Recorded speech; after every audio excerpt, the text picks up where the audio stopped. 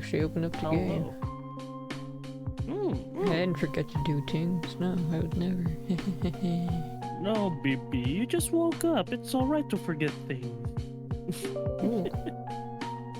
Don't forget your spaghetti. Don't forget the spaghetti. Never forget spaghetti. Oh, today was a great day. Oh. Did nothing, no chores, just hang around in the pal world. Reading. Breathing, yes. B-R-E-A-T-H-I-N-G. Breathing. Anyway.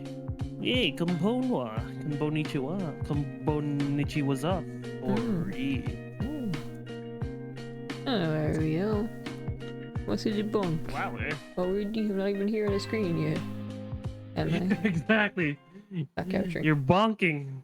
You're bonking it's not already. We capturing. haven't started yet. Here we go. I changed the chat a bit. So it's centered now. It's kind of bothering me how it's like left of the thing. Yeah. Hopefully it shows up properly. It looks like it's showing up properly. Let me type. No, Ariel, bam. Preemptive strike.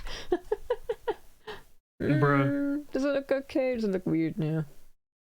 No, it looks fine. I think it looks fine. Was it better the way Quick, it was? Ariel, say something long. The quick brown fox jump over the moon or some shit. Lazy dog. Oh, there you go. It cuts off. Oh well. It counts as a really long word. Oh yeah, it is one word.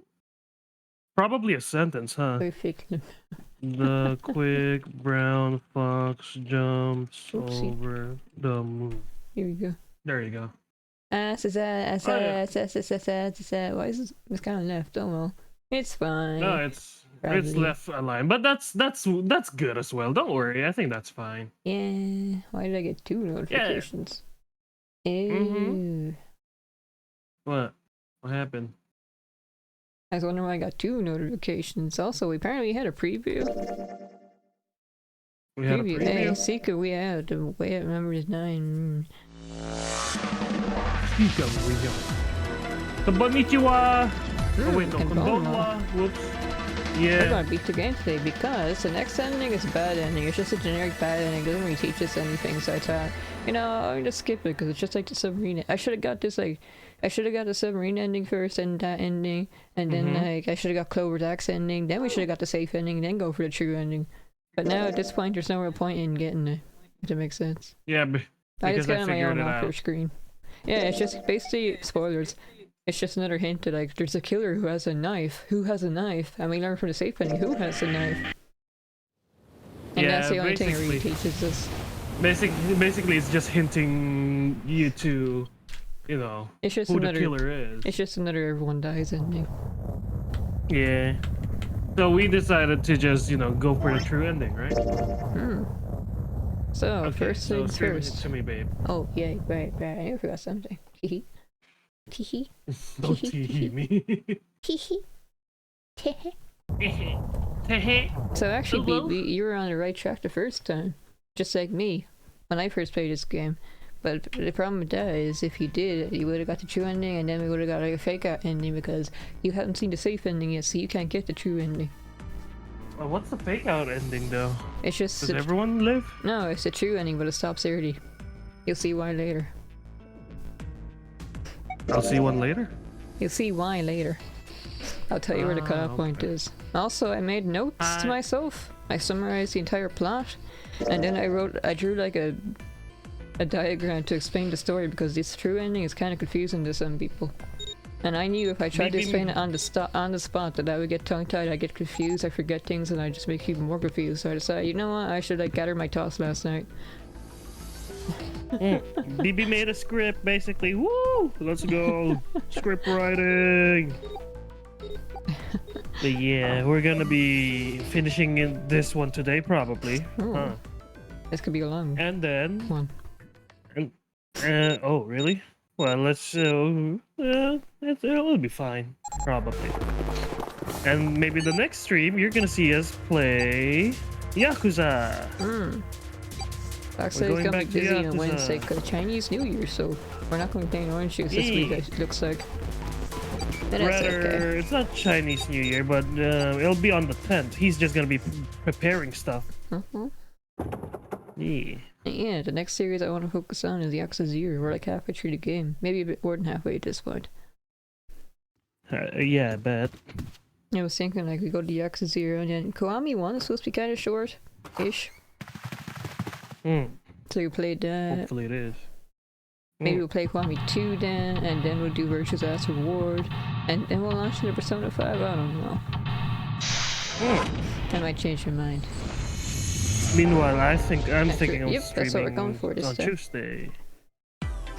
Anyway. Oh, true ending. Yep, we are going to go for the true ending today because Check my at this point there's no point in getting the. And everyone alive? I mean, everyone with the there's 9 no and he's point. already dead. Yeah, true. Kind of weird looking picture. Where do I have to? What do I have to do again? I need to get to a certain point. Jump out down blankly. Okay, skip. This is the part where I need to. Yeah, I guess I am. What do I have to say again? Remember Zero kidnapped us? At the start of the game, he knocked us out. He knocked us out. That was rude of him. I swear, my theory still stands from the previous. I really think that Zero is June all along. But you know she's your nice childhood friend. She may be a childhood friend, but that doesn't mean. I don't know. You think a girl like this be able to kidnap people? But BB, the last time we did the other end, the safe ending, it kind of was fitting all into place. My theory. Is that the wrong choice? Was I supposed to say yes? I do believe you. It's been so long. I kind of forget. Oh wait, no, I know what I need. I need to. Okay, I need to go all the way to the end then. Okay. Yep, we're speed running at the moment, guys. Yeah, so like I need to solve this basically 100%. This is how you play games with multiple endings. It's a good thing games like these have like a fast forward or a skip button, you know? Especially this one. This one has a rewind, or rather a tree, because I think Mukuro told me before that the first reiteration of this game never really had a event tree or something where it branches out, right? You could skip through the dialogue you already seen, but it was very slow, and you couldn't just like you had to replay the entire game every time you want a different ending. Yeah, see, but now you can choose which one to start, right? Yeah, now you can just jump back and make another question or choice. You just have to know it. Yeah. Which is cool. To me.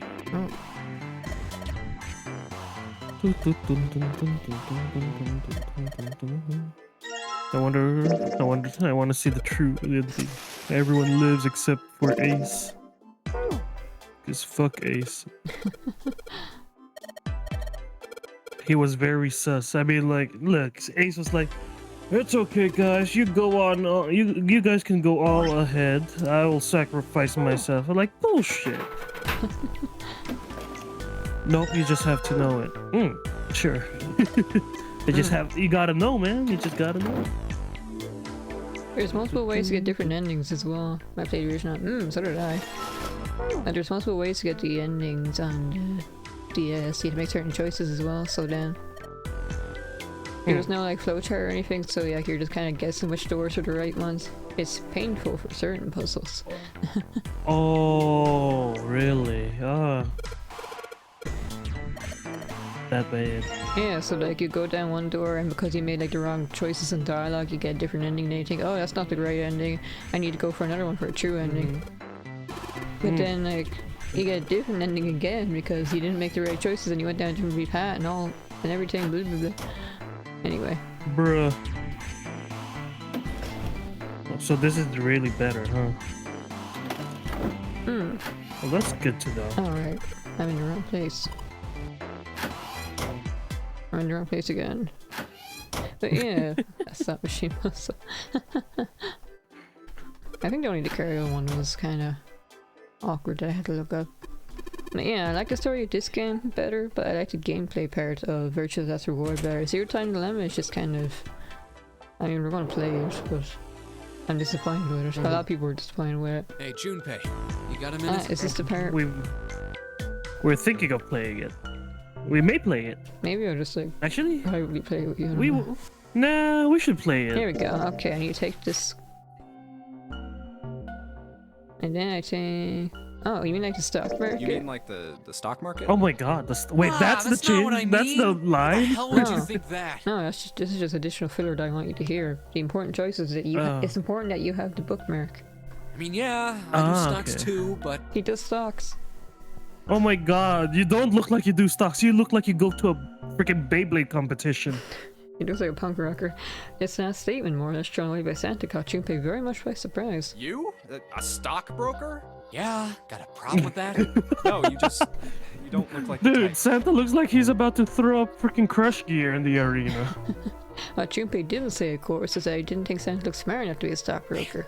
That stuff's just like gambling, you know? That All one you too. gotta do is bet on the winning horse. Nothing that hard about it. You sure sound pretty confident. So, are you betting on winning I'm horses? rich, says Santa. Of course I am. You remember a couple years back when Course I am. the stock for Cradle Pharmaceuticals shot through the roof? Stacked a few bills over that, if I do say so myself. Santa got rich from Cradle Pharmaceuticals, and he just coincidentally happens to know that Ace is the CEO. Wow. What a coincidence. Wow. Wow, so Cradle is crypto. Was what Junpei could think of. No, Cradle's Pharmaceuticals, BB. No, I'm just joking. He never even heard of Cream of Pharmaceuticals. Fortunately, he was saved quickly from further embarrassment. Hey, how long are you gonna stand around wasting time? And then, no, that's the same. Stop screwing around. The voice That's screaming the at the same. theater room was unmistakably Lotus's. Junpei and Santa looked at each other. The lady Okay, has enough bro spoken. Santa sighed. We better get back to work before we really piss her off. I don't want her beating me up. And with that, Santa walked off slowly. Hey, wait! We weren't done! He stared after Santa, intending to catch him, but... Lotus appeared from the next room, blocking his path. Her posture suggested she was not about to let him pass. There was nothing for it, he had lost. Okay, I'll get back to work. Damn it. Her glare suggested any other choice would not have ended pleasantly for him. Junpei mumbled to we were himself talking under his about breath stocks, and went man. back to his search. I was about to be rich. So Santa's rich. I mean, he is Santa. How else is Okay. he going to deliver all the toys around the world? But it's still unlocked, so maybe it's fine to actually skip ahead to here then. But maybe I should just double check. But wait, what if let me go here first and then see if it's still... I don't know. There's... I want to make sure it's definitely... Oh, Okay, then just go oh ahead. good, I can just skip ahead. Oh, it's cold in here. Okay, Wow, so... that's a Very convenient. life-changing. I probably could have done that in the other room as well, oh well. I should have gone there instead of making my choice for the door. I remember this puzzle. This puzzle was fun, actually. We're gonna skip it though. He's fine. Yeah. Anyway. Okay. What happened? Try. Just... Oh, there you go. It is kind of weird. This is so But it can convenient. turn into a liquid. Carbon dioxide turns to liquid if you put it under high enough pressure. But at 1 atmosphere, normal air pressure. It won't turn into a liquid, right? Yep. That's right. Instead of melting, it'll do what's called Sublimate. sublimating Yeah. and change immediately from a solid state to a gaseous one. Have we already seen this? No. See, that is weird. Water's a liquid between 32 degrees and 212 degrees. So why isn't that the case for carbon dioxide? There's a kind of 32 ice degrees? that doesn't turn into liquid when it goes above 32 degrees. all right, this one. And then after this one, I looked it up in the internet. Oh my god, this is real. I heard about it.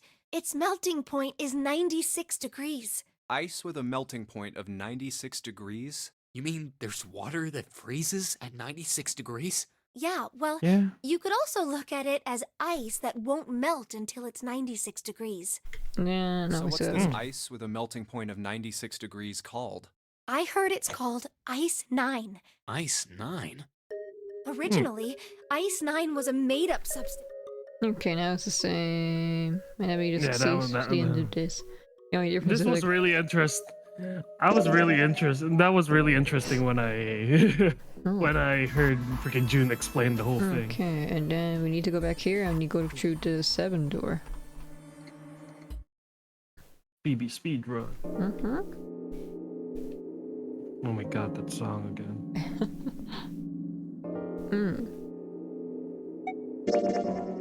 Door 7. I think Oh, here we go. I'm gonna go with door 7. Okay, 7 it is. Yeah. I mean, we can really go and get the other bad ending if you really Alright want then. to. That means June's No. gotta go through 8. Probationist. What? Why? What? Tender Grimace and muttered angrily to himself, but finally began to explain. The 6 of us are gonna keep going without leaving anyone behind. There are only 3 ways we can do it.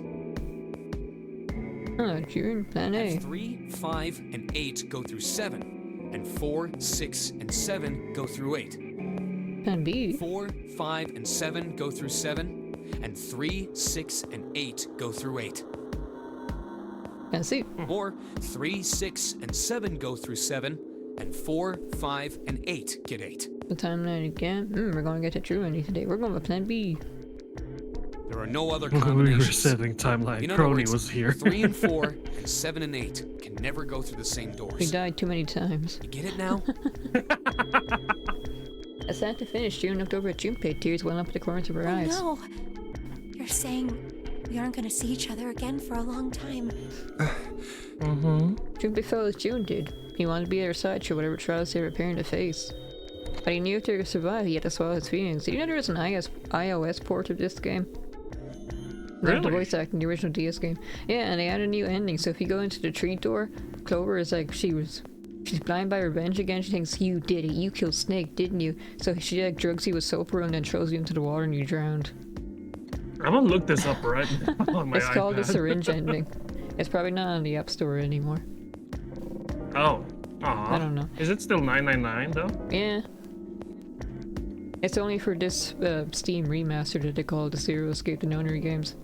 Everywhere else it's just 9 hours, 9 persons, 9 doors, I think. In Yeah, order no, for I the don't 6 of them to see move it. forward, he and June had to be separated. He looked at June. Hi, Jiren, by the way. He was scared to lose her, but he swallowed, so he was resolving its best to smile. Hey, come on. You're making it sound like we're never gonna see each other again. We gotta split up, but only for a while.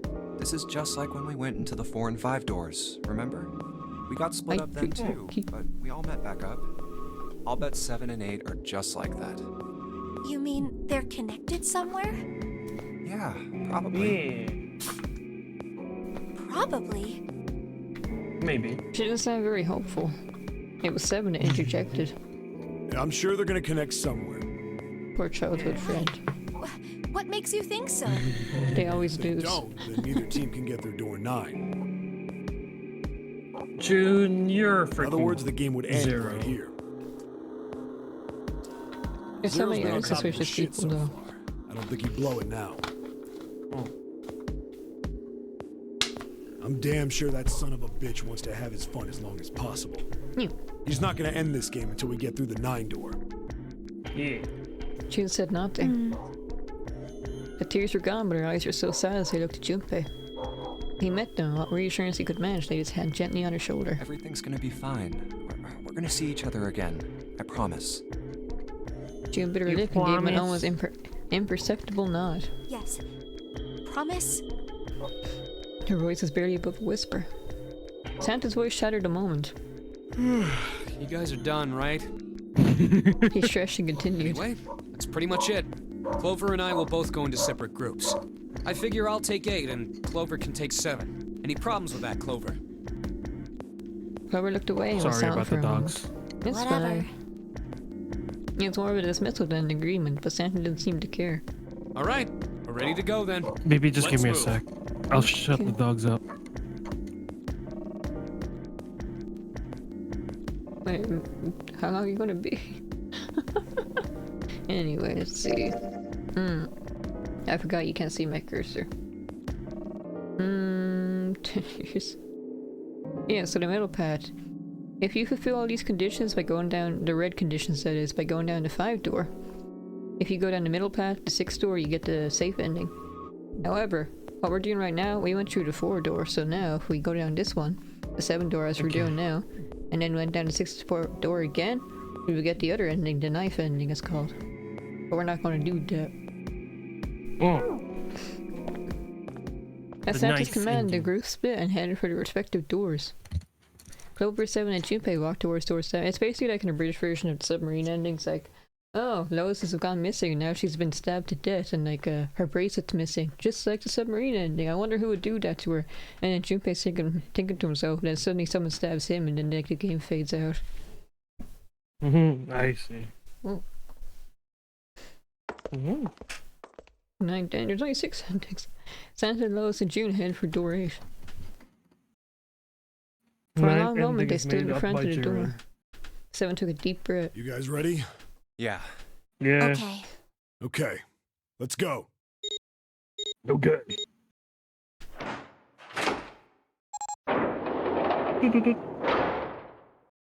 It's open. Yes. A narrow hallway Yes, it stretched is. out before them. 7 and Clover left through the door. Let's do this. Hurry! The moment they did, their bracelets beeped. The detonators in the bracelets had been activated. Junpei stepped forward to follow them. But as he was about to step Where over the is the threshold, he thing? stopped. He looked to his right, towards door 8. Do you know Monster High, BB? Monster High? Yeah. I think I've heard of it. Yeah, what about it? Junpei's voice actor is a relatively new voice actor. I looked him up, and like most of his previous work was like the Monster High cartoons or movies or whatever. I didn't realize there were so many of them. This is like his first anime you mean- game, I think. Oh. That's really interesting. She turned and looked toward him. Her There are eyes a met. lot of Monster High stuff. Yeah, there was like 6 of them, like Monster High movie, another one, a cartoon series. Oh, I didn't realize it was so okay. popular. They nodded. June. Jumpy. Their farewell took almost 1.5 seconds. What the hell are you doing, Junpei? Then someone took hold of Junpei's arms and hauled him bodily through the door. God damn it! I remember that one scene in Fire Emblem. Something! Oh, brother! He heard the sound of the number door slam shut behind him. His bracelet gave a cold electronic beep. Only 81 seconds left. No time to waste, guys. Let's get moving. 7 led the way down the hall. Oh, do you know it's a bank holiday for us today? Bank holiday. So my dad's home from work. It's St. Bridget's Day. Oh, happy holidays! Yeah. I guess. Also, I might lose my internet in a few hours, possibly. I don't know. My dad said he might be trying to fix something that turned his electricity off for that. I'll find out later. Yay. Junpei and Clover followed him as fast as they could. Well, hopefully we can finish this thing before that happens. After what seemed like far more than 81 seconds, they reached the end of the hall. Look! The door on the left! I can see the dead!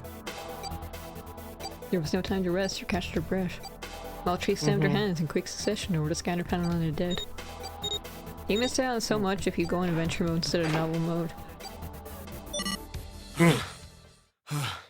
Like what the actions of what they do, basically. No, right? but like in the submarine ending, if you're on adventure mode, it doesn't like take notice of the fact that like Lois is missing her bracelet. But if you're in novel mode, it states Lois's body was like missing her bracelet, and that's a hint that like Ace is the one who did it because he needs her bracelet. Right. So it's either the movie or the book mode. And then like when you look at the snake corpse in the bathroom, it's like if you're in adventure mode, it's just like, oh my god. But like if you go into novel sections, like he has bright white bones on his left arm. It's like, wait a minute, didn't Clover tell us that his left arm was prosthetic though? Yeah.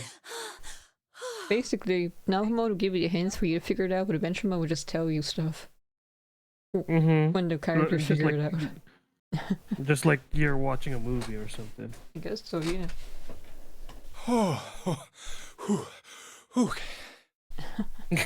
Still trying to catch his breath, someone leaned heavily against the walls. It stopped. It stopped. It did. It did. 7 goes crazy. This is the 7 ending. His smile seemed forced and a little crooked. This is the second time we've gone through one of these numbered doors, but whew, you never really get used to it. I don't think you'll get used to straight. it, especially. No longer out of breath and wiped some of the sweat from his head and neck. Clover smirked at him. I would have thought a guy your size would have bigger balls than that. Fuck off, Clover. You literally hatchet me on the last ending. What?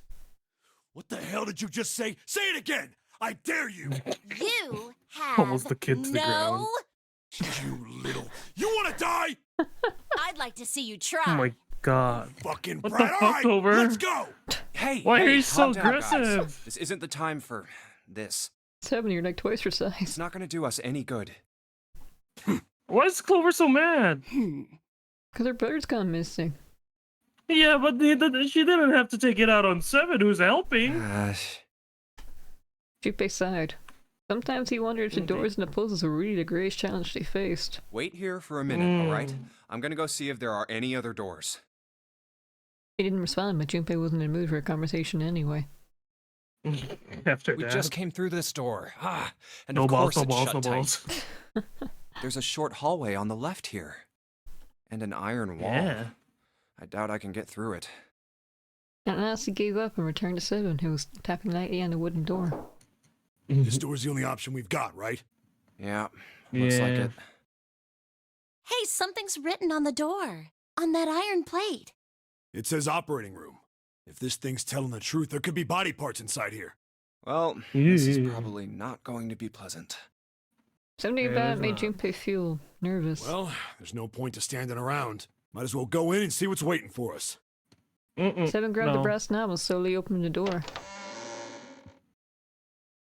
The crack of the hinge sounded like a groan of an old woman. What's wrong? Or wait, not the creak of the hinge, oops. No, it's nothing. A chill snaked its way down Junpei's spine. Let's just go. Quickly he gathered what courage he could and took the first step into the room. 7 followed with Clover right behind him. Booga booga. Huh? Our room just past the door was obscured by a screen. What the hell is this? Why don't we take a look? Hey, Clover! Clover's curiosity got the better when she darted past Junpei to peer around the screen. She screams. Yep, there you go. Called it. Her scream nearly blew out Junpei's eardrums. Clover! He and 7 ran towards Clover to see what had frightened her. Hey, what's wrong? A They dead ran the body. screen and the cause of her outburst was immediately clear. What the Oh, hell is this? It's one of those. It's one of those dolls again. Fuck's sake, Is this Science a corpse? boy! The same bruh. thing looked kind of like a human lying across some sort of bed. Science boy. No, not a bed. An operating table. The table sat on a rusty steel lift and a cluster of bright operating lights shone down on it from the ceiling. We should probably take a closer look. Yeah. We shouldn't. Slowly they approached. As they got closer to the body, Oh, it became clear that it God. wasn't a body at all. This is... What the hell? It's a just dummy. huge doll or something. Here, my dummy beep beep. Doll? Dummy tick. Bruh. Bruh. I am not thick, guys. That's not true. Clover did not look terribly confused, comforted, blah blah blah. I was thinking about BB. Got distracted. Slowly she approached the operating table and looked as intently as possible from as far away as possible at the thing. That thing. Junpei could see her relax. You're right. It's only a doll. Man, it really scared me. We She got heaved a scared great of sigh of you relief being and wiped a scared. few drops of sweat from her forehead. 7 smirked. Well, I guess it would have been weird if you actually had any balls. Shut it! Don't you start with me, fatty. Oh, what's this? Oh shit. You want a piece of me, short stuff? Yeah, No, bring it on, okay. you whale! Hey, guys, Okay. not again, okay? Seriously, knock it off. Not now. Jeez. Anyway, it looks like he's got something the two of you could stand to have a little more of. I'm talking about a heart. That's cheesy, Junpei. Oh, this? That's cheesy, You but mean true. his chest? Yeah. It was set a little higher than normal for a human body, but from the shape of the organ there could be no doubt there was a heart. Why would there be a heart in a doll? I don't think it's a doll. Why not? Do you think maybe it's like a medical mannequin or something? This Yeah. is an operating room. Personal Yeah. uses. Bruh. Seven's Bruh, grade was what more do than you- a what- little perverted. What? Oh my god. Really in Go front of a again. kid? Anyway, She's 18 how years about we old. take a She's look around this technically place? an adult. Let's go. Okay, fine, but I mean, doesn't really act like an adult. yeah. Okay. Sure thing. Yeah. The Sequel, flowchart in way VR, out. the sequel's a lot more straightforward.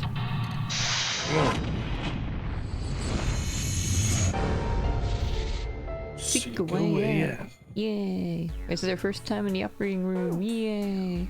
First things first. These dolls are really kind of creepy, you know? Hey, it says something here. Ah, good morning, Wolf. Hello, welcome back. We're gonna get the true ending today. Hi, Wolf. Morning. Oh, how's the arm? Feeling better? How are you?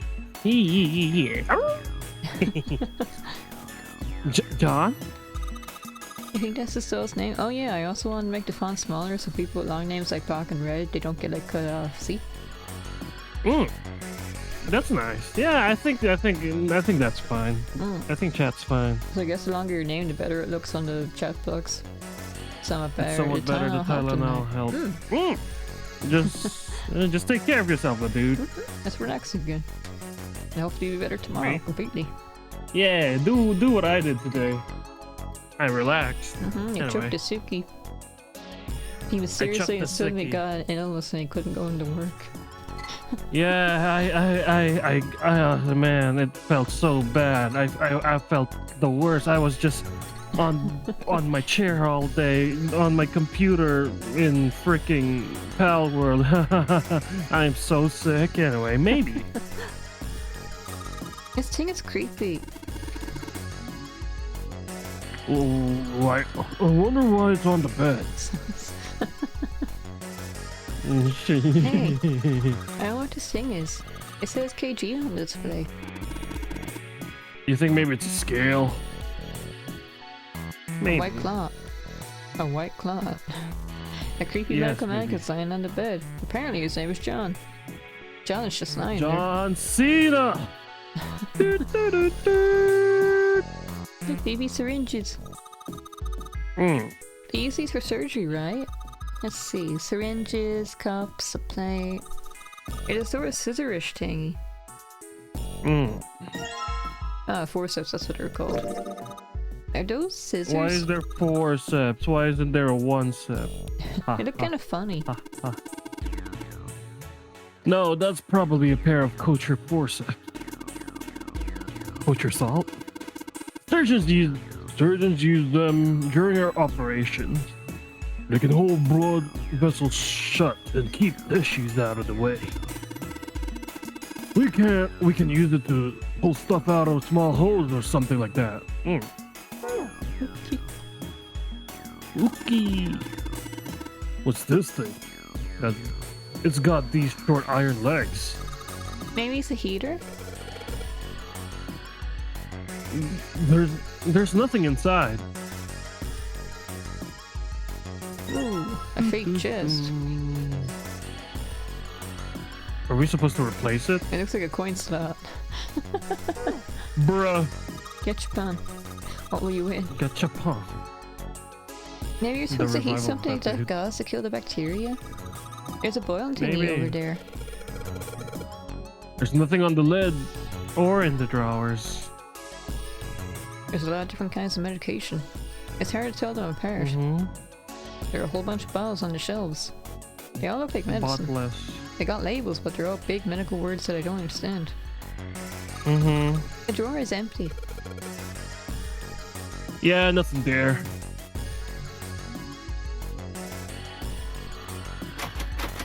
Aw. It's locked. No shit. We can probably find a key if we just look around some more. Let's look somewhere else. Oops.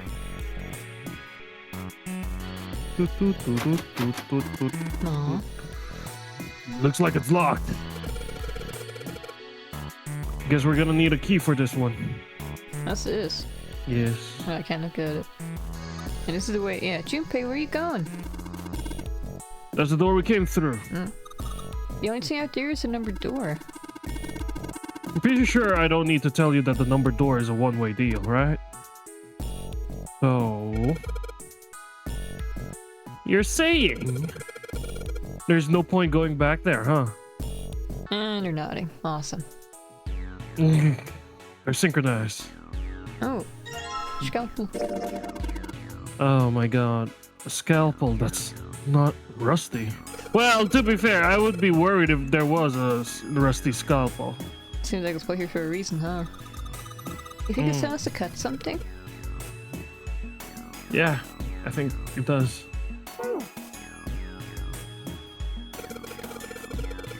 Ooh, He had one of these at a medical school. mannequin with its guts showing. People kept stealing his balls. Why? I thought it'd be funny. Every Bruh. time I went to class, like, oh, are they gonna be here today or are they missing again mysteriously? It's 50-50. Ew. Gross. Hey, Junpei. There's a slit in this. There's a slit in this thing's chest. Yeah, sure is. There's something in there. Maybe we can get it out using your forceps?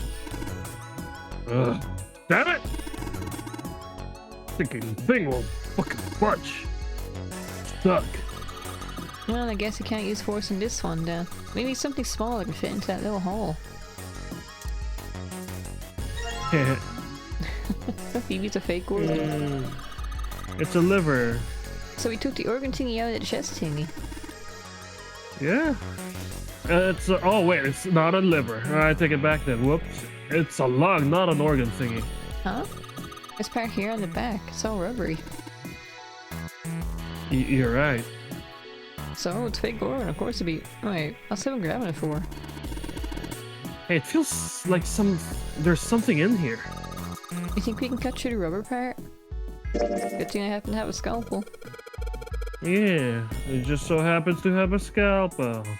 Let's try cutting this organ with a scalpel. Organ key. Organ key. Aww. Okay, there's two doors. This one. Oh, cool. There's a 50-50 chance. Cool. It's locked. Unlocked. Unlocked. Oops. I think you hang your coat here with a bunch of hooks. You think? Let's see it. Huh, piece of paper. Ooh, what's this? Watch Is this. this some kind of medical? What's this? Oh my god. Is this some kind? Elmo has seen a medical document. John and Lucy. Guys ever? John and Lucy. Oh. 51.3, 53.2. I'm assuming those are numbers that corresponds to their weight? No. I guess we have never Lucy's mind. chest in our pocket right now. I'm surprised that Lucy's heavier. Thought it'd be the other way around because guys are usually heavier. Oh my god, I can't believe. Just kidding. I don't know biology.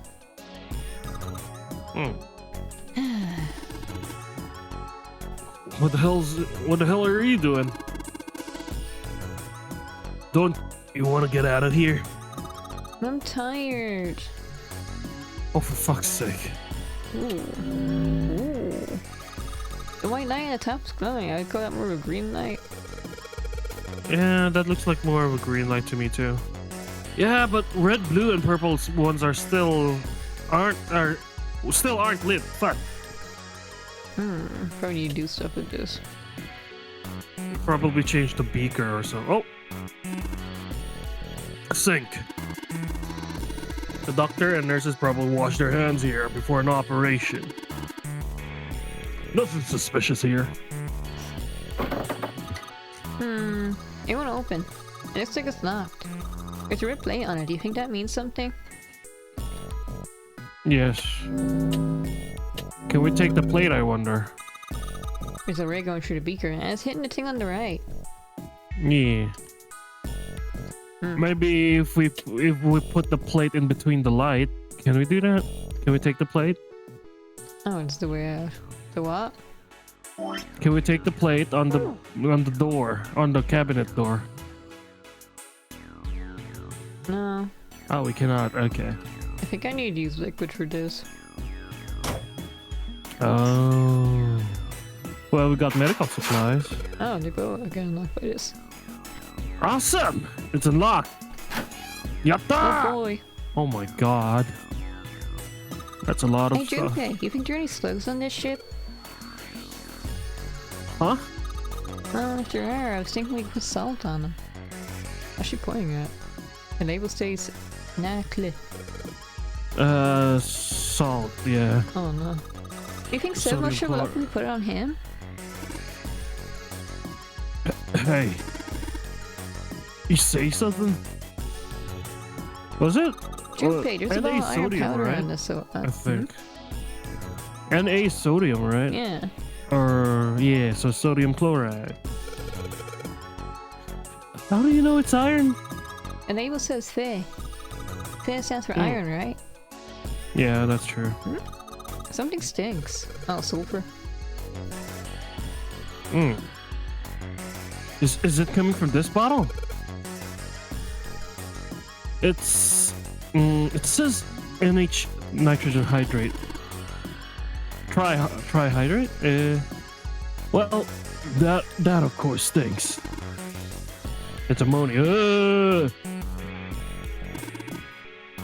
Hey, Junpei! There's dihydrogen monoxide on the shelf.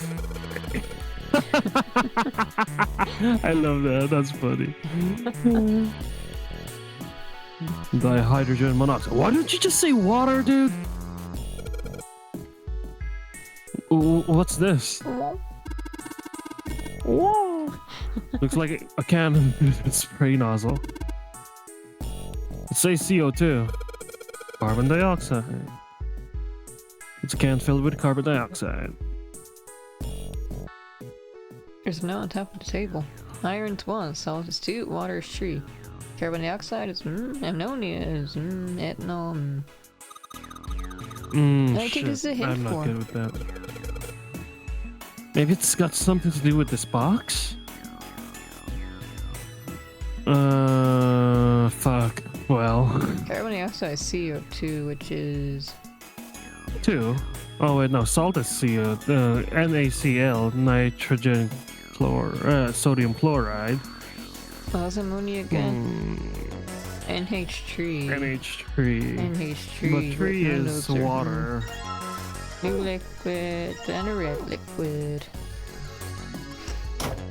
I'll come back to this. I might need to look this up. I want to think about it though. Okay. Yeah, we can do that one first. Hey, it turned red. Forget about that. Didn't you hear that just now? Open the door. Yeah, it's leg. Holy shit, that's creepy. And then the blue liquid.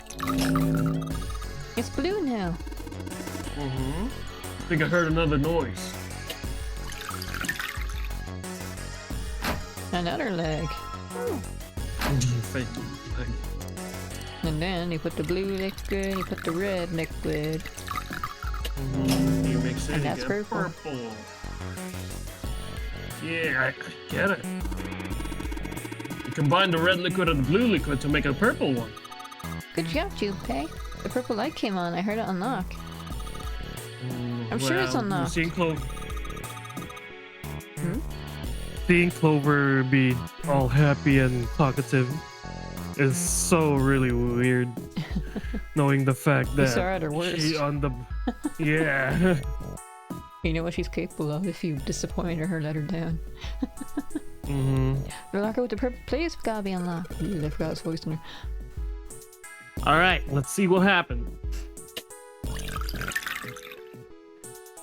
Well, obviously you unlock it. Oh, it looks like a nose. That looks like a pig nose. This is a really big nose. That's no nose. That's the hip or stomach. Or yeah, the midriff. It's a stomach. Oh, a stomach. Yes. It's a purple liquid. Anyway, we can't do anything else in this room, I'm pretty sure. Back to the... Huh? There's some sort of lid on this thing. Why don't you try opening it? It can't. There's no handle. I can't get under it with my nails either. It's gonna snap in half. Ooh. Gosh, just lying there. Okay, you had to go back to the room.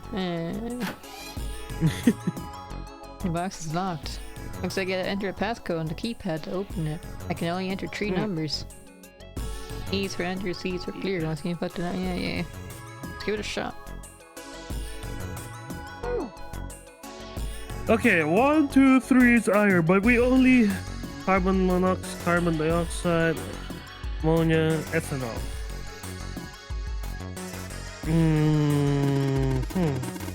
Well, look at the first line. Maybe it represents the number. Maybe more F. hinge. I wonder what numbers go after carbon dioxide, ammonia, and ethanol.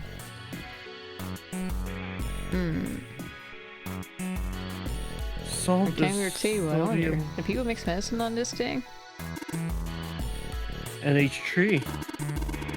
And is nitrogen, H is hydrogen. Well, yeah. So in other words, ammonia is made of 1 nitrogen and 3 hydrogen atoms. Ah, 4. Ammonia is 4. Ammonia is 4. Carbon dioxide, H2O. so 1 plus 2. H2, oh wait, It's 3. H2, so two hydrogens, so that's 3. 4, 3, 3? Oh, we're not Or asking about 3, water. 4, 3. Oh yeah, it says Carbon here dioxide water is 3. 3 also. I need carbon Yeah, dioxide, H- CO2, so that's 3 again. Ammonia. 3, Wait, was this ammonia? Yeah, this is 4. yeah. And I guess we can brute ethanol. force it then, so it's 3, 4 something. 3, 4, 1, 3, 4, 2, 3, 4, 3, 3, 4, 4.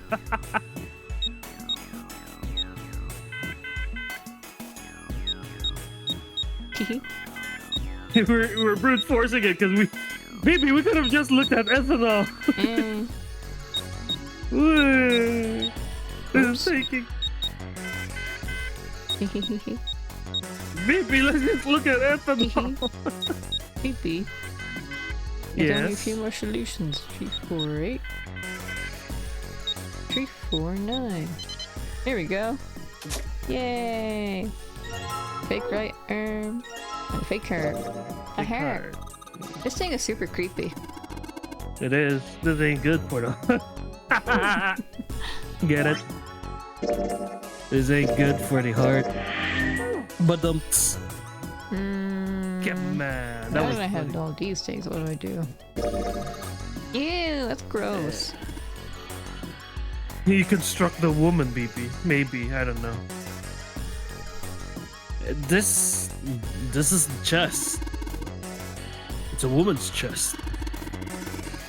The heart's gone, but it's pretty hot. If that kind of thing turns you on, Seven, you're a real creep. I knew it. Oh god, a necrophilia. Do I like? No. Maybe you have to do it on the operating table. I don't know. Oops. Oh. You think we should go back? Yeah, I think that's probably best. Clover nodded and left. Junpei was about to follow her when he realized the Seven wasn't following suit. Hey, Seven, what's up? Oh, well, He looked up at Junpei distractedly and then back down to the brown bottle he had cupped in his Irish hands. Is that a medicine bottle?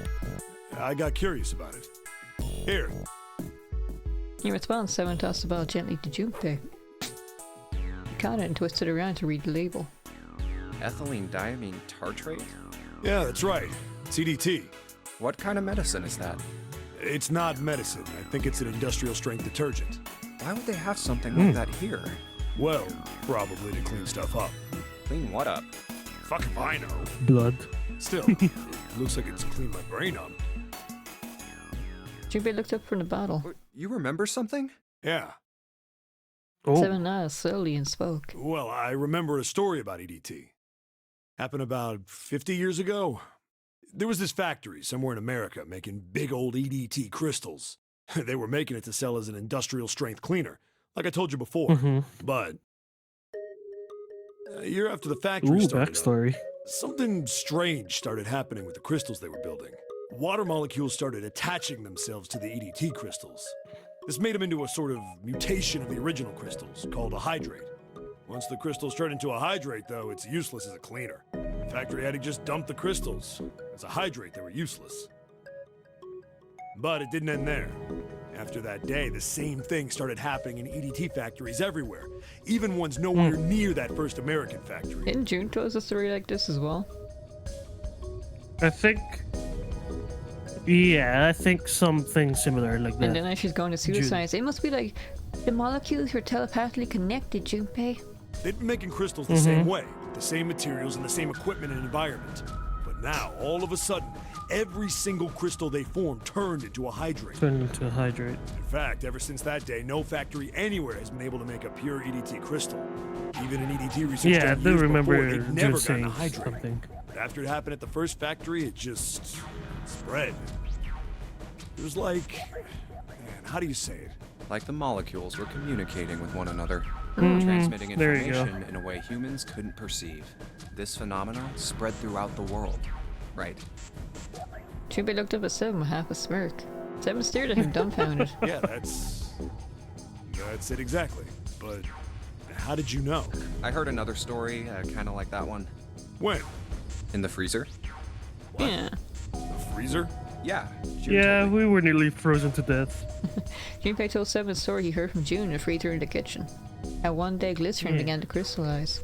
And the story of ice that wouldn't melt at room temperature. Ice 9! And Junpei was done. Seven looked thoughtful and absentmindedly rubbed a scar on his chin. Ice that doesn't melt at room temperature, huh? That sounds familiar? Yeah, hold on. I feel like I can remember something. It's right there. Seven squinted.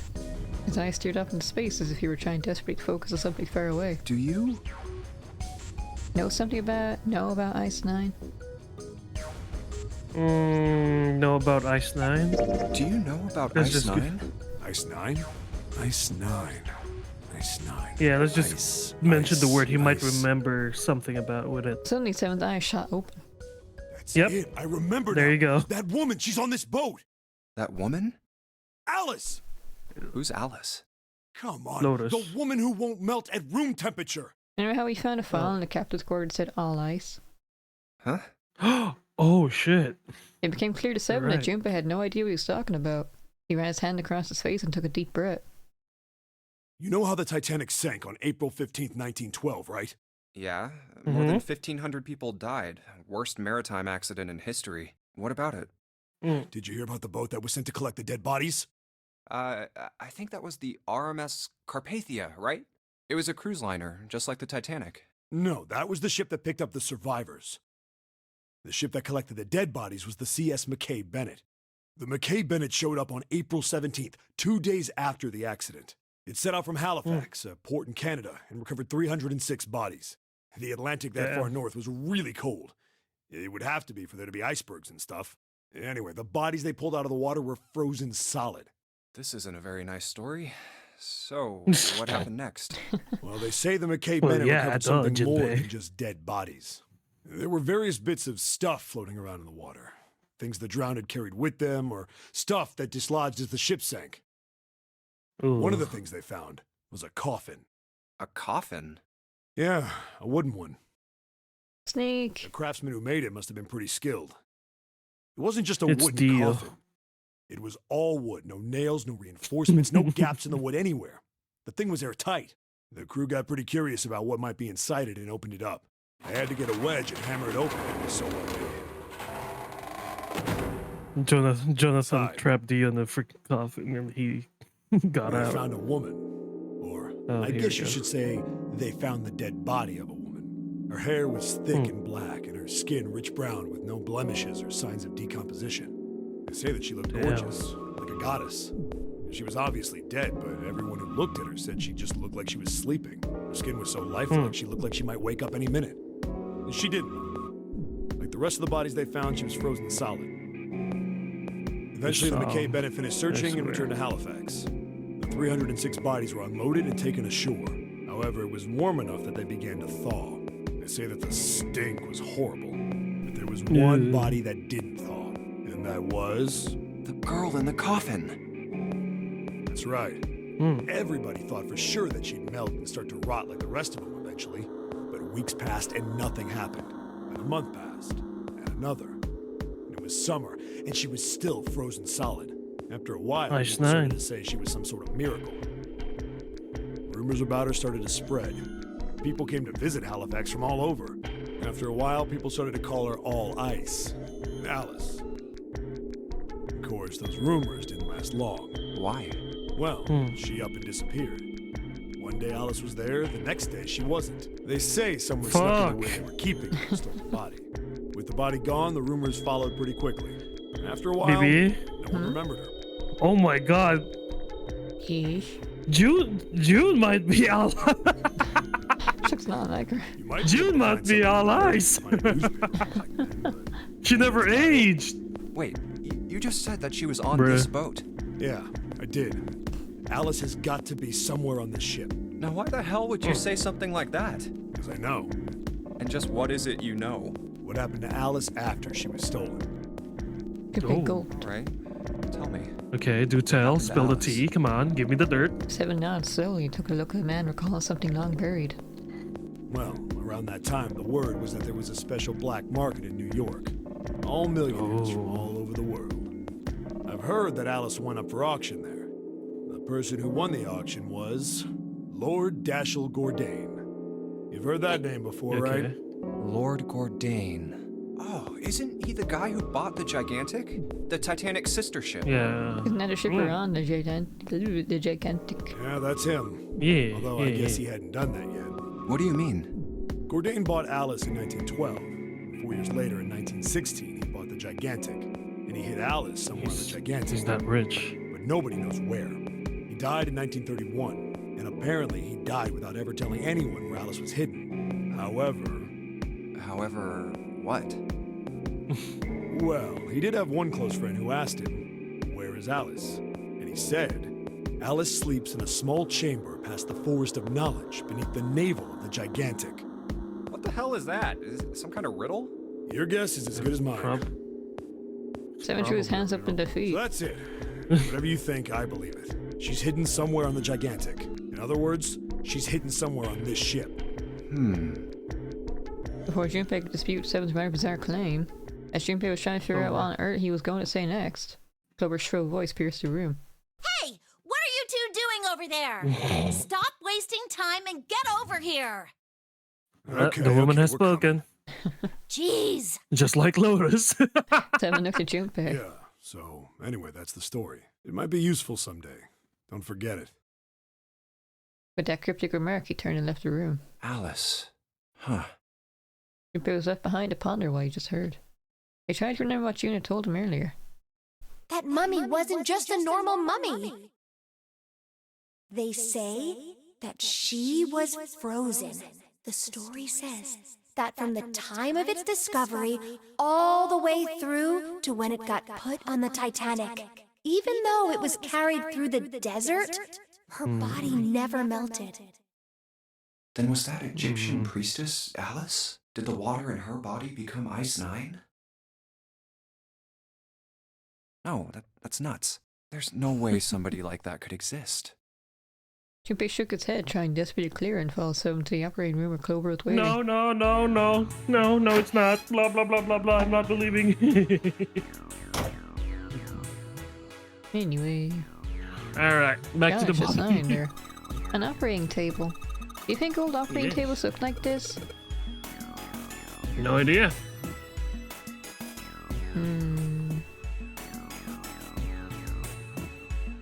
What am I supposed to do now exactly?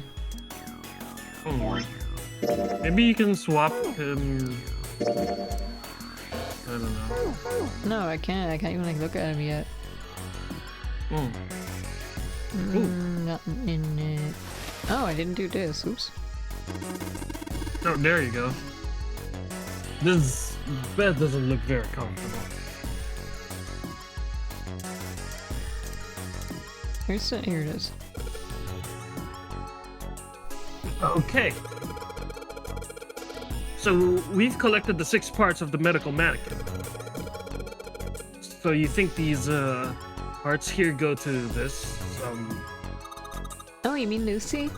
That's her name, I think. Loosey-goosey. See, it says Lucy right here. Oh yeah, right. Well, it doesn't look like John is missing any of his parts, so the ones we've got must be for Lucy, right? Yeah. Seems like it. Well, I say we give Lucy her parts back. Yeah, you guys should. Any objections? No. Agreed. All right, let's get started. Oh, Henshin! Hey, nothing happened. That's odd. Maybe it's the wrong weight? Wait. Oh, so probably one of the parts from Lucy and John were swapped, huh? Yeah, well, you know how there's a scale on the side of the table bed, right? Of the bed, not table bed. What the fuck? Maybe. Maybe we need to get the scale to a specific number. How are we gonna do that? I think we're supposed to swap her body parts with John's. Oh. Let's give it a shot. Yeah, I get it. Yeah, there you go.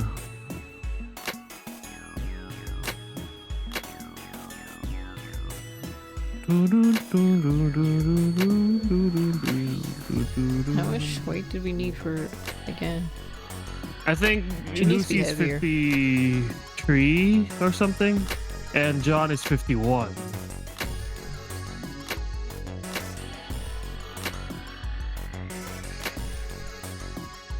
Oh, we're getting there. Why is the hair so heavy?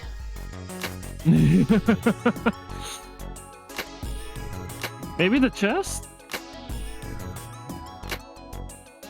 There you go. Oh. Oh. There we go. Aw, there you go. Junpei, I heard something. It came from John's operating table.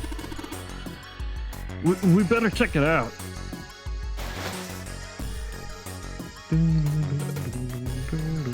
Huh? The lid on the scale. Yay! Hey, it opened. A key. Oh, I get it. It must have opened because we matched John's weight on what's on the chart. Yeah. Now we can get out. Why do I still have the purple liquid? Just keep it just in case. It was the preparation room. Is this? Yeah. Here it is. And we're out of here. Hey, hold on. Junpei stopped about to put the key into the doorknob. Oh, what's up? What's wrong? Where's Clover? Huh? Oh no. Junpei turned around. Clover was nowhere to be seen. Oh, God damn it. Where the hell did she go? Okay, just hold on a minute. I'll go get her. Sure thing. Junpei left Seven at the door and headed back to the operating room. He found her, standing next to the operating table. She was staring at the mannequin. Hey, Clover, what's wrong? Come on, let's get out of here. She didn't respond. If she hadn't been standing up and breathing, Junpei might have thought she was What are dead. you doing? Did you want to come back here and say goodbye to John? It wasn't the best joke, but it was something. An attempt to lighten the mood. Clover didn't laugh. She stood stock still and said nothing. Hey, Clover, can you hear me? Perhaps it was something he said, or perhaps it was something else. Suddenly her mouth opened as she whispered in a dry, dead voice. My brother might be dead. Aww. Huh? That's why we couldn't find him. If he's dead, I'm going to be next. Suddenly the operating room got very, very cold. What are you talking about? What's wrong with you? He gave her a small shake, but she still didn't respond. The sounds grew heavier. Junpei, what do you want to do? Gave her the 4-leaf clover. Oh, yeah. He didn't know why, but suddenly Junpei remembered something he'd been given It's in earlier. my pocket somewhere. Here it is. 4-leaf clover. He reached into his Her name pocket is and took it Clover. out. A 4-leaf clover. Santa had given it to him in Santa had given it to him in the second-class room. He held it out to Clover. Hey, did you know? Each leaf means something. Hope, faith, love, and luck. That's what a 4-leaf clover stands for. Take it. Use it as a good luck charm. He pressed the 4-leaf clover into her hand. Listen to me, Clover. No matter what happens, you can never lose hope. You have to remember what's most important, and that's to have faith and to have love. If you can remember all of those, that'll bring you good luck. Snake, I mean, your brother, he's not dead. He's alive, somewhere. I'm sure of it. You've just gotta believe in that. He is. He is, actually. Clover stirred the 4-leaf clover in her hand. You could see tears start to form at the corners of her eyes. Thank you. Aww. Her voice was tiny and broken, and as she spoke, she started to cry. She tried to hide her tears by looking at the floor, but it did little good. She wiped away tears with the baggy yarn of her jacket, but more quickly took their place. No matter how she tried, she couldn't stop crying. Her tears made small white circles on the floor. Thank you. She said it again. And she looked up at Junpei and seemed to choke down the last of her grief. She did her best to smile. Junpei wiped an errant tear from her cheek with his thumb and gave her the best smile he could manage. Come on. Seven's waiting for us at the exit. But still, she didn't move. Wait, before we go, there's one thing I want to ask you. What's that? What do you think when you hear the word experiment? For a moment, his mind froze. Then he came back to his senses and realized the word meant nothing to him, aside from the dictionary definition. What? Oh. I guess it was just a coincidence then. I mean, that It's a you knew coincidence. about the 4-leaf clover. Look, I'm sorry. I don't want to be a jerk, but you are making less than no sense right now. Oh, no. It's nothing. Just forget about it. Oh, don't give me that. You really think I could just drop this? What is this experiment you were talking about? Clover looked away. The 4-leaf clover was still in her hand. She stared at it for a long moment and finally spoke. You promise you won't tell anyone? Cross my heart. No. Really? Really? Tells to 7. I can trust you, right? Of course you can. Of course. Clover slipped a 4-leaf clover into her pocket. Her eyes still red from crying, she looked up at Junpei. Okay then, I'll tell you. I'll tell you what happened on Okay. this ship 9 years ago. Wait. Hey, yo. On this ship? Yeah, this ship. He was entirely lost. He had 1,000 questions, but it was probably best, he thought, to save them until Clover had It finished. was an experiment to test some sort of psychic thing. Communicating through these fields that you can't see. Fields that you can't see? He'd heard something like this before. Clover nodded. Just like the Like- molecules. Think about this. She pointed at the operating table. On top of it was somewhat mismatched medical mannequin whose parts would swap with another mannequin. This is John, right? Yes. But is he really John? Huh? Oh, Junpei could Huh? think was she's finally completely lost it. Isn't this like Locke's socks? Or the ship of Theseus? Junpei grew even more confused. He'd never heard of either of those things, although they sounded smart. You don't know? You haven't heard of those paradoxes?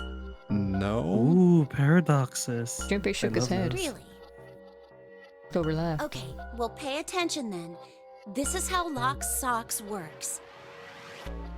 Let's say I've got a pair of socks. They're my favorite socks. One of them gets a hole in it. What would you do Oh, if wait, that is was it like your one sock, hole Junpei? or 2 hole? Is it that one? Patch it up or throw it away. Fuck. Patch it I would up. probably. Okay, I would Well, I probably guess I'd patch it up. Get some cloth and close up the hole. But what if another hole opens? I'd add another patch, I suppose. What if another hole opened after that? Another patch, I guess? Well, Then let's say just you throw just it keep away? adding new patches. Until eventually, the original cloth of the sock is totally gone. Oh. Once you get to that point, can you really say they're the same socks you started with? Ooh.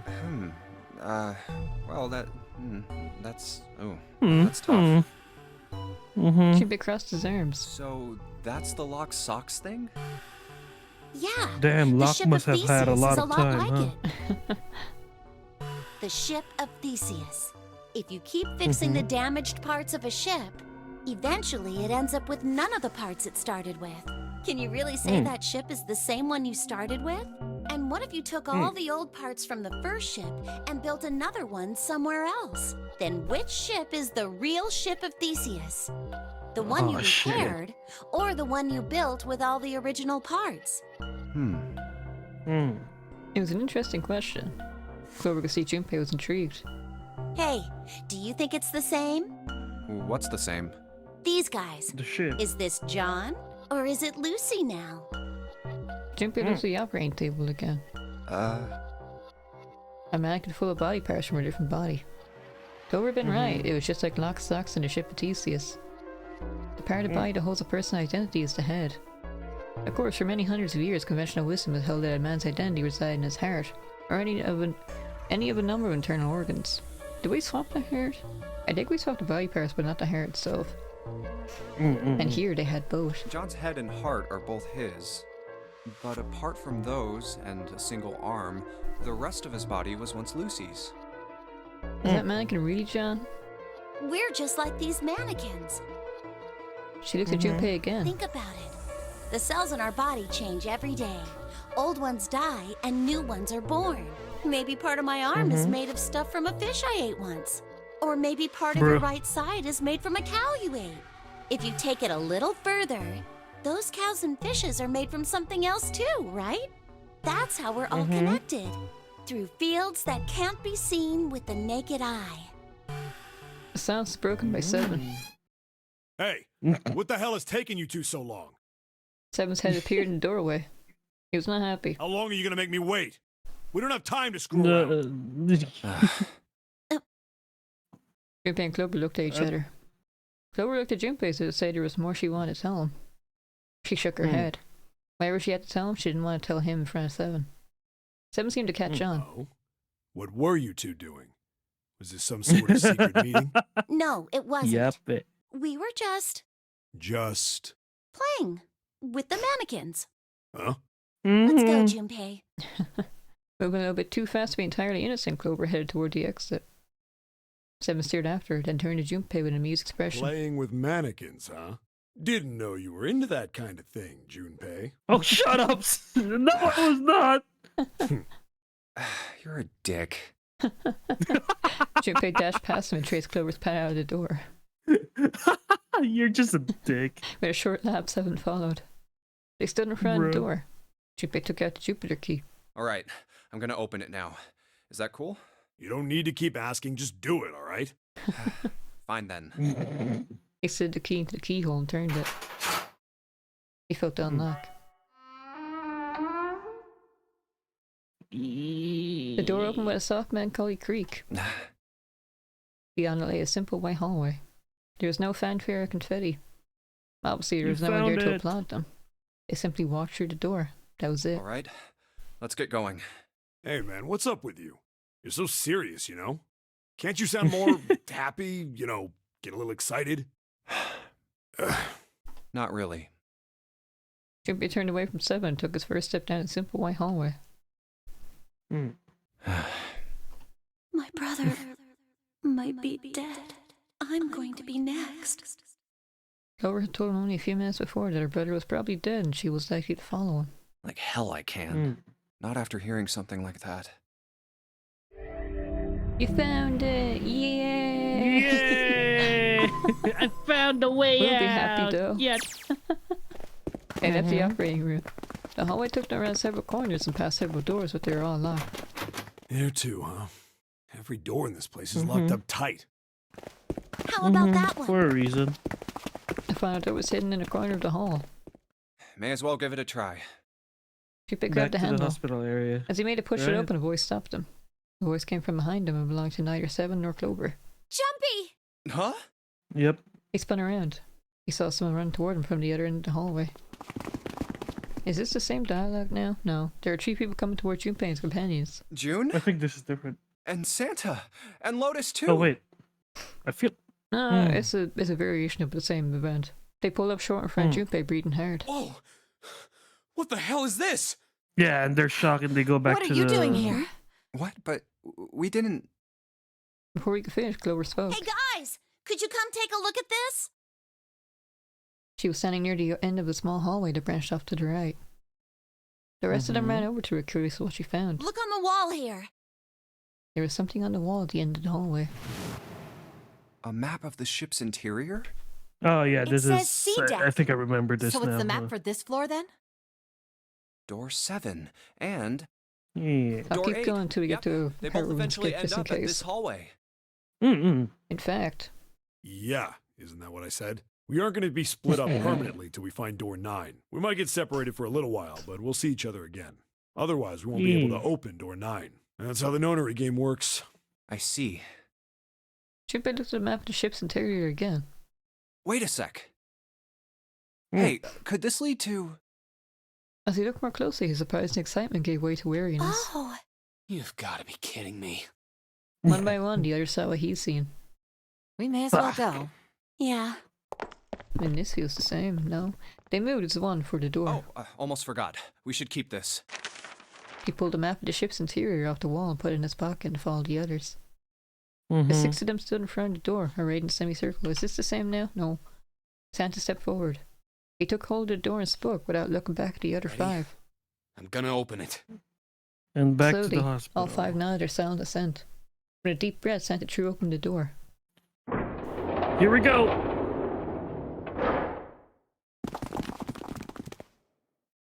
They poured through the doorway and into the room.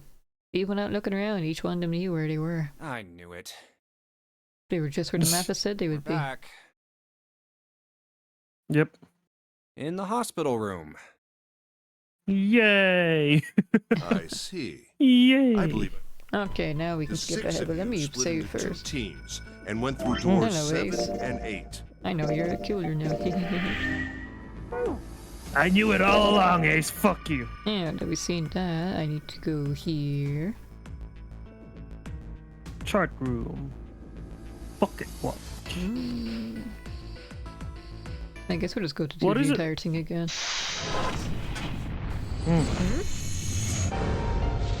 Seek a way out. Oh, you have to say? What was the what? No, because there's like a key and the round and Oh. it's wide, and then there a key that's round but there's like color. Yeah, so these red ones are the triggers you need to get the safe ending. If you don't trigger those, you get the bad ending, the knife one instead.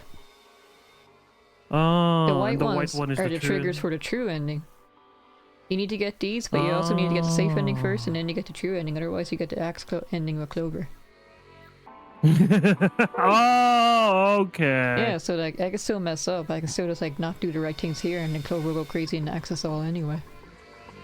Anyway. Damn it, Clover. This is all your fault.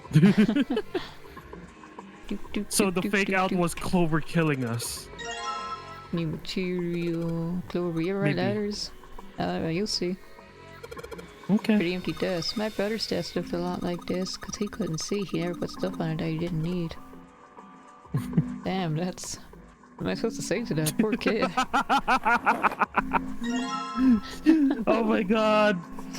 Junpei's being trauma dumped. Elmo is sad. That's a lie. I wanted to get rid of Ace. I sent him to the wheelhouse at the beginning yeah. for a reason. I wanted to talk to Clover. Oh. alone. It's different now. There's something I want to ask her, and I don't want anyone to overhear us. I'm pretty sure Clover won't talk if there's anyone else around. I'm a little desperate to send him back, quick. He has to leave. He opened his mouth and took another look at Junpei and shut it again. A small smirk appeared in his face. Fuck you, Ace. Junpei let out a sigh and brushed a few drops of sweat from his forehead. He turned and found himself looking straight into Clover's eyes, yeah? Sorry, I need to go toilet. I need to pee. I'm sorry. Okay. Wait, just give me a sec. I'll be quick. I'll go grab some breakfast then. God. That's my boyfriend, everyone. I love him.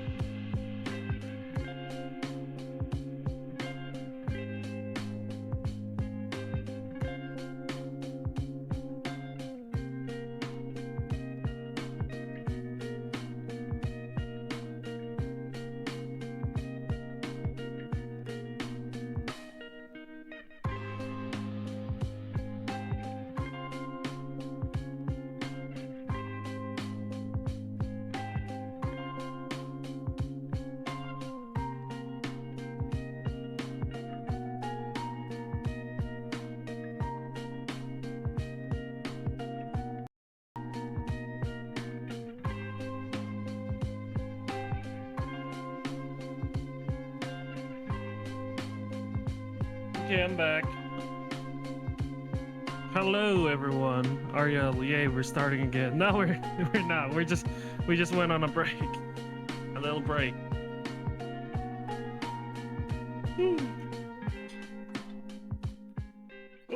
Eee. I grabbed my yogurts, but I'll eat them later. Oh no! I'm It's sorry, okay. BB. It's okay. You dork. She heard what Ace had said. She regarded Junpei with caution. What was that about? She's clearly suspicious and with good reason. Why are you looking at me like that? Junpei's eyes widened and he held up his hands in a gesture of innocence. Oh, no, it's not like that. What's it like then? Bruh. I just wanted to hear the rest of that story. I didn't get a chance to ask you about it until now. What story? About the experiment, remember? The one you started to tell me in the operating room? You said something about an experiment that happened here I need to go 9 years pee. ago. What's wrong with that? Clover bit her lip.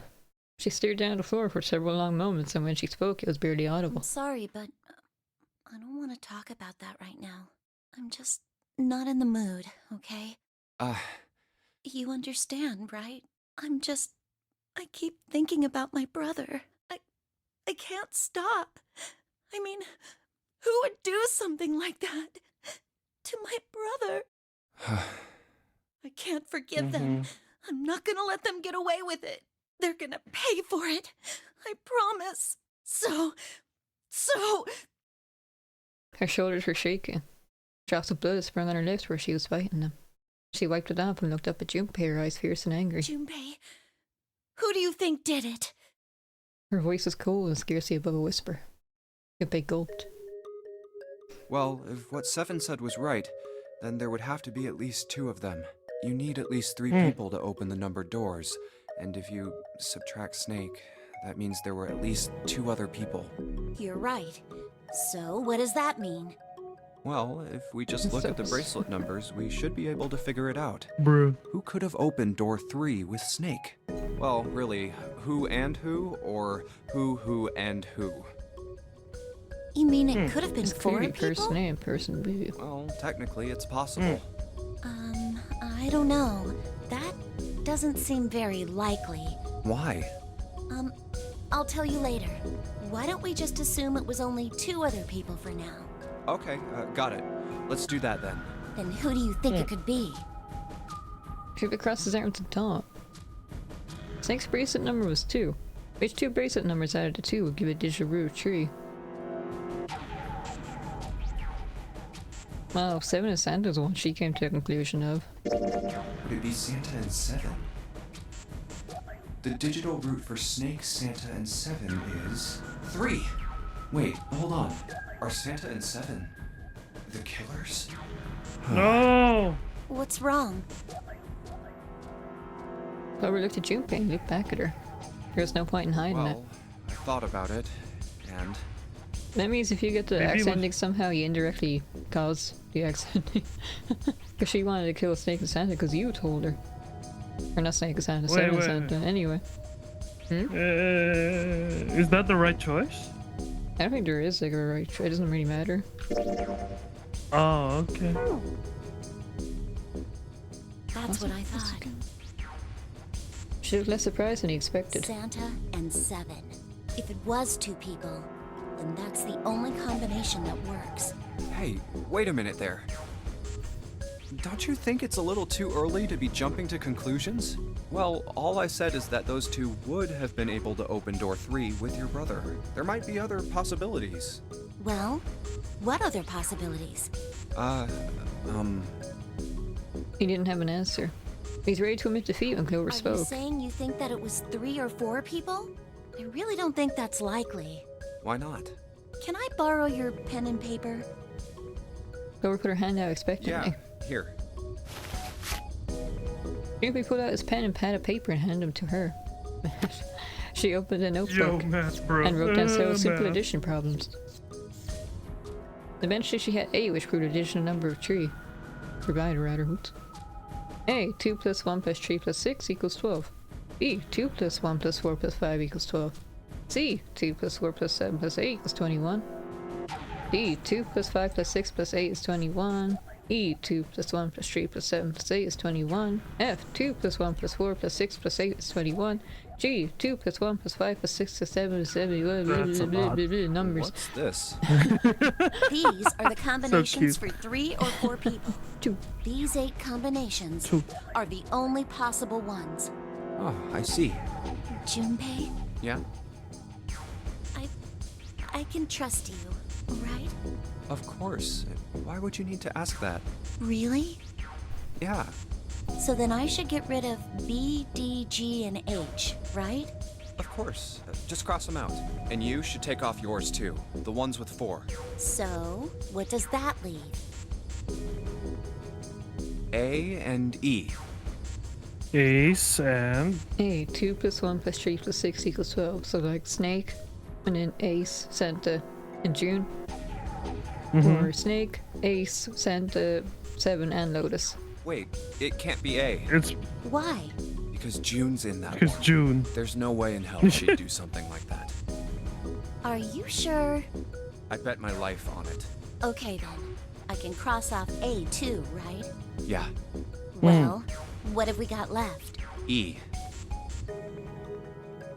Do you know what this means? Everyone besides me, you, and June would be working together. Do you think that's likely? If there were 4 people working together, they wouldn't be very cautious. I don't think they'd try that hard to hide what they were doing if they outnumbered us, right? Well, you do have a point. And besides, if Ace and 7 are working together, they could have easily gotten rid of me when I went to the shower room with them. But they didn't. They didn't even try anything. If they were killers, why wouldn't they? Her voice was calm, but Junpei only to look in her eye to know it was a force calm. There were tears forming towards her eyes, and she was blinking fiercely to keep them back. As we rose on nihilist, Santa was a killer. Perhaps I attempted an objective analysis of who might have killed her brother. She'd been able to distance herself from the harsh reality of his death. That'd be funny if that's a line. You've been a bad boy this year. Then kills. The more she struggled to act unconcerned, the more Junpei felt his hard time. Wasn't that like a low budget Christmas movie, a horror movie? I don't know, actually. I see. Anyway, I understand now. It seems pretty unlikely that it was as many as 3 or 4 people. Yeah, Then that means there's a good chance it was Santa and 7. that's how it looks. But why would they do it? There was a moment of Their silence. motive. He laid his hand gently at her shoulder. He was close, so close to the answer. When Ace chose the worst possible moment to return, he raised a knowing eyebrow and then spoke. Have I interrupted something? What is it? There was something I wanted to speak with you about, Junpei. Could you come with me for a moment? Oh, shit. He turned on his heel and walked back toward the wheelhouse. Go ahead. Okay. Sus. I already know he's sus. Big sus. Big sus. Fuck you, Ace. Junpei looked over at Clover. He gave her a short nod, hoped that she would still be willing to talk to him again later in fall days. What did you want to Fuck talk you, about? Ace. We already got the safe ending. Fuck you, Ace. Ace looked at Junpei and smiled. Perhaps more of a smirk than There a was smile. something I wanted to check. Oh yeah, we already knew. I think this is the same, or like he got him. What's that? If you'll excuse me. Didn't we search your It's the pockets? wheel. But no one Ace slipped his hand to the pocket of Junpei's Hey, vest. what the hell are yeah. you doing? I'm just There it checking. is. No, I can't skip stop. it, but it's the same, I think. He reached for Ace's arm. But it was already too late. You know, reverse. Fuck, I got Rick. In the older man's Rick, hands were brother. the pieces of paper Junpei balled up and Just hidden in as his I pocket. thought. What exactly are these pieces of paper hiding in your pocket? Nothing. You switched them, didn't you, when we voted? Yeah. Well, I can't say that I care. I managed to get through the numbered door I wanted, despite your mischief. Then why did you... Oh, simple curiosity. I hope you won't think ill of me for it. Ah. Ace's voice actor is like a veteran. He's been in Digimon. Oh, You know I that mean... You know that clip of Etamon, the monkey, from the dub? I think that was him, actually. Oh. Really? Yeah. Oh, for fuck's sake. Metal Etamon. The monkey that wouldn't shut up. Bruh, Bruh, that was him? Really? No fucking way. A smile gave Junpei a friendly pat on the shoulder and a turn on his heel and left. Mm. It was a small defeat, but it was a defeat. Junpei lost the upper hand and he knew it. He could feel his stomach begin to tense. Damn. Mm-hmm. He's also riding from Mortal Kombat, I believe. That's okay, cool. that's triggered, so now let me save real quick just cause I'm paranoid now. I'm playing Persona 4 Golden at like New Game Plus. I maxed out all the social links, but the game's been crashing regularly still. Which is pretty disappointing, yeah. Apparently because I'm using AMD. Fuck AMD, right? Looks like there's something All ice! all ice. Alice, does this mean? Yes. What the hell is this? They are So that's why it was hieroglyphs, hieroglyphic. a form of writing used in I ancient see. Egypt. Ancient Egypt? That's right. Oh wait. Can you read them? Of course. I can't. What would make you think I could? What the hell? That was funny. If I flip through a few Very more first, pages, what if I like auto? Would that do the auto stuff well? It wasn't just one or two pages that were covered in strange symbols. Every single page was covered in them. Whoa, the whole thing's like that. Trying to read them was pointless. If I wasn't going to waste any more time with them. He made it close to file. And something fell out. Huh? What's this? He bent down and picked it up. Oh, a key card. There was a symbol on there. My Junpei with the symbols for the Saturn and Mercury key cards. It's the one whoever had a dot in the center of the mail symbol. Uranus. That's the Uranus symbol. Me. Uranus.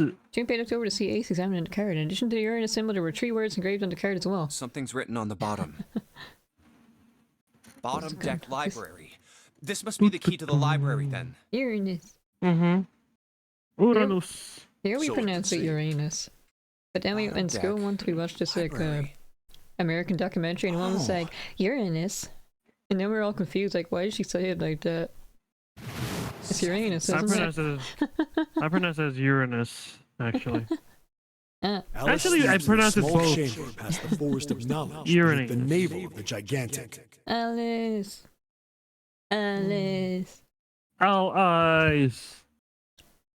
Could beneath the navel mean the bottom deck? And the forest of knowledge is the Yeah. library? Hmm. Then I'll just take could this Alice time. be in a room somewhere beyond the library? I want to eat my yogurt. Go eat What's wrong? yogurt. Well, Something on your mind? okay. Want me to read the things then while you eat? Go ahead. Junpei blinked, only Junpei intently blinked. knows Ace looking at him, curiosity and concern written across his face in equal parts. I just I'll remembered take that as a something. no. I don't The want you jumper to read. conclusions. Gotcha. Is that so? What about? Well, don't laugh, okay? We're going to tell Ace about this? Okay. Oh no.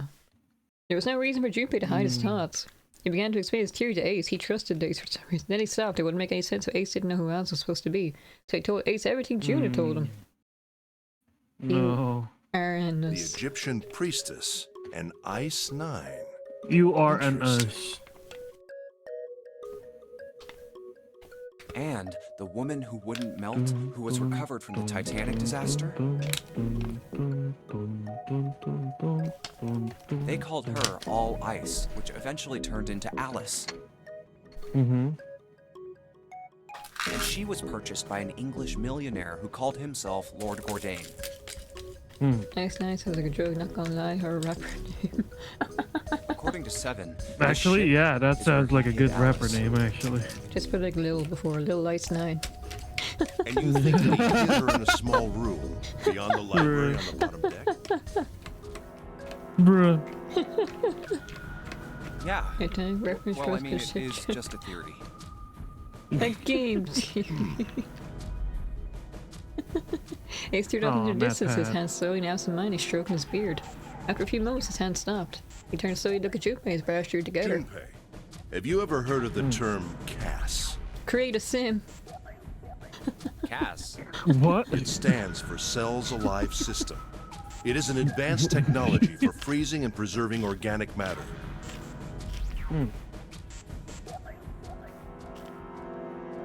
Put simply, it is a technique that just a allows one theory, to freeze a things game without theory. the formation of ice crystals. Cells alive. Yeah. Normally, if you freeze something fresh, water within its cells expands as it crystallizes, damaging the cell membrane.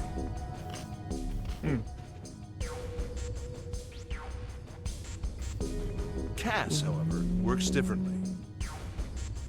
The object to be frozen is super cooled using magnetic fields, and then frozen instantly and uniformly, giving ice crystals no time to form.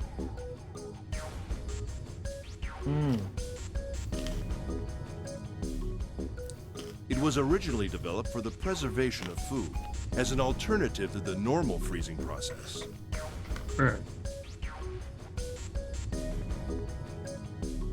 Now, however, there are rumors that it can be used for other things. Other preservation. What do you mean, other things? What's that thing called again? Cryogenic sleep? Well, there are obvious medical uses, but Cryosleep, perhaps yeah. also space travel.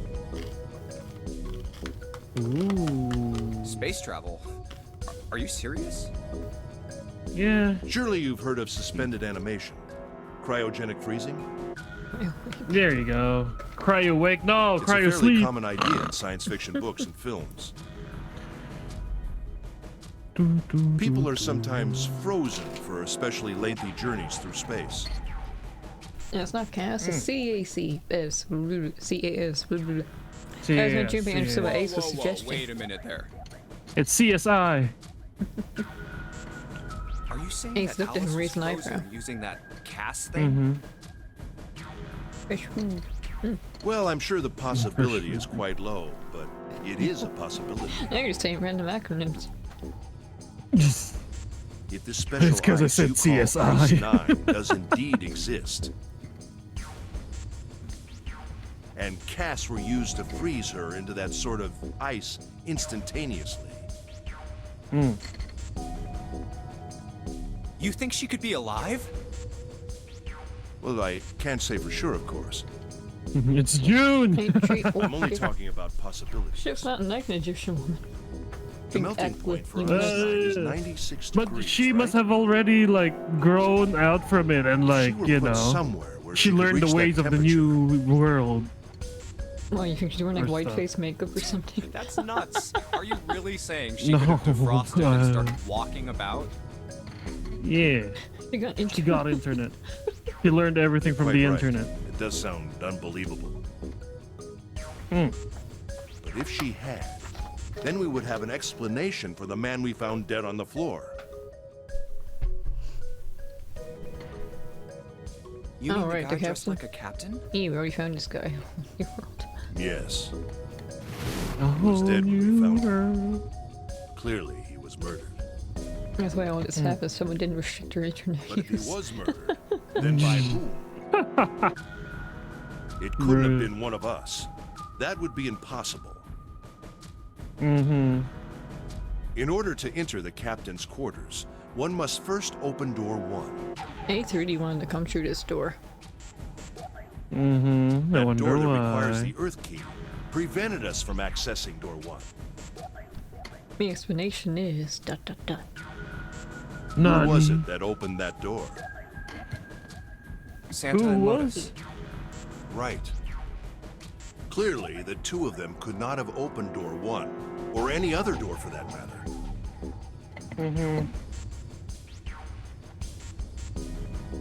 Who else then could have done so? You may talk for a second. I can probably take auto off now. After Santa and Lotus used the Earth key, they turned back and met up with me and June. Then we returned to the large hospital room and found Ace, Seven, and Clover. While we'd gone into the shower room, Ace, Seven, and Clover had stayed behind.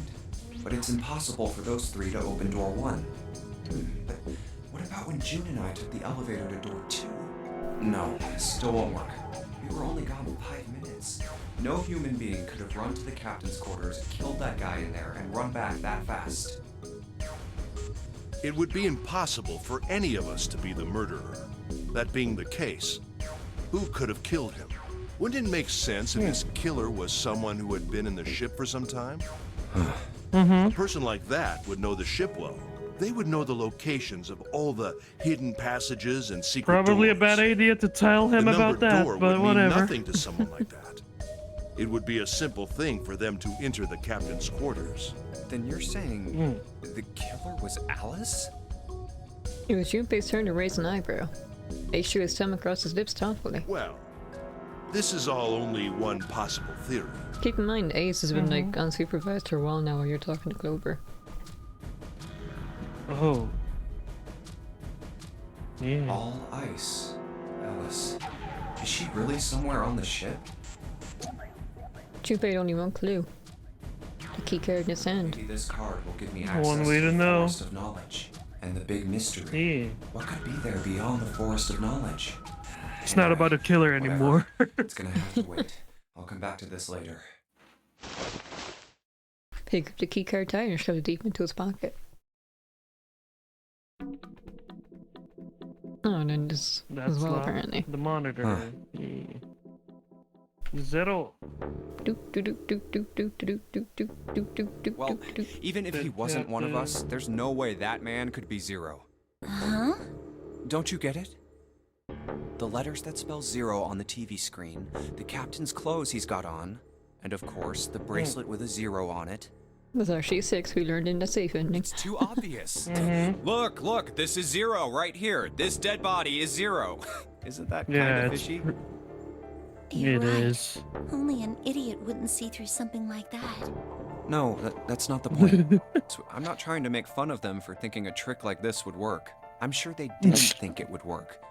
Which makes me wonder. Wanna do it. Wait, did he not read this part out? Hey? I think this is Yeah, a he did challenge. Oh. A challenge from the person who's really behind all Kind of of weird, this. huh? I was waiting for it, but then I was like, wait, did I actually talk over it? And then like, wait, he just didn't say it, right? Nope, he just didn't say it. Don't you get it? If whoever killed this guy really wanted us to think this corpse was Zero, they'd never have put a bracelet on him.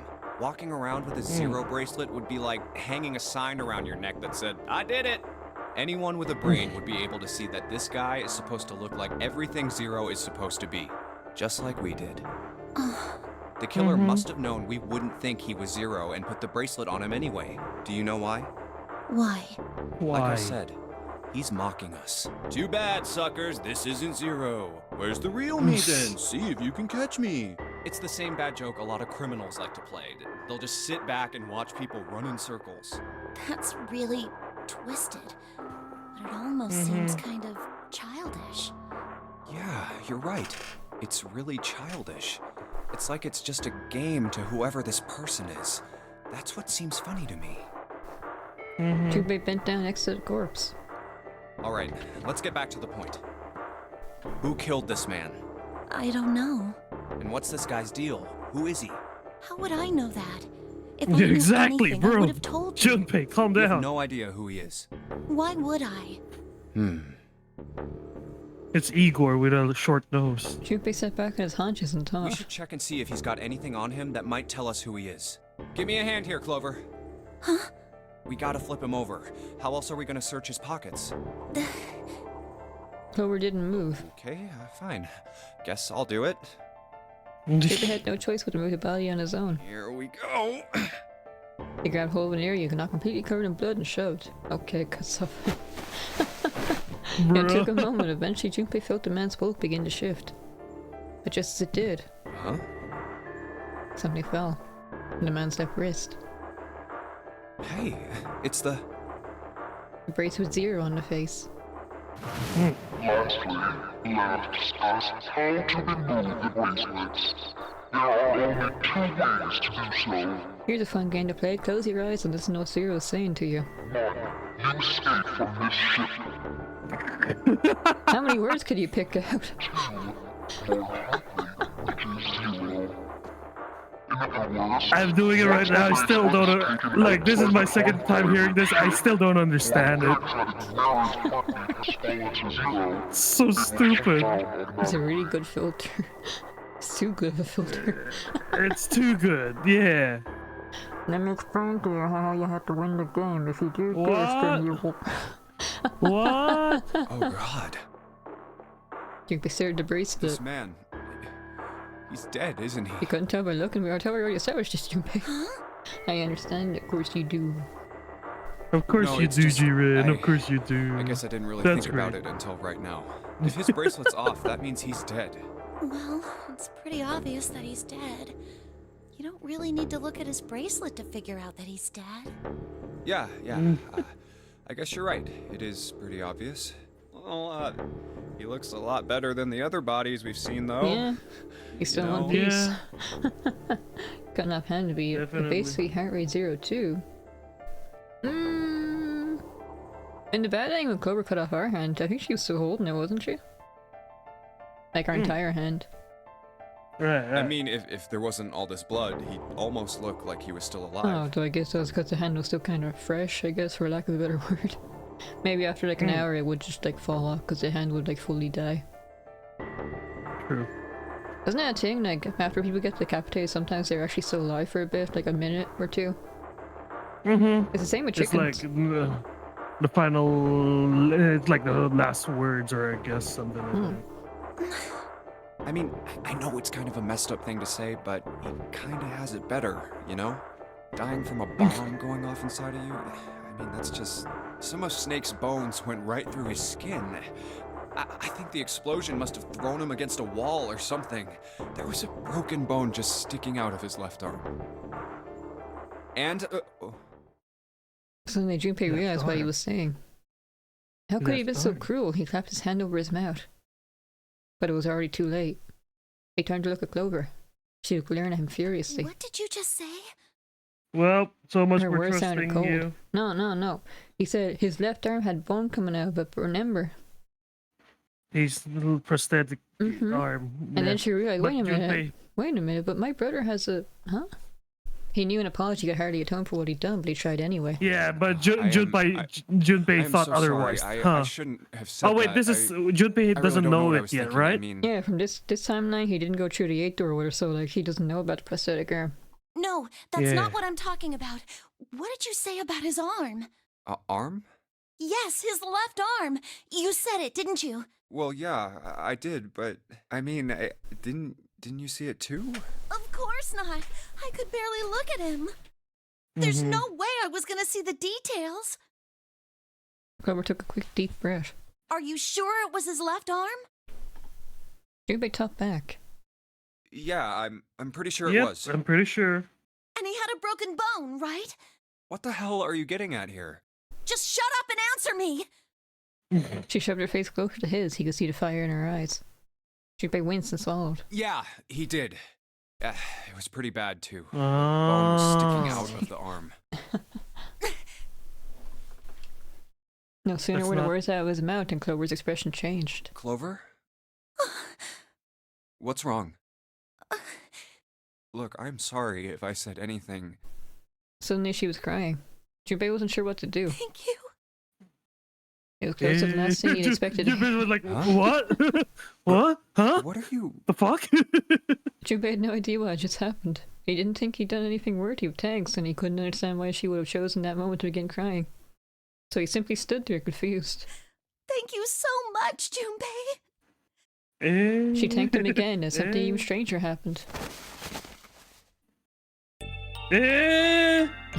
Clover ending?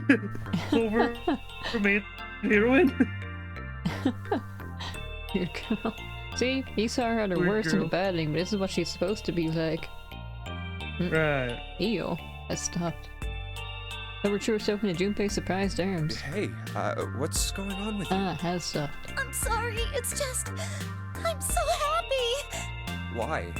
The body in the shower room, it isn't his! It isn't my brother! Huh? Clover's affection bar reached max. She triggered a flag. It's not No! June! Why on earth I can- would you think that? because his left arm is... She stopped I'm herself. sorry. I really shouldn't be talking about this. Bruh. Junpei decided to be prudent not to press for. Junpei decided to be press. prudent not to press her for any more information. That's Clover's social life. If she did not wish to tell, she certainly had a reason for doing so. Perhaps more importantly, however, if Clover was so certain, then she was likely right. That meant that the body in the shower room wasn't Snake. It wasn't much, but that knowledge lifted some of the weight from Junpei's heart. But he's still alive. I'm so happy. Aww. Tears shone in her eyes. Those tears melted Junpei's heart. As she cried, she'd pushed herself up against his chest like a child. Junpei put his arms around her and held her tight. I'm so glad. And then Ace walks in. Oh, hi, I see. Alright, I'm sorry I'm disturbing you. No matter what happens, you can never lose hope. You have to remember what's most important, and that's to have faith and to have love. If you can remember all of those, that'll bring you good luck. Clover reached into her pocket and pulled something out. That's... It was a laminated bookmark with a 4-leaf clover. That's something I made up, though. I only made it here because you gave me this. Santa told us this when he gave us a bookmark. They'd be like, bruh, now really? Over my body? I was suspicious of everybody, and I was angry and miserable. But because I had this 4-leaf clover, because of what you said to me, Yeah. Aw. Junpei had Todd's words, but Junpei was like, yeah, totally, I planned that. Fuck yeah. hadn't Todd's words would have had such an effect on her. Her words were making him feel a little awkward. thank you so much, Junpei. She looked up at him. I did something. He scratched his nose and pretended to know something interesting somewhere else in the room. Oh, if you really want to thank somebody, you should be thanking Santa. Santa? Why? Well, he was the one who gave me that thing. And the words for each leaf, I got that from him too. Oh. And suddenly, Clover broke away from Junpei. Huh? He looked confused. He hadn't thought she'd react that poorly. Clover began to pace across the room. Okay.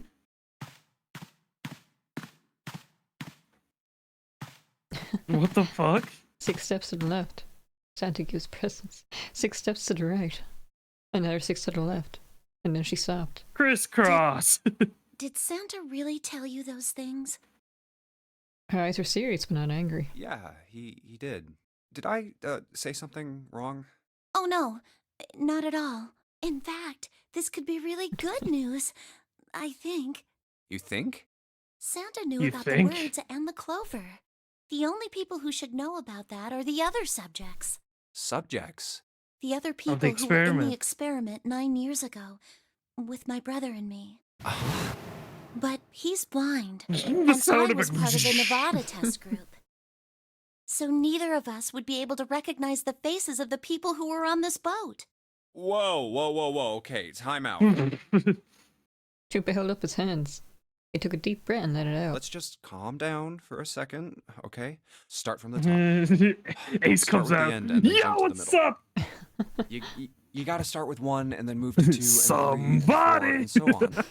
If you don't tell me stuff in the right order, I'm never gonna be able to figure it out. Okay. Clover nodded. All right, let's start with this experiment. What happened on this boat 9 years ago? Do you know about morphogenetic fields? Morphogenetic fields? He did, and the realization sent chills down Junpei's spine. All right, how about this? Theory of the telepathic mechanism. I think Lotus mentioned something like that. Junpei recounted what Lotus had told him earlier. Clover nodded. Telepathy, huh? Well, that's not really it, but I suppose it's similar. So they were testing telepathy on this ship? Yeah, I guess so. So, what exactly did they have you guys do? The same thing that we're doing now. Exactly the same thing. What? The Nonary Game. 9 people were put on this boat, and 9 others were put in the building in Nevada, and the game started. Junpei grabbed the sides of his head. Look, I'm sorry, but I don't get it. What do the Nonary Game and some telepathy experiment have to do with each other? Am I missing something here? Clover bit her lip. She blinked back sudden tears. What happened to her in Nevada? The ability to access a morphogenetic field is affected by a couple of things. The first is epiphany, and the other is danger. You know how sometimes when you're up against a really tough problem, and then the answer just kind of pops in your head? When we talk about this Santa, he's like talking about the guinea pigs. And our generations are passing, they're getting like, smarter because like they're in danger of drowning and that unlock their potential to become smarter. I figure out that, oh, we should go to the B door. That's in the dark instead of the A door because that one's electrocuted. Yeah, That's the an two epiphany. paths, yeah. It's the same here. If we're put in danger and possibly going to die from like a bomb or whatever, we'll unlock our telepathy powers. I'm not in danger, I am the And danger. what you learn from the epiphany can be transmitted with telepathy. Walter. When you add danger to that equation, then it gets easier to transmit that information over telepathy. So you're saying the Nonary Game was supposed to introduce that element of danger? Yeah, but it couldn't be just any old danger. It had to be life and death. And someone did actually die. A girl. Huh. Junpei felt a sudden grip of despair on his heart. Something deep in distance and powerful squeeze, and for a moment he felt very, very empty and alone. She was on the boat with my brother. I was in Nevada. I never met her, but I did hear her name. Her name was... The sound of the door opening was like a on. gunshot. Junpei spun around. Oh, my apologies. I seem to have disturbed you. Ace! You two must have strong stomachs. I can't imagine how you could stay in this room for so long. He's gonna stand at the floor. At the corpse covered in blood. At any rate, Yeah. Junpei, would you be so kind as to come and help me with something? I'm having a little trouble and I could really use your assistance. No. Come on, it'll only take a moment. With that, he turned and walked back towards the communications office. Clover waited until he was out of sight and spoke in a small, quiet voice. I don't want Ace to hear us. We can talk about this later. Huh? Hey, wait! Again? Clover ignored him. From outside, Junpei could hear Ace calling. Junpei, what are you doing in there? Hurry up! Grumbling to himself, Junpei stomped out toward the communications office. Okay, that's all those. Yeah. Actually, I need to No. I'll be back in a minute. Oh, okay. How are you, chat? How are you guys doing? Are you guys doing great? Are you guys loving the game so far? I can't believe we're gonna get the true ending. Although I probably have a hint of what's happening. So on the safe ending, we figured out I was right about Ace, which he was being the killer, the bastard, the CEO of the pharmaceutical shit, and I have a hunch, I have a feeling, right? Since I don't know what happened, June is 0 because on the safe ending, June was the only one in the church, and then when Zero said that he lost and June disappeared, and somehow a tear gas showed up. And now June was with Santa, but Santa plus Lotus plus 7 equals 9, in which probably they escaped while Junpei just slept on the floor. The true ending is you getting an ending which is true. That's true. That is really true. But yeah, so right now I think June is the 0, while Ace is the killer. It's a weird theory because I chose Ace to be the killer at first because Ace was like very sacrificial. Like, oh, go ahead, guys. You guys can go ahead. I'll sacrifice my life to save yours, which is kind of bullshit. Come on. And June is the killer on the other. June is 0 on the other hand because she just suddenly disappeared when Junpei walked out for like a few seconds, and then he came back, and then there's no June anymore for some reason. Yeah. And we're back. Hi, baby. Hello. Actually, I'm gonna tell my dad something real quick. Okay. About Thursday and cooking dinner. Anyway. Clover. Oh. She's acting sus. A note. A note? He's still crazy. Yeah, I found it in the pocket of the guy with the captain's clothes. It said something about the darkness of the sinister hand or something. Oh yeah, the true had gone, true had gone. That's the note she found in the safe ending. Hell? Let me see it. Oh. No, not right. But Junpei wasn't going to see it. At the other end of the hall, he heard Ace's voice. Hey, Junpei, Clover, what are you two doing? Hurry up! He's getting mad. Clover shrugged. I'll show Oh my it to god, you Clover later, moved. all right? Come on, we gotta hurry. Before Junpei could protest, she was gone. Zoom. Around the corner and off down a long stem of the L. A note? A note. Junpei was curious.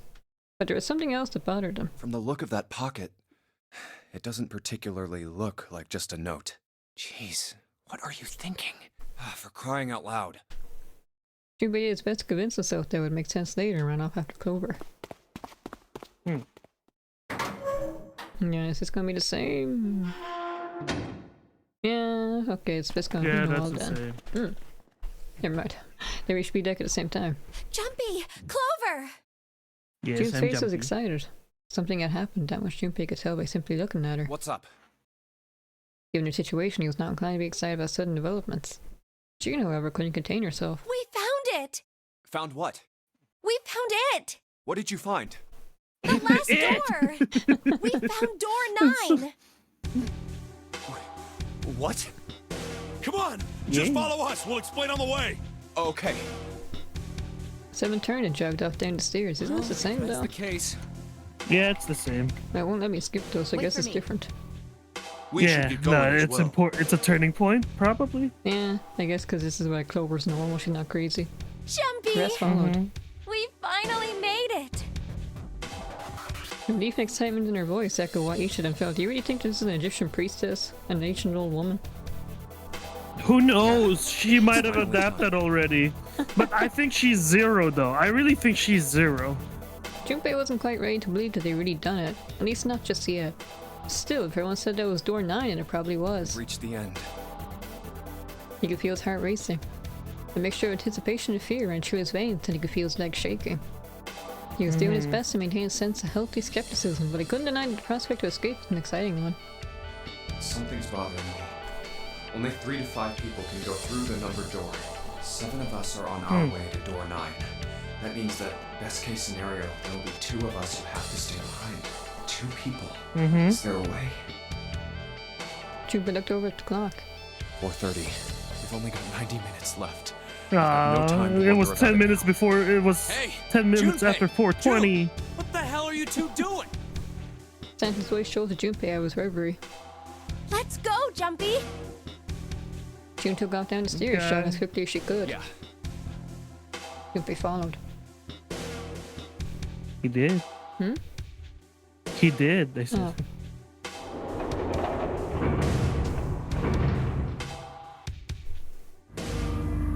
Well, we're nearly at the end. As a group, they piled onto the elevator and rode impatiently down to E deck. It looked I wanna familiar. see this. There was a metal grate between the 2 elevators. 7 grabbed hold of him and began to talk. I know I told you I'd explain it earlier, but honestly, there ain't much to explain. After we split off from you guys, the 4 of us got into the elevator on the left, and that took us to the other side of the grate. After that, we headed down another hallway. It took us toward the bow and eventually to the number 6 that you two found earlier. We opened it and kept going. There was another locked door behind it, like usual, but this time we had to complete 2 different areas before we could unlock it. Once we were through that door, there was another hallway that went the other direction, toward the stern. So, on your way, you found the elevator. Yeah. That's right. So, in other words, you kinda did a lap, huh? You came from that side to this side. Yeah, And that's so, Junpei looked around. So, where's the number 9 door? over here. Oops, follow me. Sid began walking down the hallway that led toward the stern. Junpei and the others broke into a shout to keep up with him. By the way, They'd been walking for a while, but June sound stepped at Junpei when she spoke. you know, it's because of Santa that we're all here right now. Huh? That all 7 of us are going to door 9. What? You don't get it? Santa, 7, and Lotus. What's their digital root? 3 plus 7 plus 8 is 18, 1 plus 8 equals 9. It's 9. That's right. They could have just left me behind and kept going if they'd wanted to. But they didn't. Yes, because Santa wouldn't let them. He said, we can't leave June and the others behind. That's why we went looking for you guys. And then you got on the elevator and went back to the central staircase. That's right. Well, I wouldn't have called that one. That Santa would be the one to stick up for you. Junpei felt eyebrows as he considered that. Oh, don't get me wrong. Perhaps she was sensed Junpei's concern. I don't mean that Seven and Lotus said they wanted to leave me behind. We were just talking about it, and Santa objected to it first. Is that so? Junpei was about to respond when Seven suddenly stopped. We're here. In front of him stood a door. So, is this... Yeah. Junpei couldn't see Seven's face, but he could see him nod. There's no other place for us to go. Nope. Just look around. There's a big old iron wall at the end of the hallway. The other hallways on the left and right are blocked by metal grates. I see. It looked as though Seven was right. The door in front of him was their only choice. All right, let's get moving. He pulled open the door and walked in. Junpei took a deep breath and followed. Here we go again. It appeared he'd been telling the truth. No way. The first thing Junpei saw as he entered the room was a number. 9. Like all the others, it was a rough thing made of red paint. The door decorated sat on the back wall of a rectangular room. Junpei ran up to it. The 9 door. It was a large double door with powerful styling. Something about it was almost majestic, and it made the red paint look especially garish. We're finally here. Junpei grabbed a handle and shook. It didn't budge, but then he hadn't really expected it to. He grabbed his bolt to the wall next to the door. Its display read vacant. No doubt about it. This is door 9. Oh, finally! You going crazy? This is the last. It's an app of relief. Junpei felt a flood of emotion wash over him. He felt the chill down his back and his chest tightened even as his blood began to boil. There was a moment of complete silence. Junpei, look behind you. He turned around. Behind? What? Junpei could scarcely believe what he saw. Why? A door and a 9. There's another one? Hey, what the hell? What the hell is going on here? His words came slowly, his brain struggled to understand what he'd seen. On shaky legs, he made his way to the second 9. It was a small door set parallel to the door they'd come through, but on the other corner of the room. 9. There was no mistaking a number, and if any more proof was needed, a red was bolted to the wall near the door. There's a red there too. That means there's 2 ways to go. Of course it won't open. He grabbed the handle and shook the door, not because he expected to open it, but because he had to make sure it was real. Why? Why the hell are there 2 doors? It was Ace who spoke first. Do you think perhaps one is the right door and the other is the wrong one? Others was skeptical. I don't know about that. It seems unlikely. What makes you say so? Well, think about all the rooms we've been through so far. They're full of puzzles, but there are always hints about how to solve them. I'm pretty sure there aren't any rooms where we just had to go with our best guess and leave it to instinct to solve the puzzle. Do you really think that at the very end of the game, Zero's going to suddenly throw in something that depends entirely on luck? Then you're saying there's some sort of hint in this room? No, I don't think there's a hint anywhere in here. I searched it very well when I was in here before. I didn't find anything that might have been a hint, though. Well then, that means... Yeah, both of these are the right door. I mean, if you think about it, Zero never actually said there was only one door with a 9 on it. It is hidden, but an exit can be found. Seek a way out. Seek a door that carries a 9.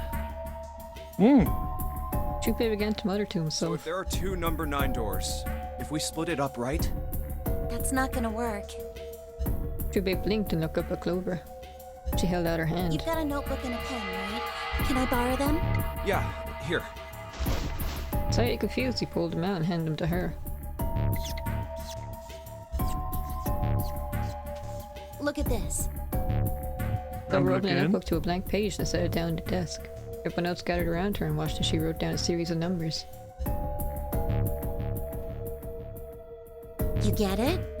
The numbers on the top are all the combinations with digital roots of 9. The numbers on the bottom are the people who don't fit. There's only 8 possibilities if we split up into 2 groups of 3 or 4 people. So... If 3 people go through the door, then 4 are left behind. If 4 go through, then 3 are left behind. Right? Yeah. Clover nodded, almost as if she was pleased with herself for solving a difficult math problem. No way.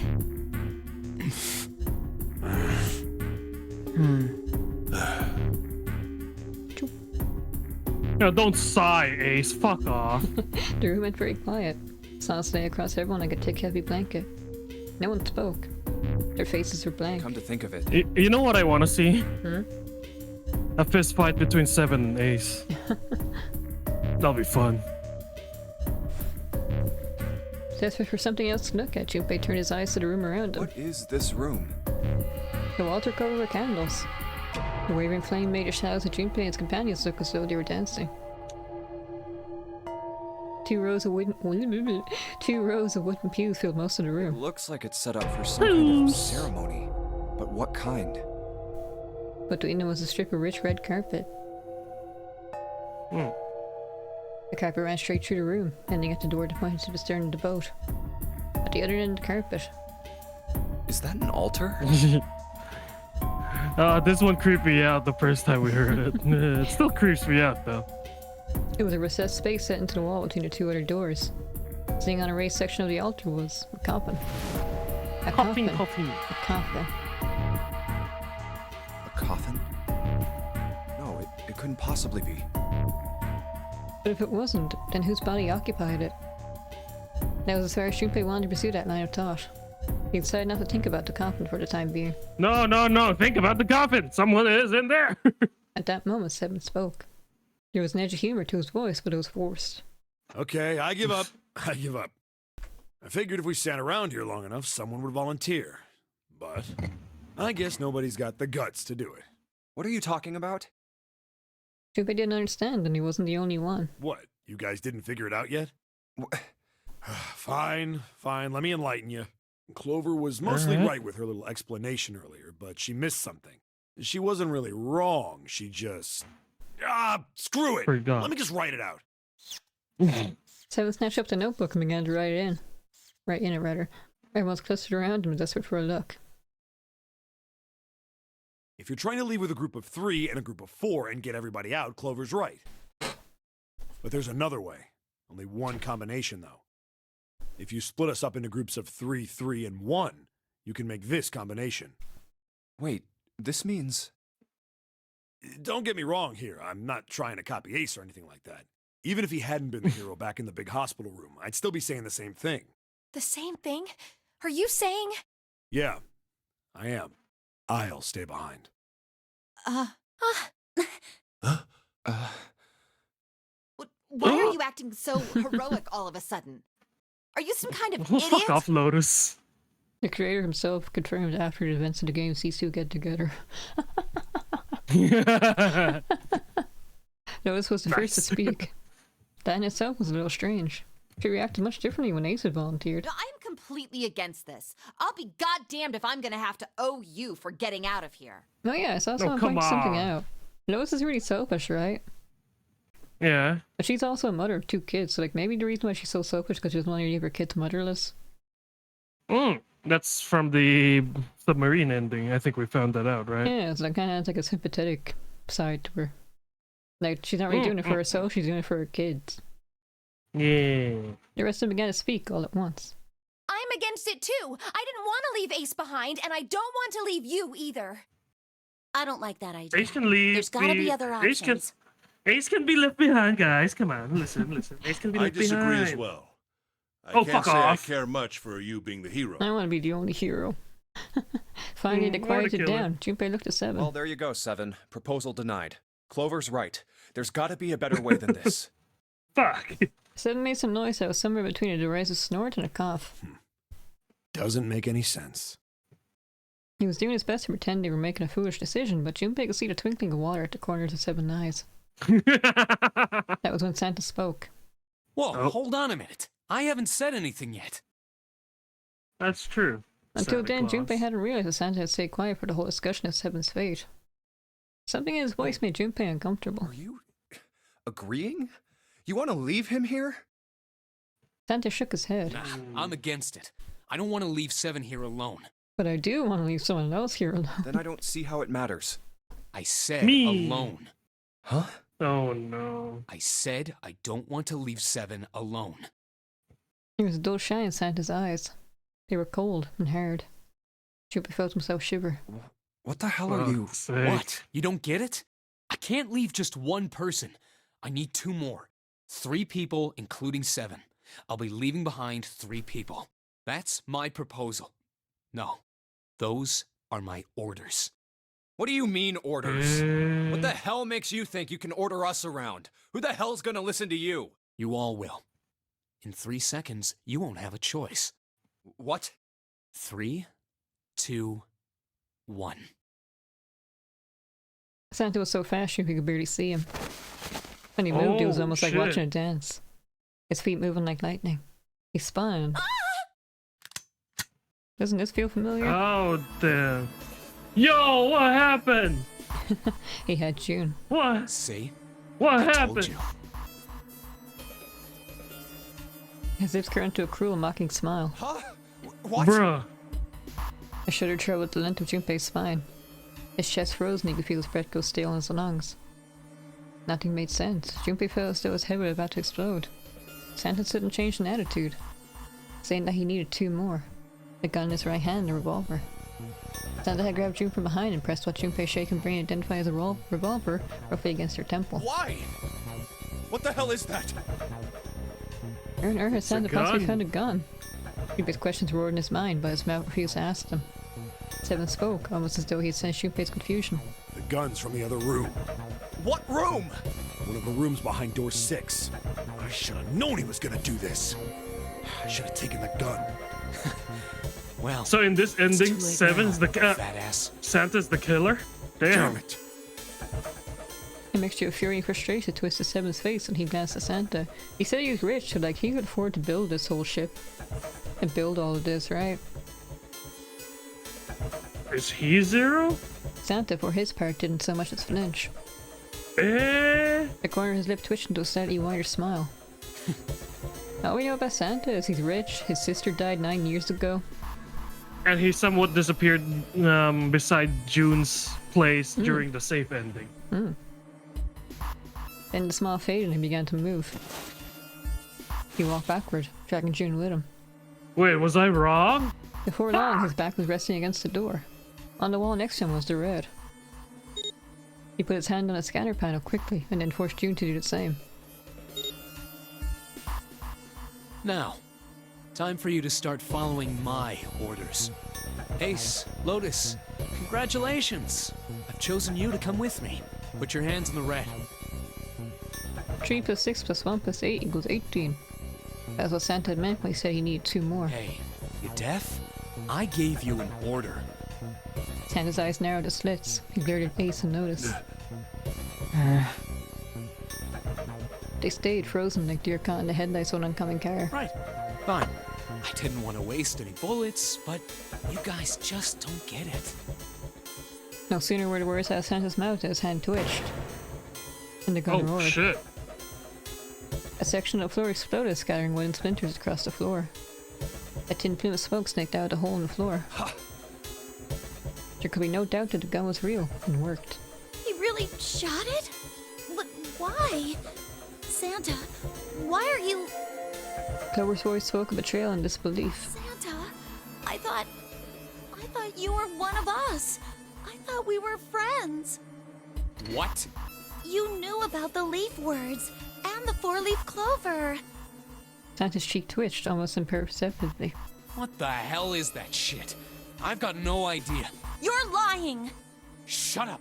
Just shut up! You stupid bitch! Oh. You need to put a bullet in your fucking head? Specks of spit flew from Santa's mouth, his face twisted with rage. Clover recoiled, her eyes wide. When she spoke, her voice was very small. Santa. He snored and shook his head vigorously and turned to face Ace to notice. Alright, assholes! What are you still standing there for? Get over here and scan those bracelets! I don't have all day. Oh, what's the matter? Your hearing's starting to go? Going senile, maybe? Ace and Noah still didn't move. It almost seems as if they couldn't move. Jude's face was pale behind Santa's arm. Her eyes were walled and her chest heaved with every quick breath like an animal cornered by a predator. Jude's mind worked furiously. What were they going to do? Then he realized something. There was nothing they needed to do. There was nothing to debate. That's it. June's safety was the first priority. That much was obvious. Doing as Santa had commanded meant that she would be safe from at least 2 threats. She wouldn't be shot and she would leave the ship alive, along with Santa, Ace, and Notice. There's only one thing for Junpei to do. It's the only way. He turned to Ace and Notice. Please, go. Huh? No way. Jumpy, what are you saying? If you stay here, you're going to be stuck, Jumpy! And so will Clover and Seven. I know, but you don't need to worry about us. We'll figure something out. Right, Seven? Right. You just leave it to us. It's gonna piss me off to do what Santa says, but... Don't worry about me either. There's still something I have to take care of. No! No! You can't! Ace! Lotus! Don't come over! Don't worry about me! Please! June was almost crying. Junpei walked around behind Ace and Notice. He gently placed a hand on each of their shoulders. Please. And pushed them toward the door. They almost stumbled and righted themselves and took another step. And another. They turned around and Junpei nodded. Go. All right. Fine. Ace and Notice turned around again and walked slowly towards the door where Santa was waiting for them. There's a different killer for every different bad ending, huh? After what seemed like an eternity, they stopped in front of the door marked 9. Santa smiled. No, I'm getting confused. Why is there so many hands on the killings? scanner panel. But Ace is considered the killer since he is the CEO and of blah blah blah and shit. Ace is the one who organized the game 9 years ago with his 3 friends. And a girl died during that game. Right. And then at the start of this game, he killed the Nightman. And he killed not Snake. So he's the hidden killer, and Santa's just gone crazy, basically. Or, well, we're to find out. In the Santa might submarine have gone ending, crazy, like, yeah. in the submarine ending, and the knife ending, and the safe ending, Ace killed everyone that he can get his hands on. In the axe the other ending, ending, Clover. it was Clover. Killed everyone out of paranoia. Because she didn't realize, she thought Snake was dead, and she's like, it must have been them. No, it must have been them. No, everyone was against Snake. They're all his killers. What's... So now Hold we're up. seeing a different one. What? You think I'm fucking around here? I don't give a shit about this girl. The red doesn't need a person, you know? All I need is the bracelet. You get it? Good. Now put your fucking hands on the scanner. I'm not gonna say it again. He shoved the revolver harder against June's head and she winced. Fine.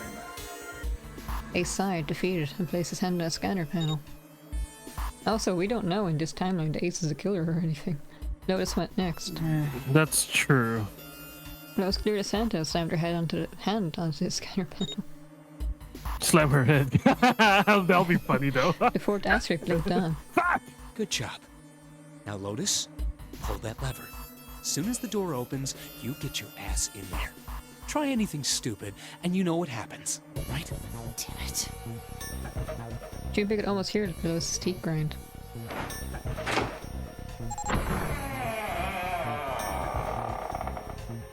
Oh fuck. The door slid open. Door number 9 opened at last. It opened with a low, powerful rumble. A drum roll to welcome the chosen few. Good. Go. Notice and Ace walked through the door, their eyes furious but defeated. Santa waited until they were all the way inside, then hauled himself and June across the threshold as well. 6, 7, 8. Later.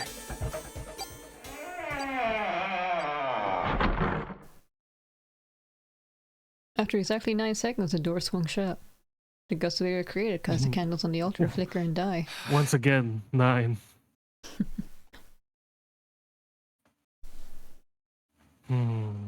The room fell silent. Junpei, Clover, and Seven had been left behind. Clover looked down at her hand and traced with her finger the faint blue veins that crisscrossed them.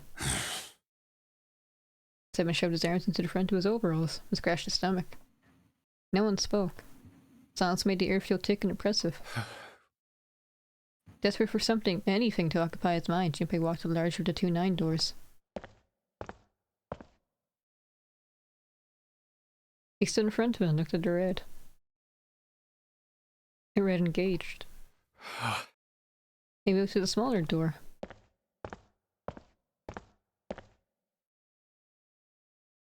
The red vacant. God. The digital route to the remaining people was 7. If only we had a 2. 5 plus 4 plus 7 is 16. 1 plus 6 equals 7. Knock! There was no possible way for them to open a door with 9 on it. Junpei touched the surface of the door. June. He thought about June, about Kane Kurashiki. Was she safe? That was all that mattered to him. If she was alive, if she escaped his horrible battles, you beat me. I know. That was what Junpei prayed for. 7 came up next to him. He pulled off his hat, scratched his head, and sighed. So, what do you want to do, Junpei? What do you mean, what do I want to do? What can we do? 7 opened his mouth to respond when... That's the real knocking. Nope, there's the... Yeah, that was so creepy when I heard that. A noise echoed through the room. Someone was pounding on something vigorously. It wasn't mechanical. It was certainly human. But we didn't go through the safe ending this room, so we don't know the number combination. We kinda do. Junpei and 7 looked at one another. What the hell is that? Shh, quiet! Clover motioned for 7 to be quiet. It's the truth and yeah. She put one finger to her lips and closed her eyes in concentration. The three of them listened, trying to determine where the sound was coming from. Where is it coming from?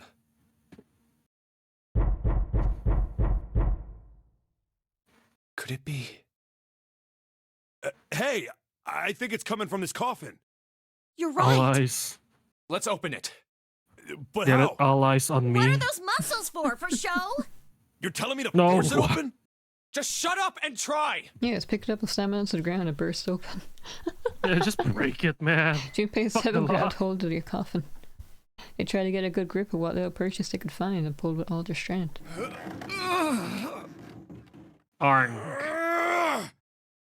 Gah. Damn it! Damn it. It won't even budge. There was some sort of keypad attached to the coffin. Its purpose would not have been difficult to determine. Their eyes were almost immediately drawn to it. There's another one. Yeah, looks like it. Do you think we have to Clover put in the the right note. password or it won't open? I think so. The noise wasn't stopping. In fact, it was getting louder. Whoever or whatever's inside this thing wants out. And now. I know that. But how? Without a passcode, I don't think there's much we can do.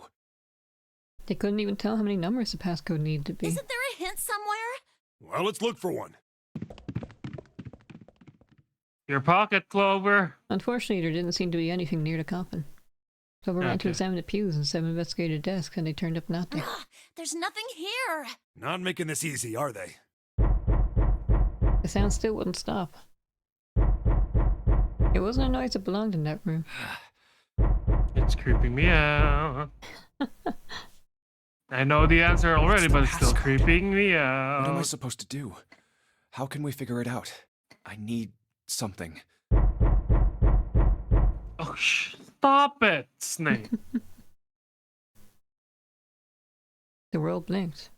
Oh yeah, this was the fake out ending. So like, if you don't see the safe ending, it just ends here. It's like, what do I do? What's the password? I don't know what it is. And then, because you don't know, you get the coffin ending. That's it, and it fades out here. Mm-hmm. Oh, that's just confusing, huh? The world blinked. Suddenly there was a voice inside Junpei's head. Truth had gone, truth had gone, and truth had gone. Ah, now Truth is asleep in the darkness of a sinister hand. Wait, what? What the hell was that? That voice? Oh, wait, is that the telepathy? Wait, Is it? is so someone in Nevada, the nonary. Oh my god! Junpei was utterly and completely baffled. Are we the Nevada? What's up? Oh, Seven and Clover fuck's ran over to sake! him, but Junpei didn't know what to tell them. BB? If he had told me he heard a voice, they'd laugh, or worse, think he was going insane. So all he said was, Oh, nothing. he cleared his throat a little too loud and looked pointedly down at his bracelet. Oh my god. Are we part of the game this whole time? There were a pair of small buttons protruding from either side of it. Junpei. He pressed the buttons. Left, right, left, right, left, right. Oh my god! Wait. Oh, that's giving me goosebumps oh! That's wrong. You should know that already. You should know everything. If you don't, then why'd you bother to look at the bracelet? You already know that the darkness of the sinister hand is telling you to look at the bracelet on your left hand. That's why you looked at your bracelet, right? True had gone, true had gone. Wait, wasn't this right, one? right, left? Okay, hello cryptid. Oh yeah, true is right. Whoops, the other way around. Yeah, it's a right, left, left. Teehee. I'm just a girl. Oh. Teehee. BB, are we the... There are two groups. Are we the group that's in Nevada? 1 minute, I need to hydrate. BB! I need answers! Oh my god! Right, left, right, left, right, left. That is it. We're gonna find out. We're gonna find out. 1, 4, 3, 8. I guess we should get to the 4, end and 2, then 1. I'll go through my summary and my diagram. Okay. Oh my 8 numbers god. blinked on and then off on the bracelet display. Oh my god, I can't wait! Junpei checked one last time. 1, 4, 3, 4, 8, 3, 3, 8, 4, 3, 2, 4, 1. 2, 1, 1, 4, 3, 8, 3, 4, 2, 1. This game series is so cool, and you play since I played the last game because that's the game that introduced me to the series. I knew why my dark energy was tingling up in the stream. Oh, shut up, Natsu. Hello, Natsu. Oh yeah, this is the true ending run. I don't know anything about it. I just have hunches. We're almost there. Zero Time Dilemma is a good game. I'm getting excited. It's just not a good Zero Escape game, I think. Like, it's a disappointing end to the trilogy, I thought. But hello, Natsu. Good morning. Yeah, hello, Natsu. Huh? How are you doing? Hey, what the hell were those numbers? Oh my gosh, are those? Junpei didn't answer. He simply walked straight to the coffin. He knelt down in front of the keypad, running over the numbers in his head so that he wouldn't forget. 1, 4, 3, Oh my 8, god, 3, 4, BB. 2, 1. 1, 4, We're part 3, of the 8, Nonary 3, Games, 4, are 2, we? 1. Ah!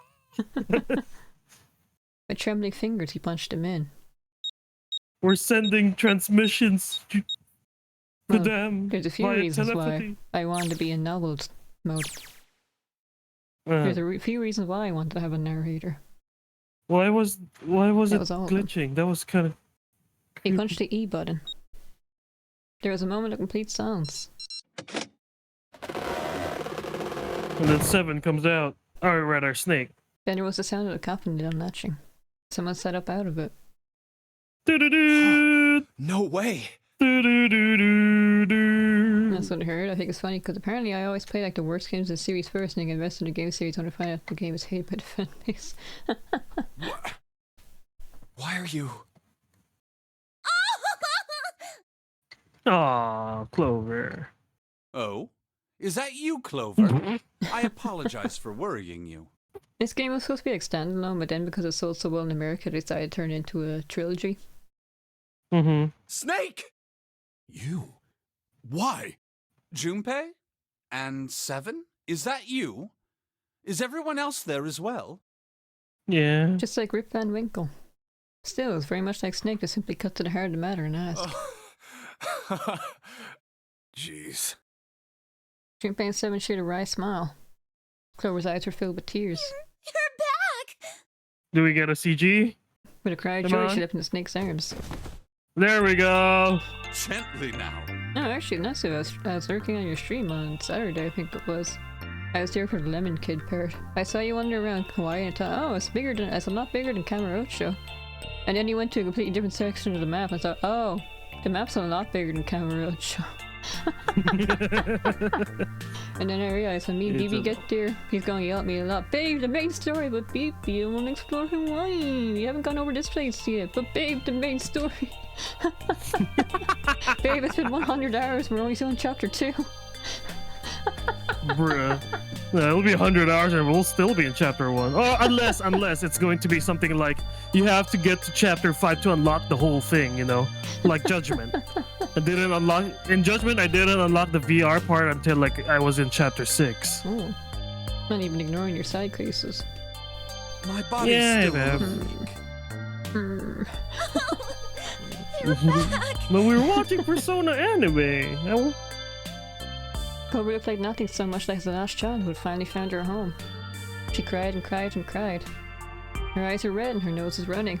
She hiccuped and gasped as if she were about to begin hyperventilating. You're back! Aww. You're really here! Her voice was happy but almost desperate. As if she feared he would disappear again, she stopped talking to him. Tear after tremendous tear rolled its way down her face. Her small arms strained as she clutched Nick's body as tightly as she could. Perhaps she had to convince herself he was real.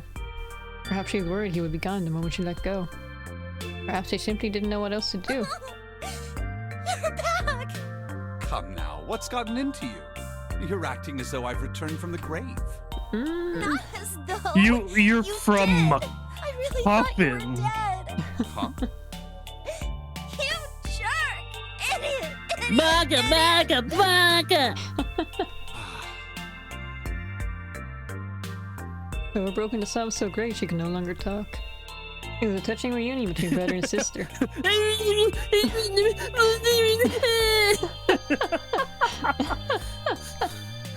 Bruh. Even though Junpei knew they had time and every minute they waited was... Even though Junpei knew they had little time and every minute they waited was a minute they wasted, it felt cruel to pull them apart. Junpei and Seven sat down on one of the pews waiting for Clover to calm down before explaining to Snake what had transpired.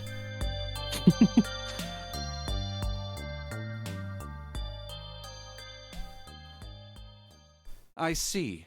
I believe I understand things rather well now, thank you. In the shower room, there is a dead body wearing my clothes. Because of that, you thought that I was dead, correct? Yes. He quickly and neatly summarized the events of several hours. Yeah.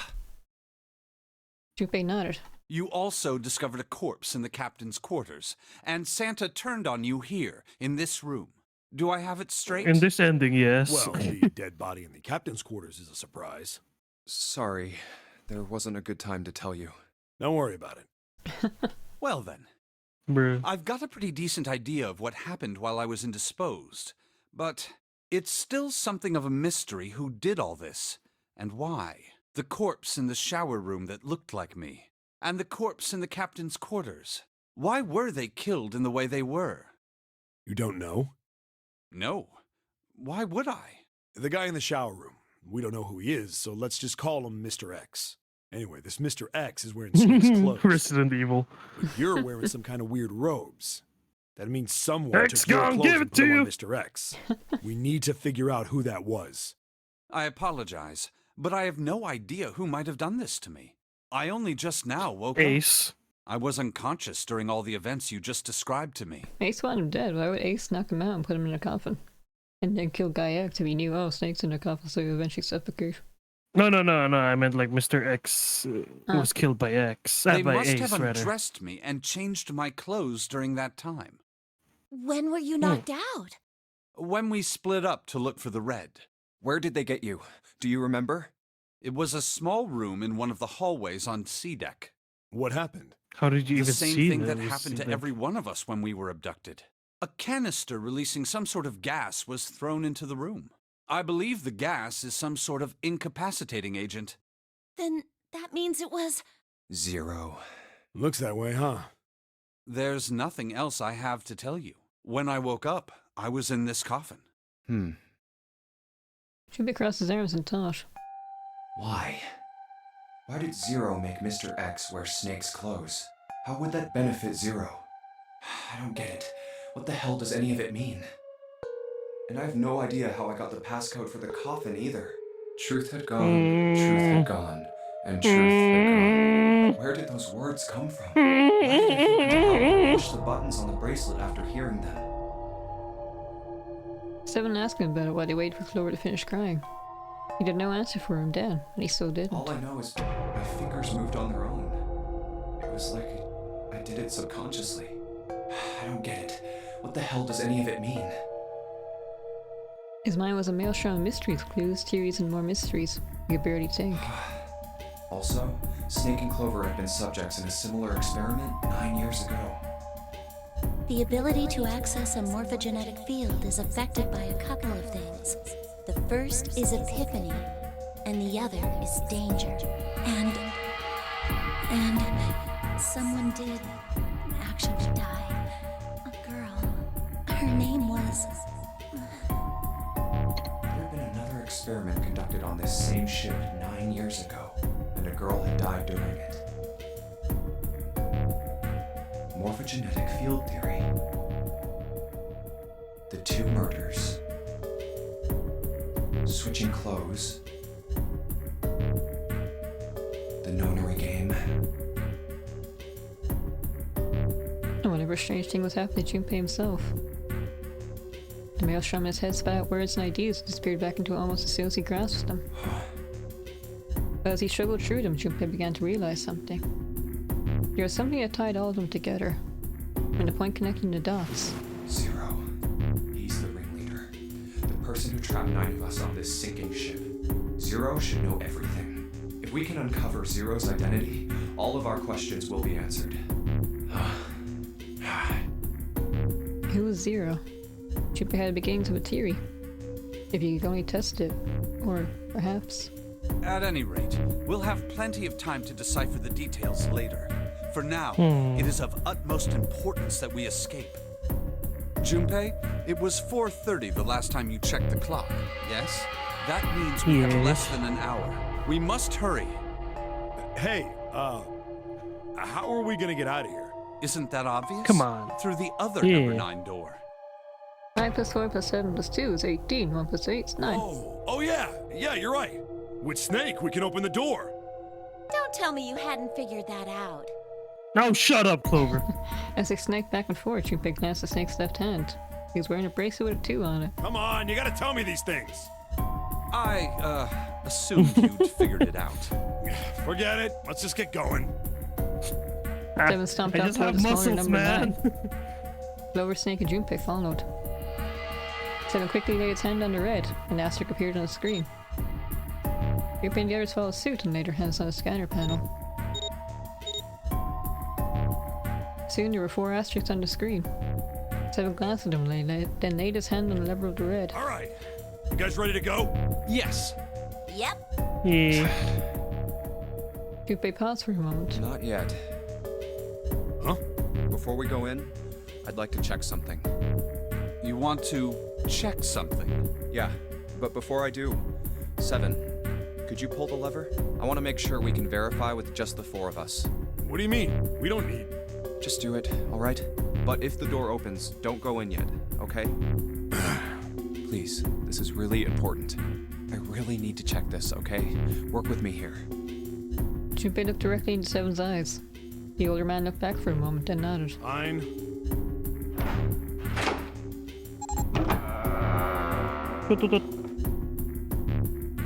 Seven pulled down the lever and door 9 creaked open. Then they waited. 6, 7, 8. 9. There it is, the 9. Yep. After 9 seconds, the door closed. All right, that means the 4 of us can go into door 9. So? We knew that already. It's obvious. Obvious. Yeah, you're right. It is. Now, what happens if we add Zero's bracelet? What? Zero's bracelet? Why don't you take it out, Clover? For a moment, Clover looked surprised, but she recovered quickly and stuck her tongue out at Junpei. So you did know I had it. I picked it up because I thought it might be useful sometime.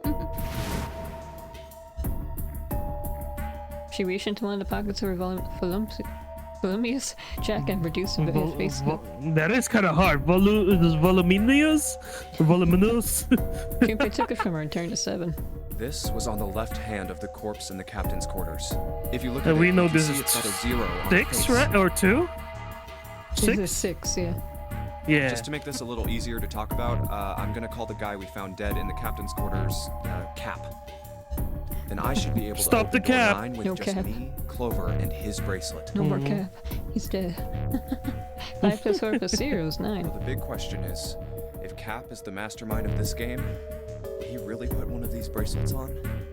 Anyway, let's just give it a shot. Clover, give me your hand. Okay. Now the captain's bracelet. And pull the lever. You notice how it says asterisks instead of the numbers? However,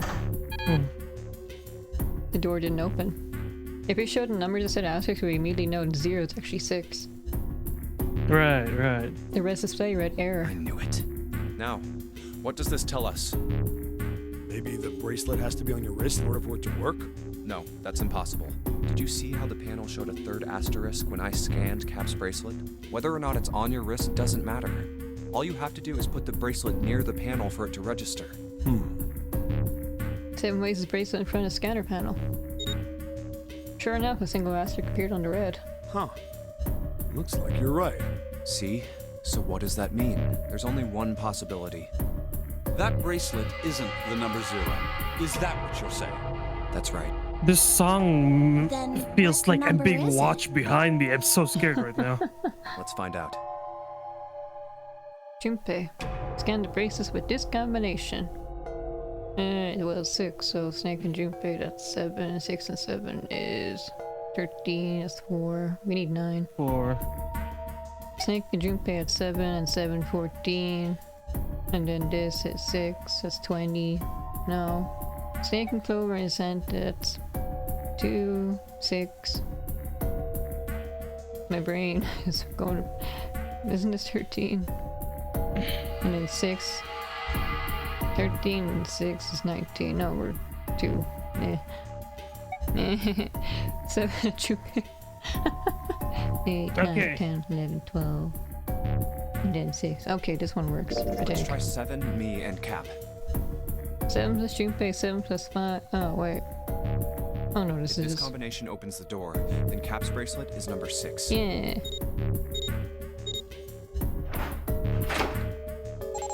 Ding. Hey, it opened! The door opened! What? Why? What does that mean? Both 7 and Clover seem rather shaken as he turned to look at Junpei for answers. The door closed. The door stood heavily shut. Junpei raised an eyebrow. Isn't it obvious? Cap's bracelet is number 6. 7 plus 5 plus 6 is 18. 1 plus 8 is 9. But doesn't it say 0? This isn't a 0. The symbol on here isn't a number 0. It's a letter O. Oh. Hexadecimal, base 10. Whoa, wait a Ah. minute. I don't get it. I mean, we figured out that Cap's bracelet is 6, right? Yeah. Does that mean there are 2 people with 6s? Before Junpei could answer, Snake spoke up. There is most likely only one person with a 6. But I don't get it. What about June? Well, this is only an educated guess, but I think June's number was never 6 to begin with. Her bracelet was flipped. In other words, June's was real 9. number is... 9. That seems the most likely. Then all this numbered door stuff was just a load of crap? Why would you say that? Because if June is 9, then the numbers wouldn't match up. Oh, because they went through. Clover grabbed Junpei's notebook and began to write furiously in Here, look. it. Junpei leaned over to look at it. List of all the numbered doors June's gone through. I'll let you know what I'm writing, okay, Snake? 6 plus 3 plus 5 plus 8 to go through 4. 6 plus 3 plus 8 go through 8. 6 plus 3 plus 7 plus 8 go through 6. 6 plus 3 plus 1 plus 8 to go through the 4. Mm-hmm. And that's everything. I wrote down which door she went into and with whom. And I wrote what all the numbers were. So if you switch Wow, 9, Clover's and wherever pretty there's good a at 6, memorizing, the huh? numbers don't work. If the digital root is 7, then you can't open door 4. If the digital root is 2, then you can't open door 8. Clover, do you notice anything interesting on that list? What do you mean? You're talking about 3, right? 3? Santa's always in the room with her. That's what you're saying, isn't it? Yes, that's right. Even on the other paths, you're when we go right. to the other door, Santa and June are always together. What about it? That's quite simple, really. You told me that the first time you came to this room, Santa was the first to refuse to leave June behind. Now, doesn't that beg the question why? Why would Santa do such a thing? The answer is easy. Because Santa can't open door 9 with only 7 and Lotus. Of course, there's only one reason for that. His number isn't actually 3. Santa's real number, God. 7. Would you be so kind as to modify my sister's equations? Yeah, sure. 7 took the pen from a confused Clover and began to adjust her calculations. This is what you were getting at, right, Snake?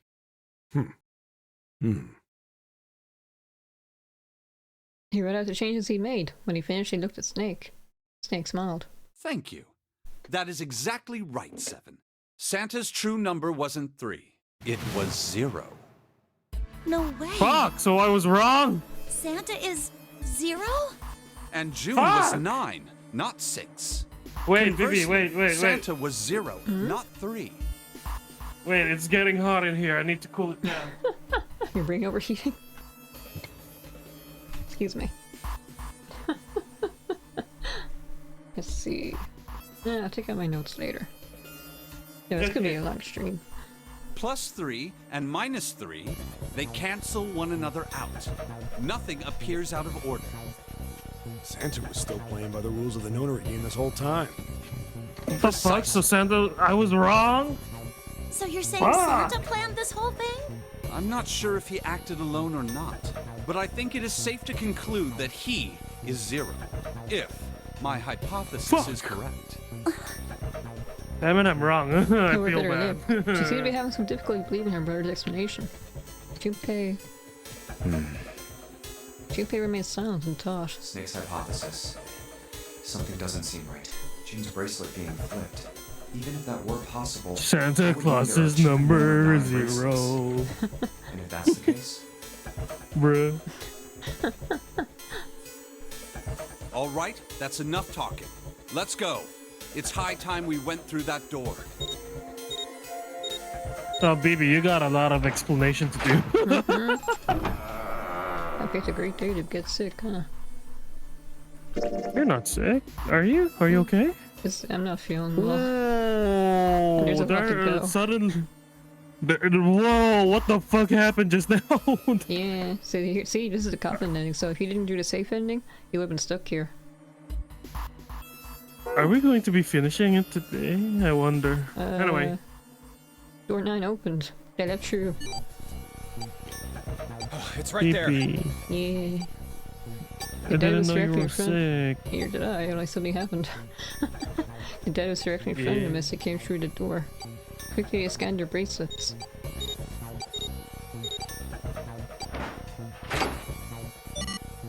And the detonator stopped. Oh. After pausing for a moment to catch their collective breath, Junpei's companions headed down the long hallway in front of them. Alright, let's keep going. At the end was a set of stairs leading down to the ship. I think these stairs go to the bottom deck. I mean, I did say I'm gonna finish this today. I already tweeted, like, this is the end thumbnail. Okay. I leaned down and looked over the Let's side. try. Let's head down. After deciding it was safe, they headed down the stairs. For long, Junpei's companions found themselves on the bottom deck. They turned left into another hallway, at the end of which they found another door. Hey, it's a... And of course, there was a symbol engraved over the keyhole. It looked like the sort of harpoon one we used to hunt fish, the kind with 3 prongs. A trident. Yep. Snake traced the shape of it with his fingers. This is the Neptune symbol. There must be a key around here somewhere. It's a trident then. I mean, Neptune's trident. I only have the Uranus key card. Clearly it wasn't going to open this door. It's a different planet. Plus, it's the wrong kind of key. Let's turn around and go back for now. Yeah. After examining the door for a few more minutes, they gave up and headed back the way they came. Hey, another door. Well, no more searching to find a metal door. And a card reader this time. The symbol is engraved onto the card reader. It's the Uranus symbol. This is the place. He muttered to himself and slid the card through the reader. It beeped once and the light on it turned green. With a heavy metal groan, the door creaked open. Dreampick, Clover, Snake. Dreampick, Clover, Snake, and Seven looked at one another, nodded, and stepped through. The room they found themselves in was full of books. Wow! Whoa. It's totally full of books! Yes, Clover. That's a lot of books. So Holy many. shit. I don't know where to look. It looked remarkably like a library. I guess we could stop here and then finish this on Wednesday. Are you sure? I want to finish it today, but it's going to take a while. I'm not feeling well. Aw, no. If you don't force yourself, let's just save it here and then just end it. We can, if you want, we could just stream tomorrow. Yeah, but I thought you wanted to stream tomorrow. Well, I can make an exception. Well, we'll figure it out tomorrow. Not a sewer library where large numbers of people came to read books. More a sewer library that was simply a place to store books. Like an archive, then? He felt a little overwhelmed by the sheer numbers of books, but Junpei did his best to speak with authority. Alright, if we want to get through that door out there, we need the Neptune key. I say we split up and look for it. Okay. Alright, gang. Very well. Sure thing. Good. Fucking Let's get started Scooby-Doo then. like. We don't have a lot of time. Hurry. Oh. Al sleeps in a small chamber past the forest of knowledge. As he began A to search forest for of reasons knowledge he is didn't the fully library. understand, Junpei felt those particular words flow through his mind. Anyway, I should save. Seek a way out. Next time.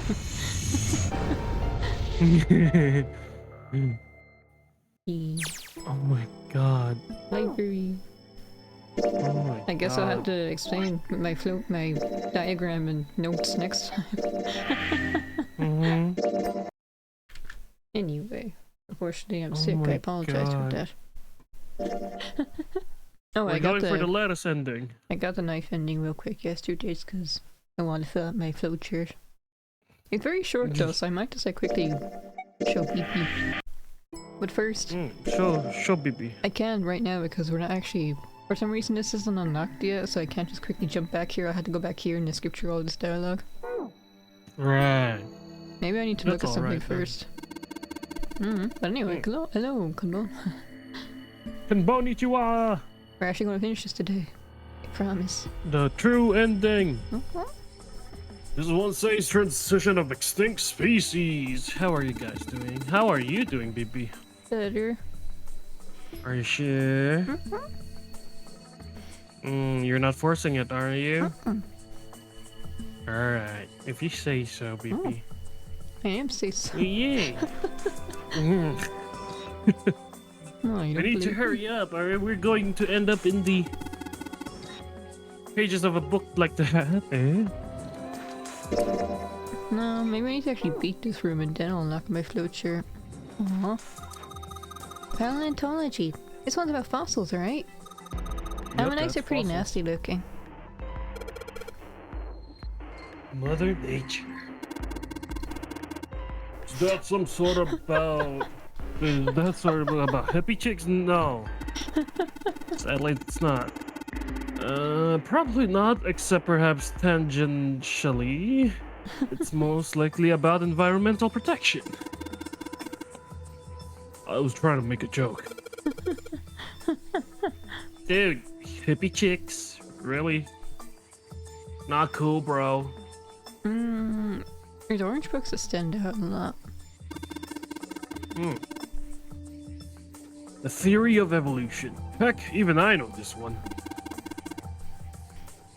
This is that Darwin guy, right? Well, yes and no. Charles Darwin wrote the book called On the Origin of the Species. In it, he put forth his theory of evolution. Yeah. Yeah, I remember that part. He called it natural selection or something. Exactly. Not this one. Introduction to geology, huh? Thinking about the Earth, even when you're on the ocean, kind of romantic in a way, I guess.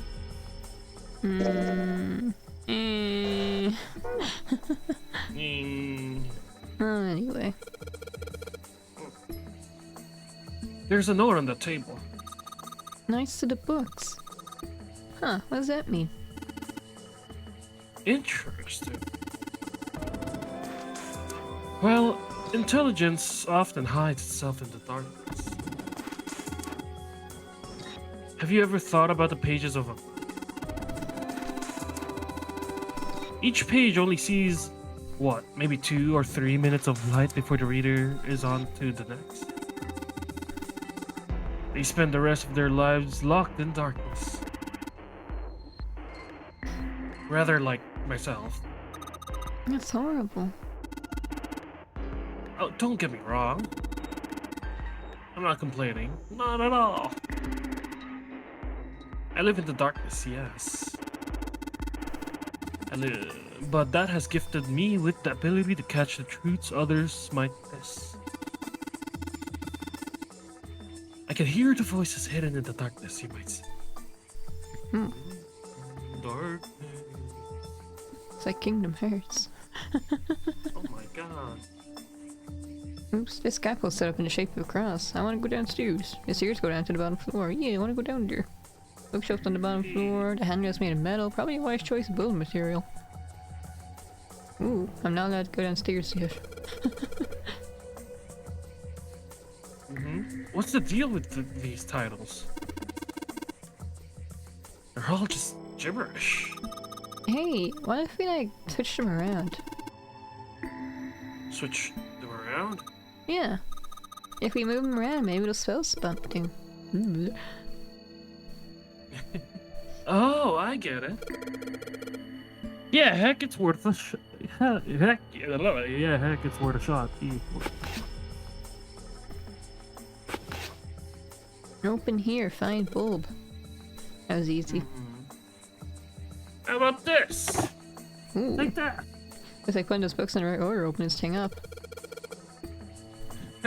That was a piece of cake. Hooray! You did it, Junpei. I guess that turned out well enough. So the letter and title spell out. Open here, find bulb. The light bulb looks like it's brand new. And it's really big, so it'll make a lot of light. Where do I use it? Yes. No, that's it. Am I not allowed to go downstairs? Oh no, here we go. Now I can go downstairs. That kind. That kind. That kind. What kind of that is this? What the hell is this?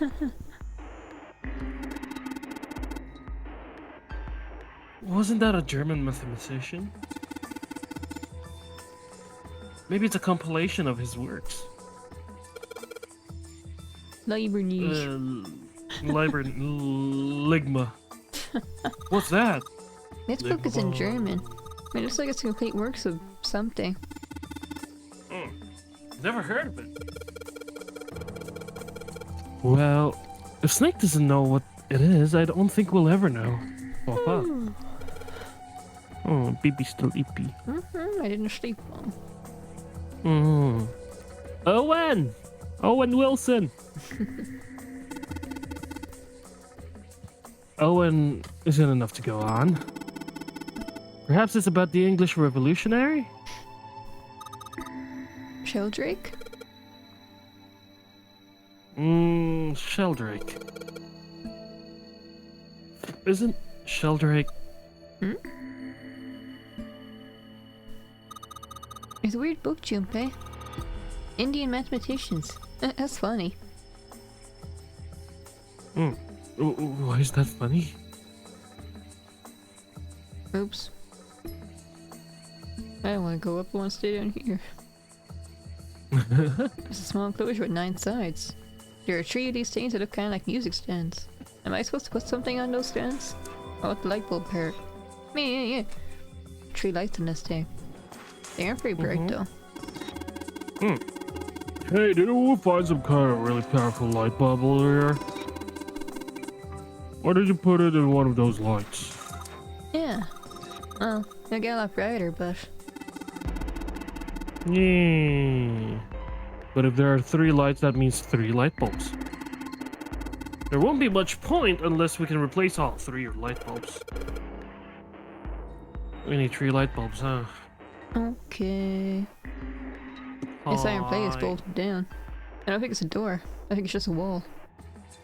I don't have a passcode for this, so...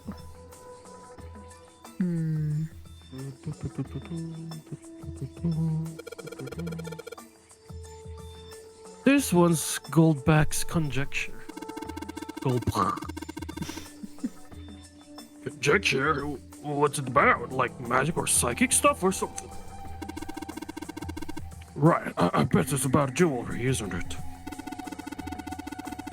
It may have an odd title, but it's actually a very respectable mathematics book. It deals with one of the unsolved problems of additive number theory.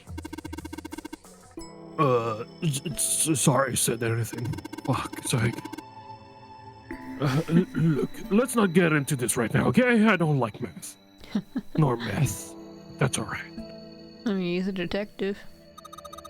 It's a coat rack, like a place you can hang coats and hats and stuff. Oh, this one's not too big, so maybe just hats.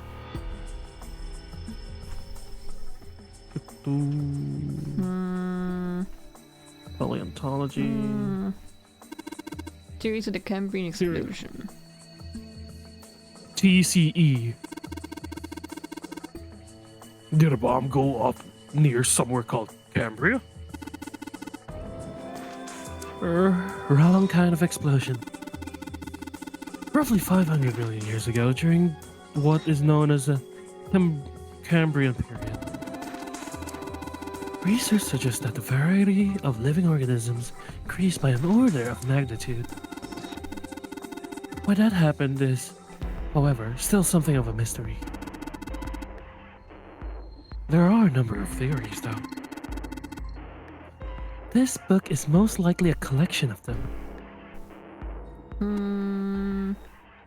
Why did mankind lose their tails? Junpei, do you know what this one's about?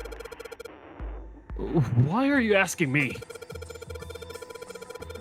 I didn't even know we had tails to lose. Maybe you should ask a human with a tail. Monkeys. Mankind's ancestors most likely lost their tails as they were no longer useful, and the nutrients required to grow them were better put to use elsewhere. At least that's what I read. I was rather young. I may have remembered it incorrectly. Why the hell would a kid be reading a book like that? Well... I don't think IDs are important. This is here again. It's just this. Property value going up out in space too these days? Man, I guess times are tough for aliens. Sure. This one says cosmic inflation. Oh my god, I was about to say there's like space inflation or some shit. Do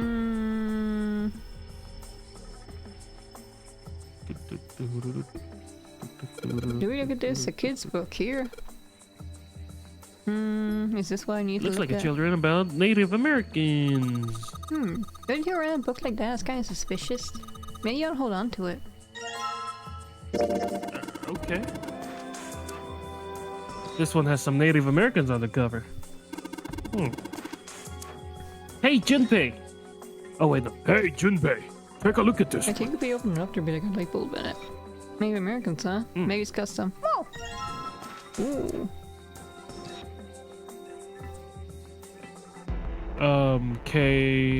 Milk. Milk. Oh, what's that? What's that? This is one of the pop-up books. L-R... That's... Which one's an R? They both look like L and I-L-K. That doesn't mean anything. Does it?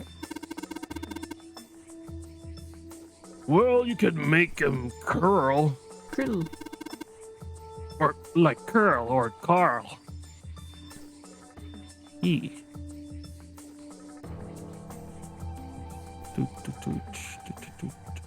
Yeah, I don't see the R at all. Yeah, right? Where's the R? So K R L? Is that what he said? Maybe it's like one of the shadows. Okay.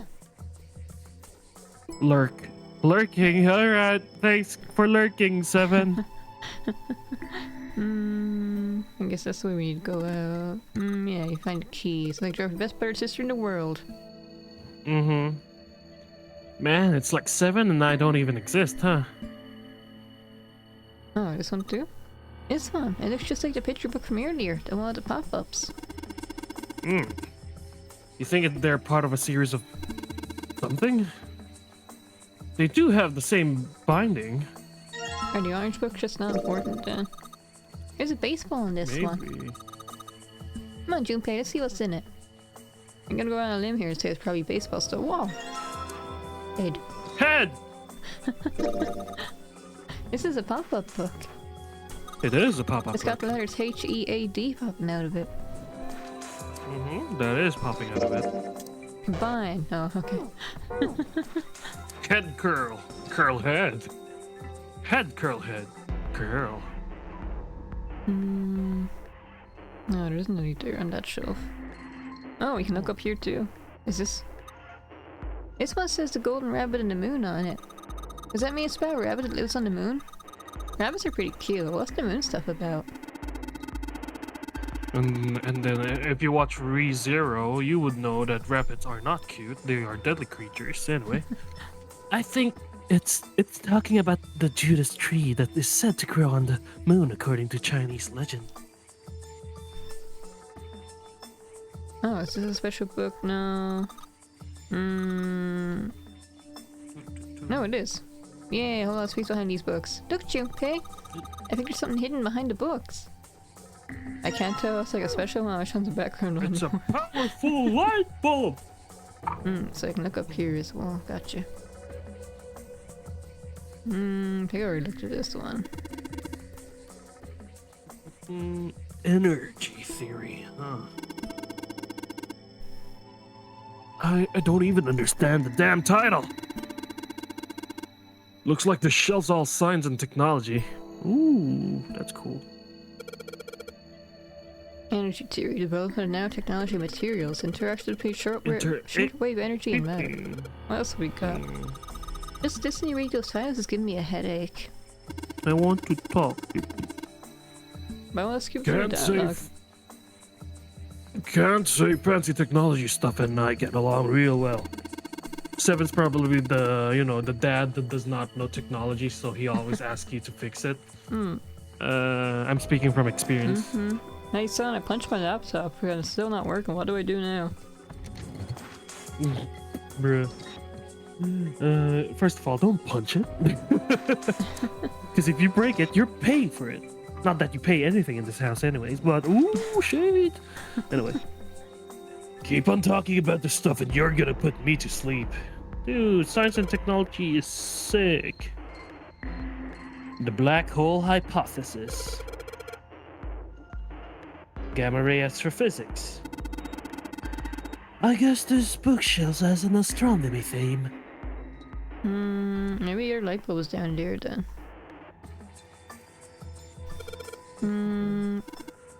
Algebraic number, there's another one like that over here. You mean something like primary number theory or analytic number theory or geometry? It's not important. Oh my gosh, how do you know? Nobody said anything about those. Well, number theory is usually split into 4 chief disciplines. If there was a book named Algebraic Number Theory, I took a wild guess that the other 3 would be there as well. Looks like I was right. That one again. I said it's Ryman's hypothesis. That's your hypothesis. Why is there the hypothesis about Riemann? Isn't it pretty straightforward? Oh, heavens no. There are many factors. Length, girth, lubrication, or lack of. It's an exciting and rapidly growing field, okay? Wow. Whoa. What's that called? What's the book called again? Riemann's hypothesis. I'm looking this shit up.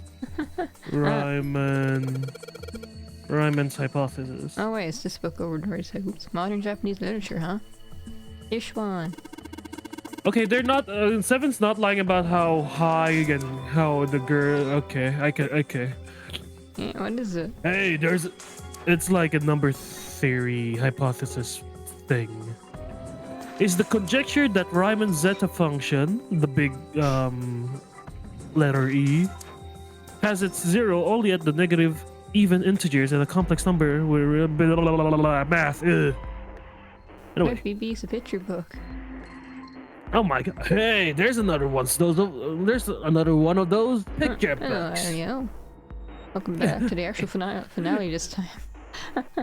Yeah, we're the finale. The final Part finale. 2.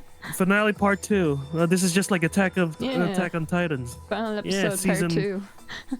Yeah, Attack on Titans season 3, part 2, part 1, final episode part 69. I don't. The finale of the finale. Something about these doesn't feel kind of nice, you know. Something about these things feels kind of nice. Oops, sorry. Brings back good memories. I read fast. I guess even people like Seven were kids once. Hello, Jiren. No shit, you little brat. Hey, guys, cool it. Come on. All right, I think I'm gonna take this picture book with me. Oh, well, let's see. This one's about old Japan. Japan. It's got a magic wand on it. Okay. Isn't that Lucky Mallet thing? It was annoying to me. When I hit myself with it, it made me small. So, what's inside? Well, aren't you going to open it? Pretty sure it's just gonna have pages inside. Smart. Whoa. 6. Oh wait, so 5. Okay. Looks like another pop-up book. This book has an S, an E, a dash, and number 5 sticking out of it. I might be impressed if I was 5. If I was 5. I'm not sure how I'm supposed to combine these.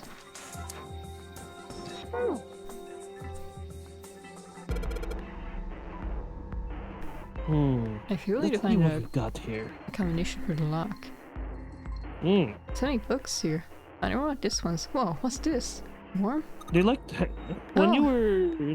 Do you like hanging around the library, PP? I used to. I like it too because I get to sleep there. It's cold. we don't have air conditioning in school, so yeah. It's not even because of the atmosphere or anything. It's just like it's nice and comfy. Yeah. Sorry. No. I'm sorry. Hey, what's the deal with this sappy shit? Teehee. There are books here in all sorts of languages. But there's something suspicious about the shelf on the left. I know, but I don't have the combination. I don't know what I'm supposed to do.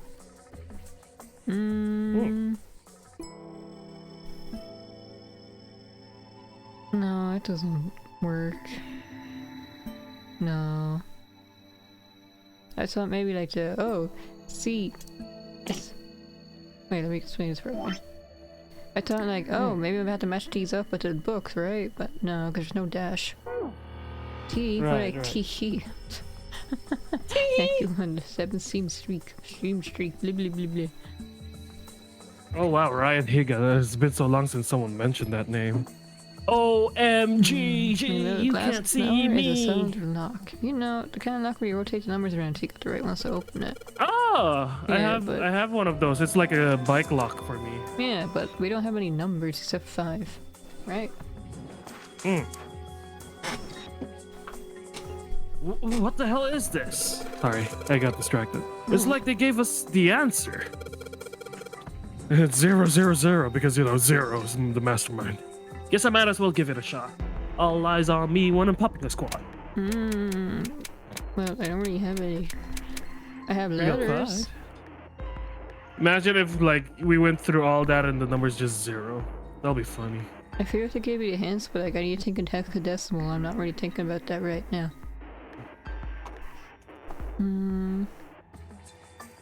Let me just quickly scan through everything again. Micrographic again. Yeah, it's nothing to do with what I'm looking for. Colorful fish. Geography. No, geology. Hippies. Mind swap. You mean you could like change bodies with someone? I guess I wouldn't mind switching bodies with my brother or Junpei too much, but I'd rather die than let Seven switch with me. What the hell? Like I'd even want to swap bodies with a little brat like... Hey, were you just imagining it? You were! Shut up!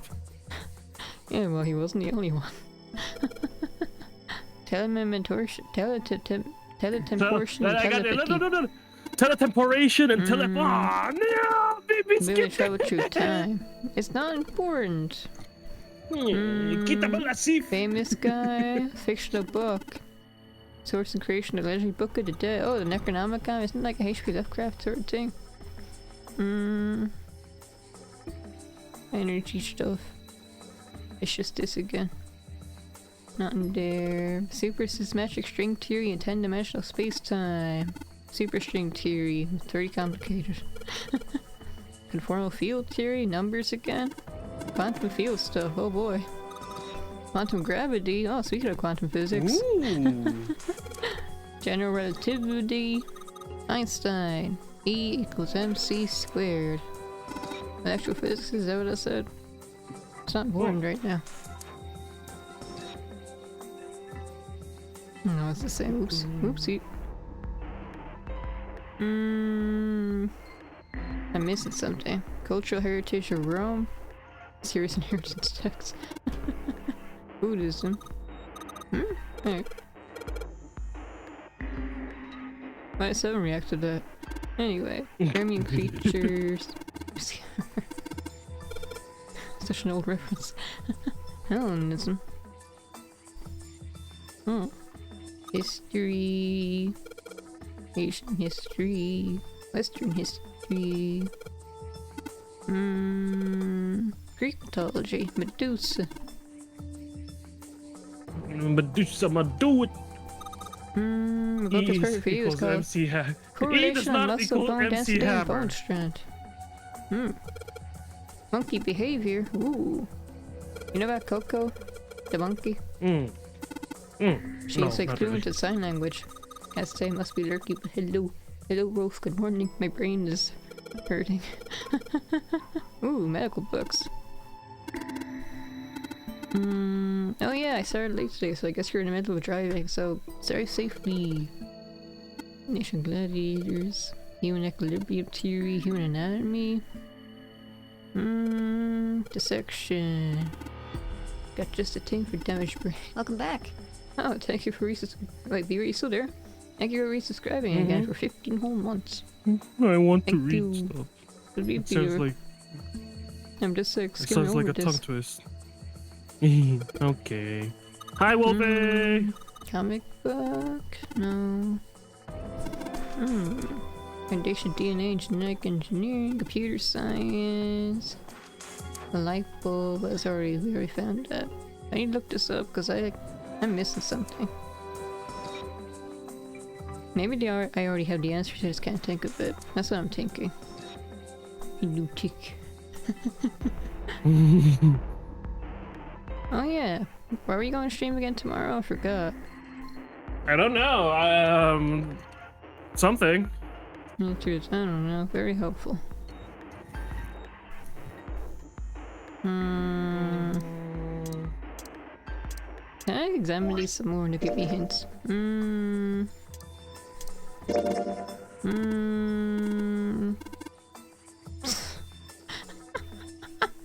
Large, round, and kinky.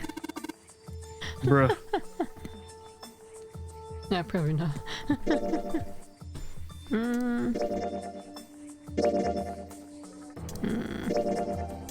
Am I used to? No.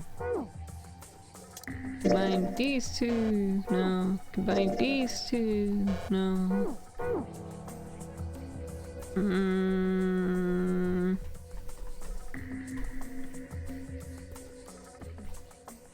These books are important somehow, but I'm just gonna Google this. What room is this again? The library? I don't know. My brain doesn't understand. I'm missing something. The answer's probably staring me right in the face, but I don't realize. Library. Oopsie, that's library.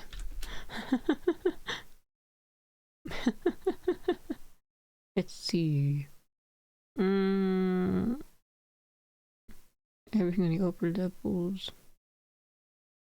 And then... Oh, wait.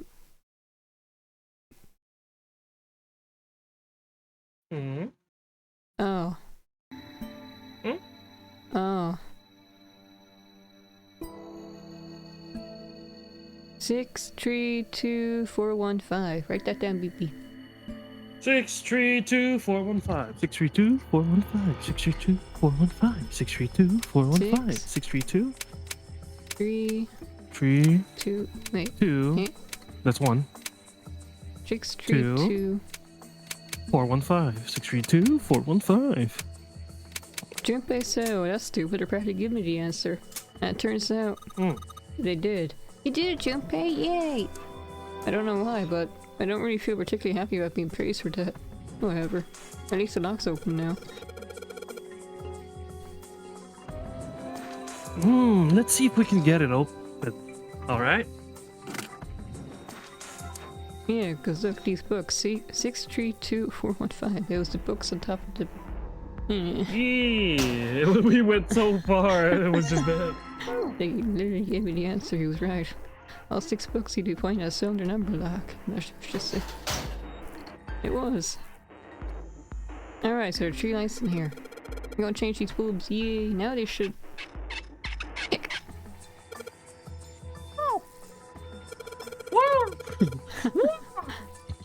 It's a train. Those little bulbs really make a difference. Damn. I want chocolate. It's pretty bright in here now. Maybe send me a picture later. Of what? It's the chocolate? Bruh. Bro! Yeah. Wow, it's so bright now. It's almost blinding.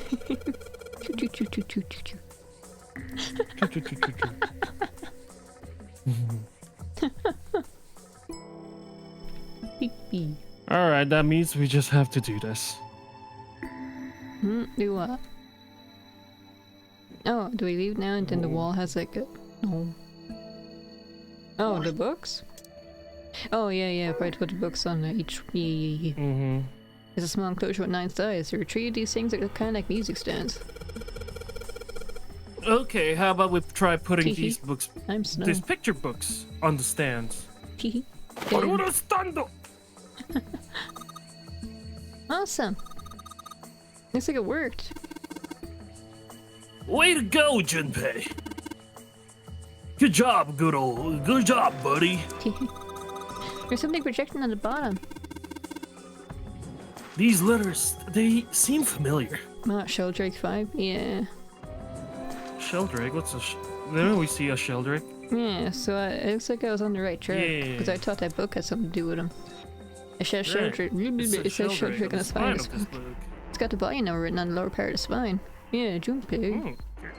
Do I need to look at it, Junpei? And then it'll like click in your head? Junpei. Sheldrake 5? I guess you do have to. I think I saw the rest of this collection somewhere.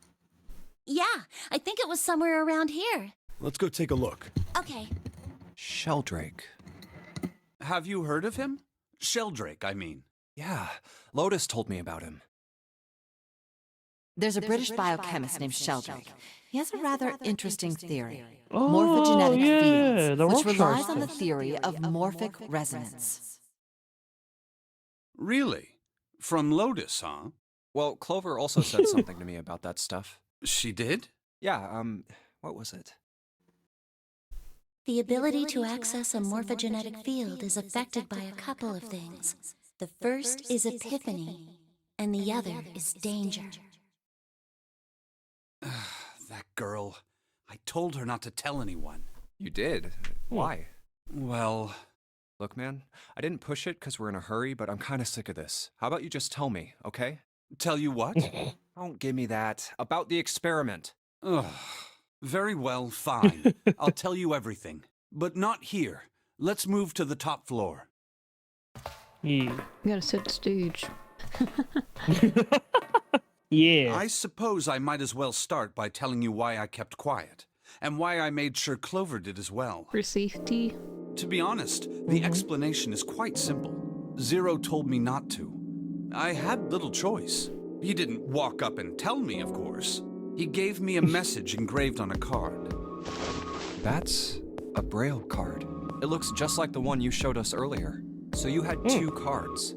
No, only one. Oh, actually, in Japanese, the code name was Niels. Like the chemist or whatever. Yeah. Or physicist, whatever he was. There's a scientific guy. There's a science guy called something Niels. And then knees too, you know? So Niels. These knees. Huh? What do you mean? Everyone has different code names in Japanese. Like June is Murasaki.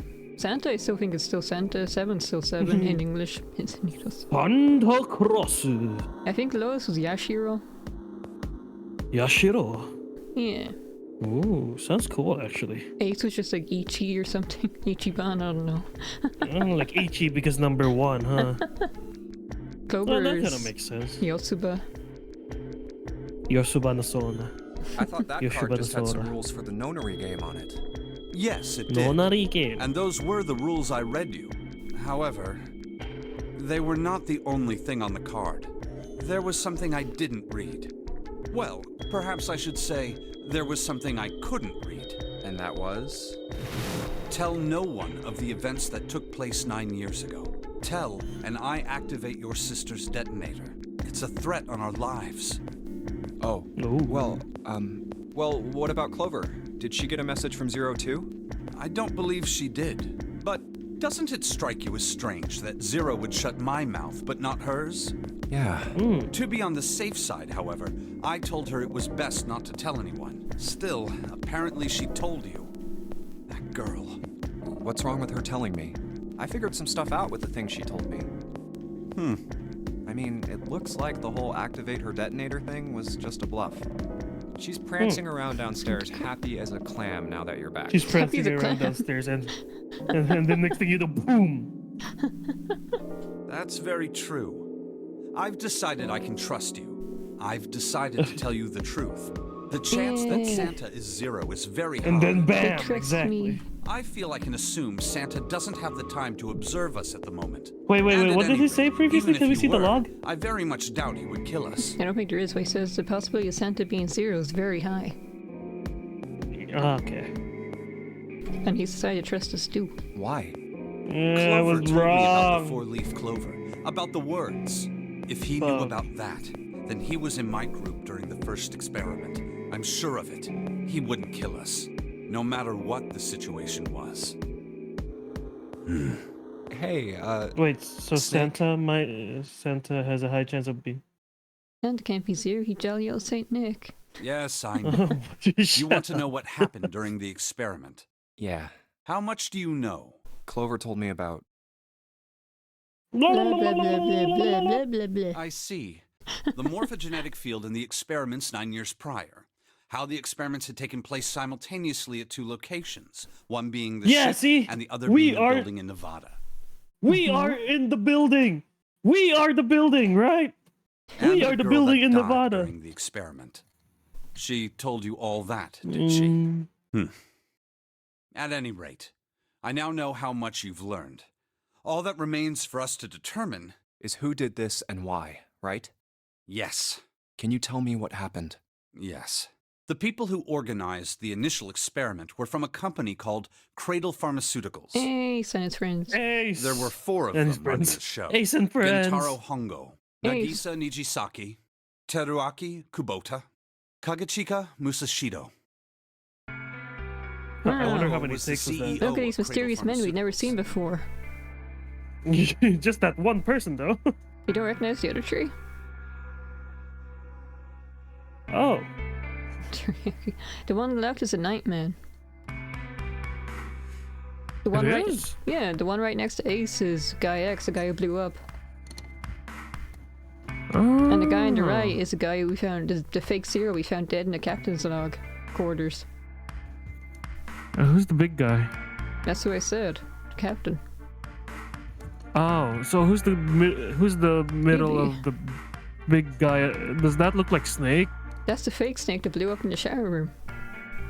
Ah. Well, Okay. coincidence that all four of these guys, or well, three of them, are dead already. And Ace is the only survivor of this group. Huh. He's trying to take all of it to himself. I mean, And he's Ace already killed the two of them CEO. already. So he's gonna kill one more? I mean, the guy on the right, fake Zero, was already dead when we found him. But Clover said when she found him he was still alive, so what does that mean? In the timelines when Ace goes into room 1, this guy's dead. But if Ace doesn't go into room 1, someone else does, this guy's still alive. So someone else killed that person, huh? You know how we went into room 1? Ace like, oh, I'll go investigate this room on my own, see you guys. And then he disappears for a while, we're talking to Clover. Mm-hmm. Yeah. That's when he was doing some killing. Alright. Nijisaki was his right-hand man. Ninja and did the Saki! lion's share of the planning. Oh, he looks like Kira, look, he got the red suit. Or purple suit, blah, blah, blah, I'm stupid. No, but I remember when we found the guy's corpse, I said his blood was still fresh and the blood was still red and there was a large pool of it. It hadn't dried yet, which means he died recently. Recently, yeah. Kubota led the company's research and development division. Musashido was their majority stockholder. It was these 4 people who planned the initial experiment. To create the perfect, it was these 4 people. Let me create simplify 4 it for perfect you. little girls. Hongo designed it, and Nijisaki The put it all professor, he together. told you. PB, paying attention? Are you? Let me see. I was doing a bit, but now I am. Hongo designed it. Nijisaki planned it all together. Kubota developed the technology required, Like the and bracelets. Musashido provided the cash. And he's just like the money guy. Huh, so it's Hongo, Nijisaki, Kubota, Musashido. Of course, more than 4 people were required to conduct an experiment of this scale. To that end, they organized a top-secret team to assist them with their research. All in all, they gathered 10 people or so. Those 10 completed their team, and they were able to begin the project. They named it the Nonary Project. And then Zero said in a note that they must punish these 4. The purpose of the experiment was to research the prospect of controlling a human mind through sheer will. The vessel, I suppose you could say, for this control was the morphogenetic field. Huh. Why did the glycerin suddenly begin to crystallize? Why did the crystal structure of EDT undergo a sudden change? Why did the rats improve their puzzle-solving skills with each generation? Experiments with humans produce the same results. The more people who knew the answer to a question, the more there were who could answer correctly without having seen the problem before. Why is that? How could it happen? The answer is that the shape of the answer has been stored in a field invisible to the naked eye. And through that field, the resonant event transmits information related to that answer. That's essentially the idea behind morphogenetic fields. But that's just I'm a theory. still lost. Can't bring yourself to believe it? Yeah. Let's say someone killed another person because the devil told them to do it. Whether the devil exists or not has no relevance to the murder. They believe the devil exists. Whether or not he does is immaterial. So what matters here is that Hongo believed in the morphogenetic field. That's right. But I still don't get it. You said they wanted to figure out how to control people, right? That is what you were saying. Yes. So how are they going to do that with a morphogenetic field? I'll keep it simple. Let's suppose 10,000 people have solved a certain problem. the chance of you knowing that answer, even if no one has told you, will go up. Let's have another example, shall we? Say 1 million people were to do a handstand right now. Tomorrow, the chances of you doing a handstand would be higher, even if you had heard nothing of this hypothetical mass handstanding. Mankind's thought process and actions are all part of a resonant event. All of the resonant events encoded in the fields are projected onto you. Of course, this assumes you believe in this theory. Do you follow so far? Yeah. Now, if there was a person who had the same effect as those millions of people, what would happen? If that one person were to do a handstand, other people would find themselves wanting to do handstands as well. So something like a sneeze, or rather yawning. Be able to do? I guess you could put it like that, yeah. Yeah, because like when someone yawns and the other suddenly feels like, oh, I should yawn too. Come on, there's no way. I'm not done. Imagine another scenario. Imagine another person. This is an ordinary person. Let's say he does a handstand. This is kind of important, BB. So like the red people are transmitters. The blue people are receivers. Clover wears red. And we saw Snake like, first, he was wearing blue. Clover wears red like his clothing, right? Her clothing. Oh, so Clover's transmitting to Snake is what you're trying to say. Snake was on a boat.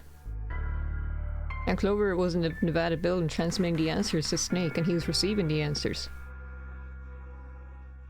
Like right now, or was this the 9 years ago? 9 years ago. Okay. Junpei wears red and blue. Oh, what the fuck? What if there was someone who could grab the resonant event he created by doing that and use it to make other people do handstands? What would happen then?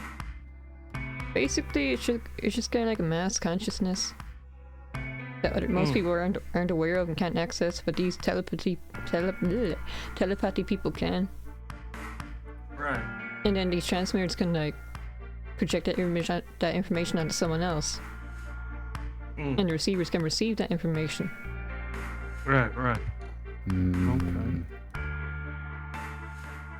A person who has the power to write to the field, and someone who can read from the same. Hello. Hello. I'm trying to explain this properly. I don't know if you ever played this game before, but... who has the power to write to the field. And someone who can read from the same field where the person wrote. So basically someone who can access the field and like alter it, and someone who can just like get the information. Right. But they can't change it or anything. Or manipulate it. You could think of them as the writer and the reader, or the transmitter and the receiver. What would the world be like if there were people with abilities like these? So the transmitter's resonant event can be transmitted through the field and sent to the receiver. To the receiver. And then the transmitter can control the receiver however they wish. That's what you're saying, right? Yes. Close enough, at least. Come on, that's just crazy. Remember when Junpei suddenly realized what the combination was and like his hand moved on its own? He basically received it, then right? You'll have to test it first. And he said his hand moved on its own, which meant the person transmitting the information to him was making him move his hand. Oh my god, I'm wearing red right now. At least, that was how they thought. I'm wearing That blue. was why they decided to do their experiment. Transmitting my love for BB. BB, I'm receiving your love, BB. Choo choo choo choo choo choo choo. Meet more, transmit. Cringe. We like cringing. Anyway. Next Wednesday is Valentine's, so I guess I could stream because it's a Wednesday, but if we do stream on Wednesday together, we'll be extra cringe. You guys really want to see it? That Who knows, they how might. the Nonary project began. By the way, Junpei? Not transmitting for y'all paying on the car extended warranty. I reject that receiving. I don't have a car. That's what I'm trying to say. Well, anyway. I'm rejecting that thought. Have you ever heard of the Gansfeld experiment? Out of my mind. Yeah, that It's was an gone. experiment in telepathy, right? You place a pair of subjects in separate rooms. Then you show one a picture and ask the other what they see. Interesting. I'm impressed. Yes, that is exactly correct. So, why did you bring up the Gansfeld experiment? It was used to screen subjects for the Nonary project. The hospital in a remote town was affiliated with Cradle Pharmaceuticals. Hongo used it to conduct experiments on visiting children in secret. Some of them, he found, had potential. He began to gather children that showed promise. Children that seemed as though they might be able to access the field. Yeah, that was just my phone. I just put it down. Of course, none of them volunteered. They were kidnapped. There were 9 pairs of siblings taken, for 18 children total. So like a transmitter-receiver pair. For reasons that were not fully understood at the time, each pair had one transmitter and one receiver. They were split perfectly. As such, the 18 children were split into 2 groups of 9. The children who were put into Group Q were the ones who excelled at transmitting. They were transferred to the mock experiment building known as Building Q in the Nevada desert. So this is where Clover was. Right. The children who excelled at receiving were put in Group A. And this is where Snake was. Group A was then placed on the former hospital ship Gigantic. From the experiments he had conducted so far, Hongo had learned the following. There are 2 things that can increase one's resonance with the fields. Also, I just realized I'm wearing an adventure screen. The first is epiphany. The other is danger. Have you ever been faced with an especially difficult problem and thought about it very long and very hard until finally an answer suddenly appeared in your mind? It may seem obvious to say so, but that is what is meant by epiphany. Say so. The information obtained through that epiphany can be easily transmitted through the fields, where it can be easily interpreted. Adding danger to that equation allows for even easier field access. That's where Hongo came in. They set up a number of puzzles across the Gigantic. The participants had to solve each one before they could move to the next room. Of course, he hadn't forgotten to include danger. He had detonated a bomb on the hull of the Gigantic. The children in Group A were forced to play the Nonary Game as the ship sunk. By forcing the children into a life-or-death situation, Hongo hoped to increase the likelihood of their tapping into the fields. He said that last time. Remember how Clover told us that her parents were dead?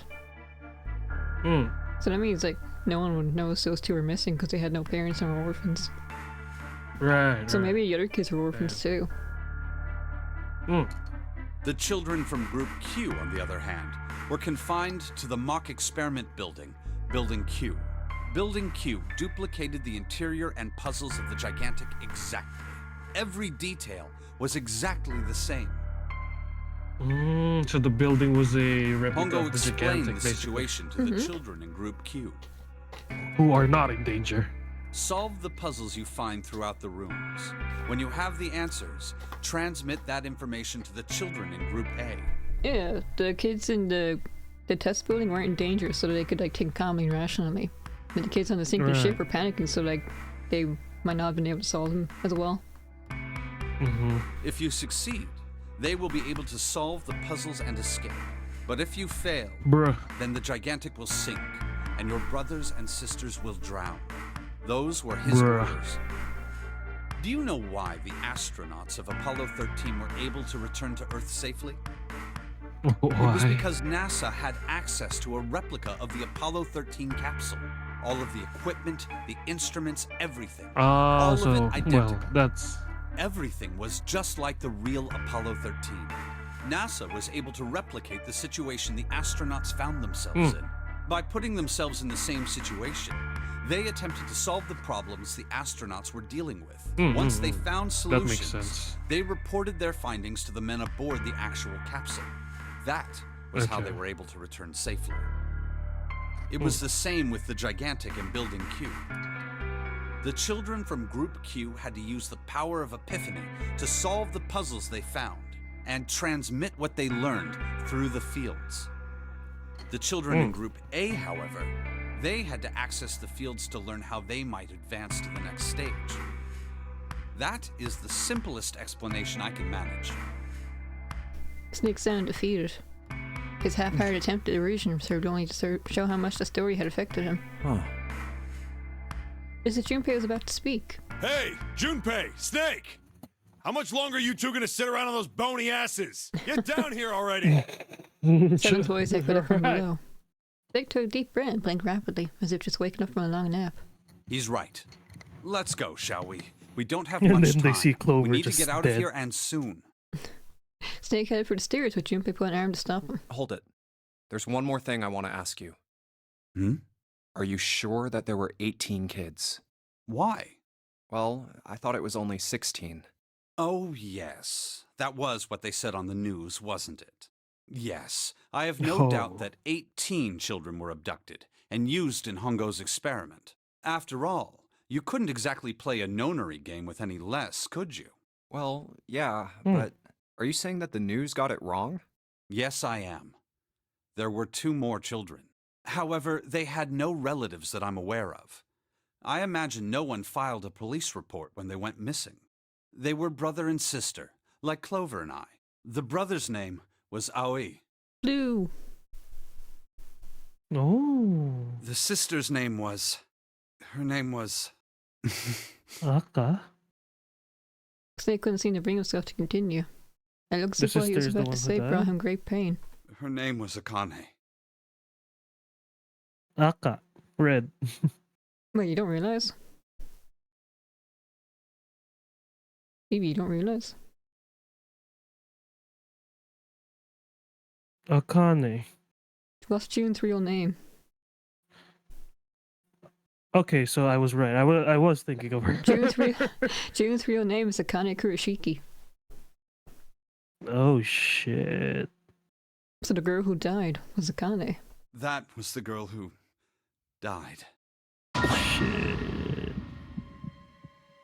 Junpei felt as if he'd been punched in the stomach.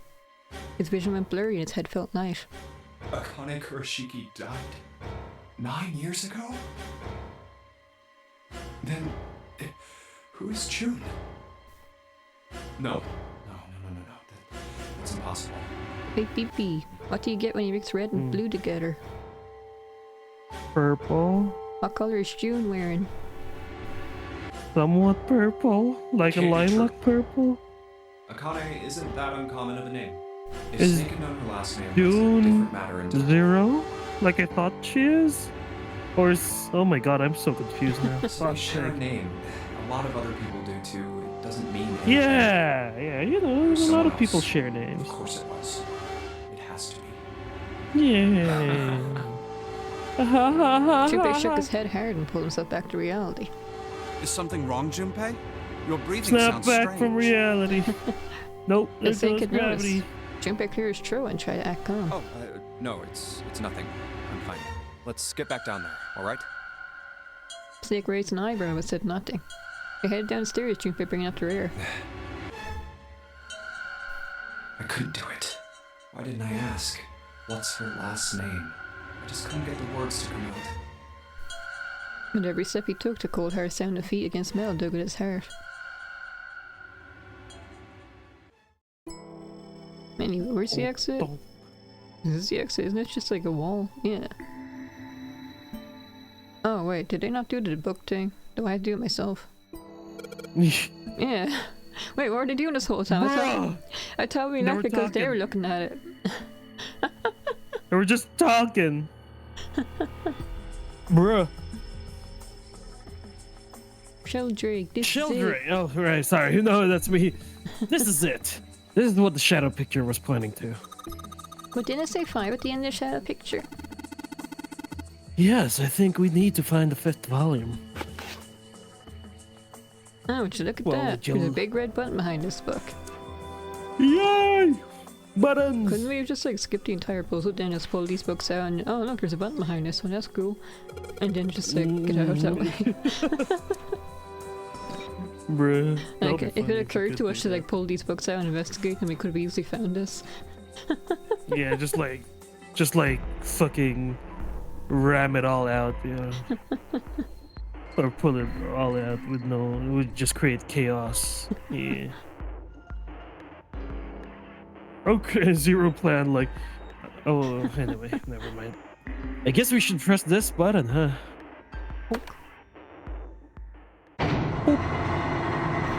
Oh, wow. Ooh, you wanna go to the left door or the right door? Well, right is always right. What was that sound? It sounded like something real big was moving. It came from the top floor. All right, all right. Let's go check it out. Okay. Stairs To the top. and behind me. Here it is. What's this? 8, 9, 10, 13. Oh, I bet you gotta type something on that keyboard. Wait. Let's do it again. Oh wait, no, this is X, not B. 13. Oops, 13, 13. 14, 10, 13. Yeah. 13, 14, 10, 13. Hey, we can only 13, enter letters. 14, It looks like you can only 13. enter 4 letters. Huh? Yeah. Oh wait, hex base 10 again, Let's so like the see. third one's 10. Let's see how it works. Alright, base 10. A. X A. 10 is A. 13 is D and then E, so like D, E, A, D. D. D-E-A-D. Wait, doesn't it say Oh, dead? dead! Anyway, skip this, just tell us what to do. Yeah, I know how to use this thing. E. Yeah. Why is enter the space button? They could have made enter the enter. Yay! You did it, Junpei. It's unlocked now. Good job, Jinpei. Whoa there, don't get too excited. Password was dead, remember? Just makes me think whatever's waiting for us isn't good. So what? Jeez, you're such an old lady. We can't be worrying about stuff like that. I mean, come on. We got to unlock, didn't we? Let's go, hurry up.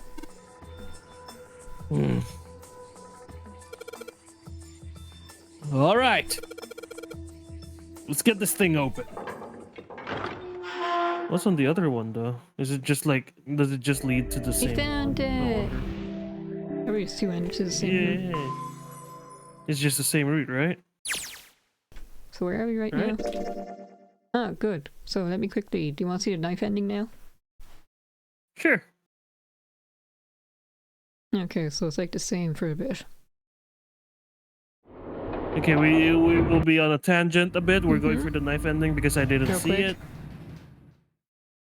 Let's go into adventure screen real quick because it's not really important to see. Look, it's 7 and Lotus. Yeah, so it came back here and then Lotus and 7 Got here. a problem. Clover is gone. It's the same. What do you mean? When? Why? You two. Yeah. But Clover. She just. So then we They were- split up the She wouldn't search let us- for. Actually, let's skip through it. So like this is the part where Clover went missing, and then we split up the search for her. But it's different this time. Instead of going with June, Junpei goes off on his own or something. There's no sign of her. Right. Let's go.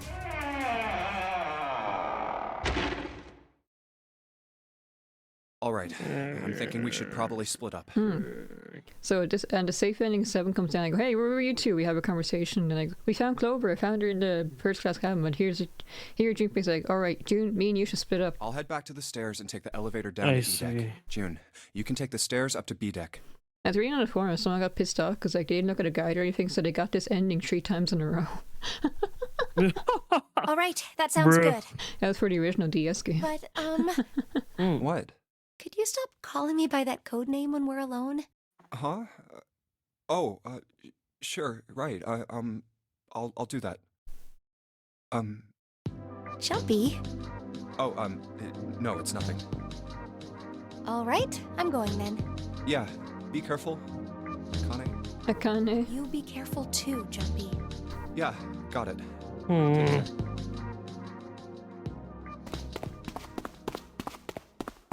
The blue one died. And then Junpei wandered off. Blue one, huh? If Akane died. Oh wait, no, Akane's red. Her brother, Aoi, blue, Was in the building. was on the boat. was on the boat, but she was also in the boat. Akane. Tragedy Right? always strikes when one least expects it. But to wait for a man to stand behind before striking him down seems almost crueler than dealing the fatal blow while he lies on the ground. A night in a dark place, June's smile had given him hope. June's smile. I'm gonna clear my throat and I'm gonna try again. Okay. A night in a dark place, June's smile had given him hope, both for escape and possibly for something else. It was a hope that raised his spirits just enough that they might soon be fully dashed. He opened the elevator door and there she was. A woman sat, slouched against the wall. Lotus. Junpei felt his blood turn to ice. Her body was limp and her skin smooth and pale as always. Was covered in bright red blood. She turned blue! Junpei felt his chest constrict. He couldn't breathe and his legs began to shake. A slow, cold drop of sweat trickled down his back. He felt his stomach somersault.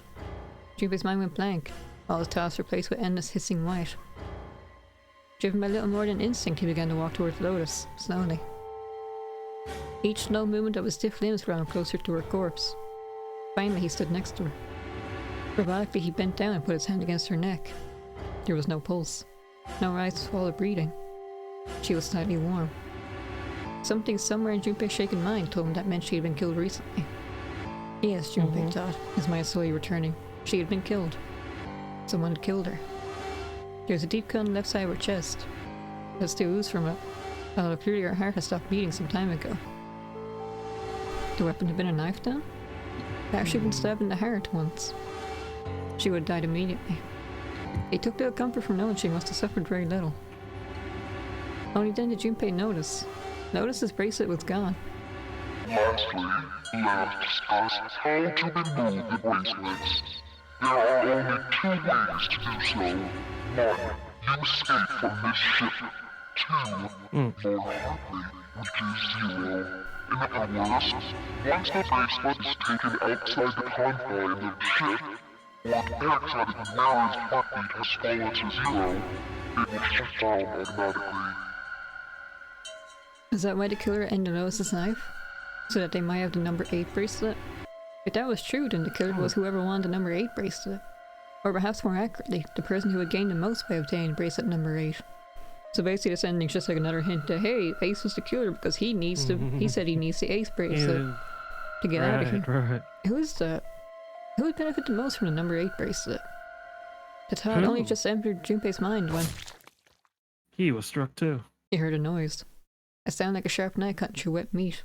Some people said it scared him because like a jump scare. It struck him as strange that the noise came from inside his own body. A moment later, the pain hit him. It wasn't merely pain; there was heat, extreme heat as well. He felt as though molten iron had been splashed against the side of his body. Finally, his brain made a connection. He'd been stabbed, but where? His body was quickly going numb. He couldn't tell where the knife had met his flesh. Given the circumstances, however, he'd most likely been stabbed in the back. Whoever had killed Lowe's had now done the same to Junpei as well. His voice was a little more than a weak groan. With what little strength he had left, Junpei turned his body, trying to catch a glimpse of his attacker.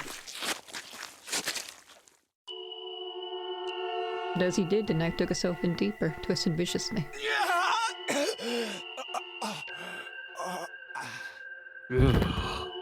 He collapsed to the floor, a puppet with a strange cut.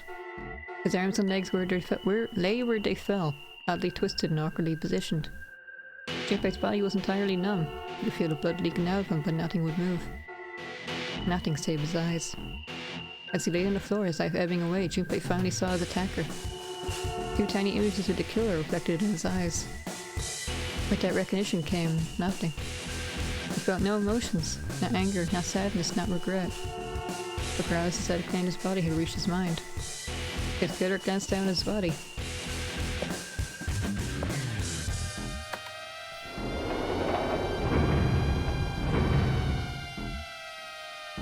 Then, without a word, climbed into the elevator and was gone. His eyesight began to fade, the world grew blurry, and began to dissolve into an empty white fog. The fog crept into the edge of his mind and worked inexorably inward. Soon as swallowed up the last that remained in Junpei's mind and his consciousness left him. There was nothing more. Into utter emptiness he fell, into 0. Whatever Junpei had been was gone. Oh my god, he fell into 0. Yeah, so like if we got this ending first, you have a lot of questions. Anyway. Yeah. Anyway. Might as well save again. Let's go back to the true ending. Back to the true ending! So. Outside the library. The door opened and Junpei and the others have true. Alright, this is next. Just as 7 was about to finish his sentence. Their attention was drawn to the clang of metal on metal ringing out behind them. Oh, the door! Hey, look at his ship. It is a ship. It's the Titanic, or the Gigantic, or It whatever. spun around. The door they just come through, it's now shut. Did that just close on its own? Don't tell me we can't go back. Yeah. I don't know. Let's see. Junpei grabbed hold of it with both hands and pulled with all his strength. Nothing. Damn it. It looks like it locks automatically. Titanic, no, the Gigantic. Is there any other way out? Gigantic. Well, there's another Ew. door over on the right. Oh my god, There's a is card this like a reader next to supply it. room? It's got a red light on it, though, so I'm pretty sure it's locked, too. But there is a card Fuck. reader, right? Yeah. Then perhaps if we find a key card, we could open the door and leave? Well, This yeah, mess? that might work, but... Hey! Where's Wait a Waldo? minute. Are you saying we're gonna have to search through this room for one little card? Oh, Yep. man. They took a second look at the room they found themselves in. It was a shithole. It was filled with piles upon Yep. piles of all manner of things. Just reprogram. What do you mean program? The only word I could describe it was chaotic. It was like a tornado had passed through, followed by a giant who had I picked it up think- and shaken the entire room a I few think times. Jiren meant Looks that way. to reprogram the lock. Bruh. I don't Junpei's think you heart could do fell. that. No way! For real? Clover and 7 looked as though they were about to cry. Well, we can sit FR. down and wait to die, if that's what you prefer. I rather doubt that, however. So it would be wise to start looking. We haven't much time. Let's find that key card. Oh, and the Neptune key as well. We won't be able to get through the hallway without it. All right then, let's begin. Help us find it, Snake. Oh gosh. wait. I sure hope June's okay while we're taking our time solving these puzzles and chatting. June. I don't know, man. Who's Study! June? Apparently she's dead. There are piles of crap everywhere. Man, this place is a mess. Ah, look, BB's ahead. It is. On the desk. Mm-hmm. It's so messy. I don't know where to start. Some of this crap looks kind of familiar. Oh, and that's a dead. Oh, it is. I think a lot of these parts are of the puzzles we've solved in the other room. If that's true, then this room could be Zero's laboratory. Perhaps Zero would shut himself in this room to devise the machines and puzzles he needed. He needed to see his plan come to fruition.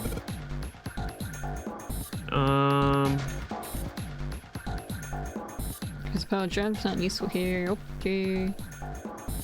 Oh, yeah, it's this thing again. It's like the final boss room. It's like a boss rush. Except this is a puzzle rush. Hey, Junpei, isn't this a nautical table? Yeah, I feel like I've seen this before. Okay. I'll keep this in mind, maybe. Look, Junpei, the rust in here looks like Elvis's face. Yeah. How exciting. The back of that huge machine. Laura said she can see Elvis's face in it. I don't A see pipe. it. Great. Alright. A pipe! Great! Great! Aww. Okay. I think these fans are for ventilation. Yeah. They probably there to circulate air, you know? Yeah, pipe, great. You really love That's a pipes, pipe. huh? There's a cabinet underneath it. There's a small cabinet underneath the pipe. There's a control panel in front of the big screen here. Wonder if any of these buttons do anything. Oh no. There's something on the screen now. What's this? Exit There are 15 cells here with numbers 10. and letters in them. Maybe it's the magic square, baby? I don't know. No, because there's A and L. Let me see that. I see. So whenever you touch a cell, the ones next to it turn or on or off. You just gotta use to make the all cells on the right and the bottom green. Okay. Hey Junpei, I found this piece of paper under that thing. You wanna take a look at it? You think this might have something to do with the puzzle? It's a piece of paper Clover gave me. A bunch of numbers and letters connected by equal signs on it. Just like she said, it's probably related to the puzzle on the screen somehow. No, thanks, Clover. This really helps.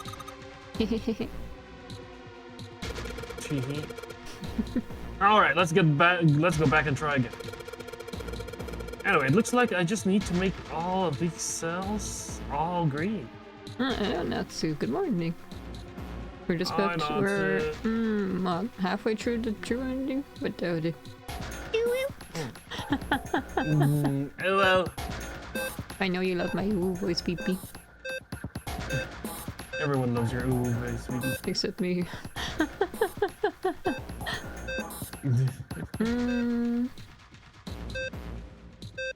Where's the... Alright, so 9 plus 1 is 10, which is A.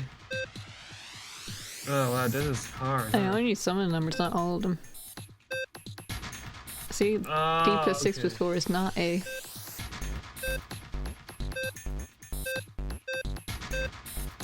I guess we can agree on the first column, it's 9 plus 1. Huh? Look at all these numbers. Actually, what is A? A is supposed to be 10, A gotcha. 10, yeah. D L is supposed to be... D is, oh, so D should not be on. Okay. That's somewhat right. Now we just have to...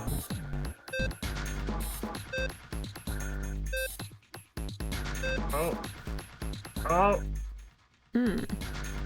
I might have been on the right we track need the there, one. sorta. We need the one to show up.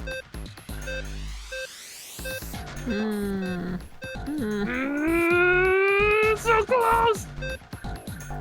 Remove that D! Just like you, Beepy. Well, don't remove the D. That's what I always say to my cousins. Huh?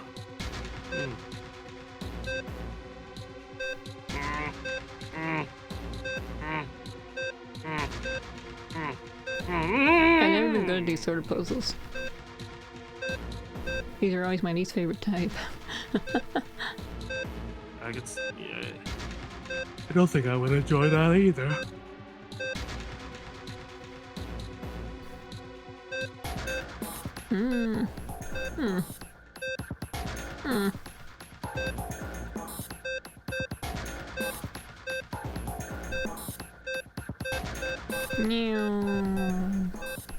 The D has to be separated from the one. They I can't have be internet. together.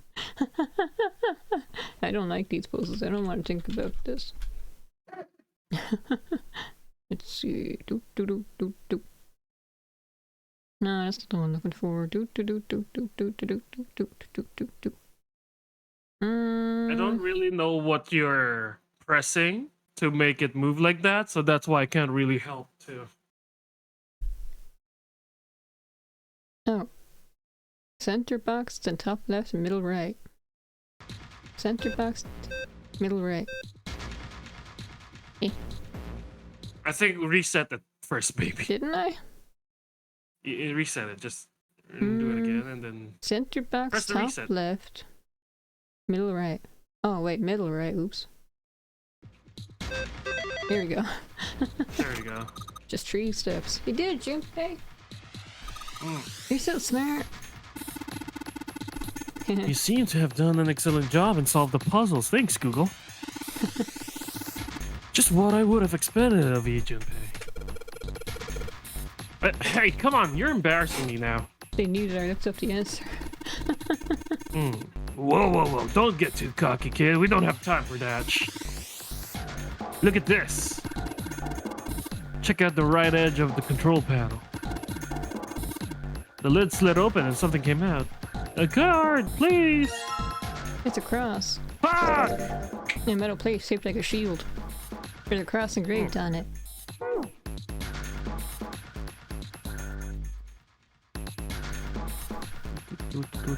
Oh, I need 4 of them. The keyboard. Let's just have a few keys, see if we can wake the thing up. Damn, no dice. Can I take the pencils with? No. No. It's so small. I don't know what it is.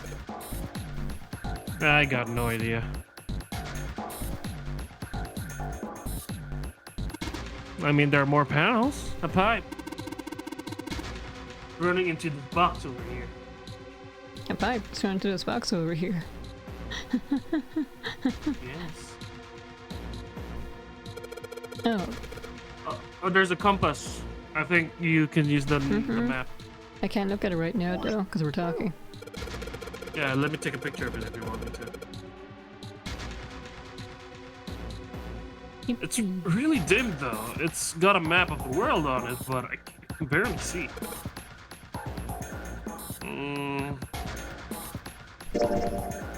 Here, okay, no, let me take a not picture that. of the map.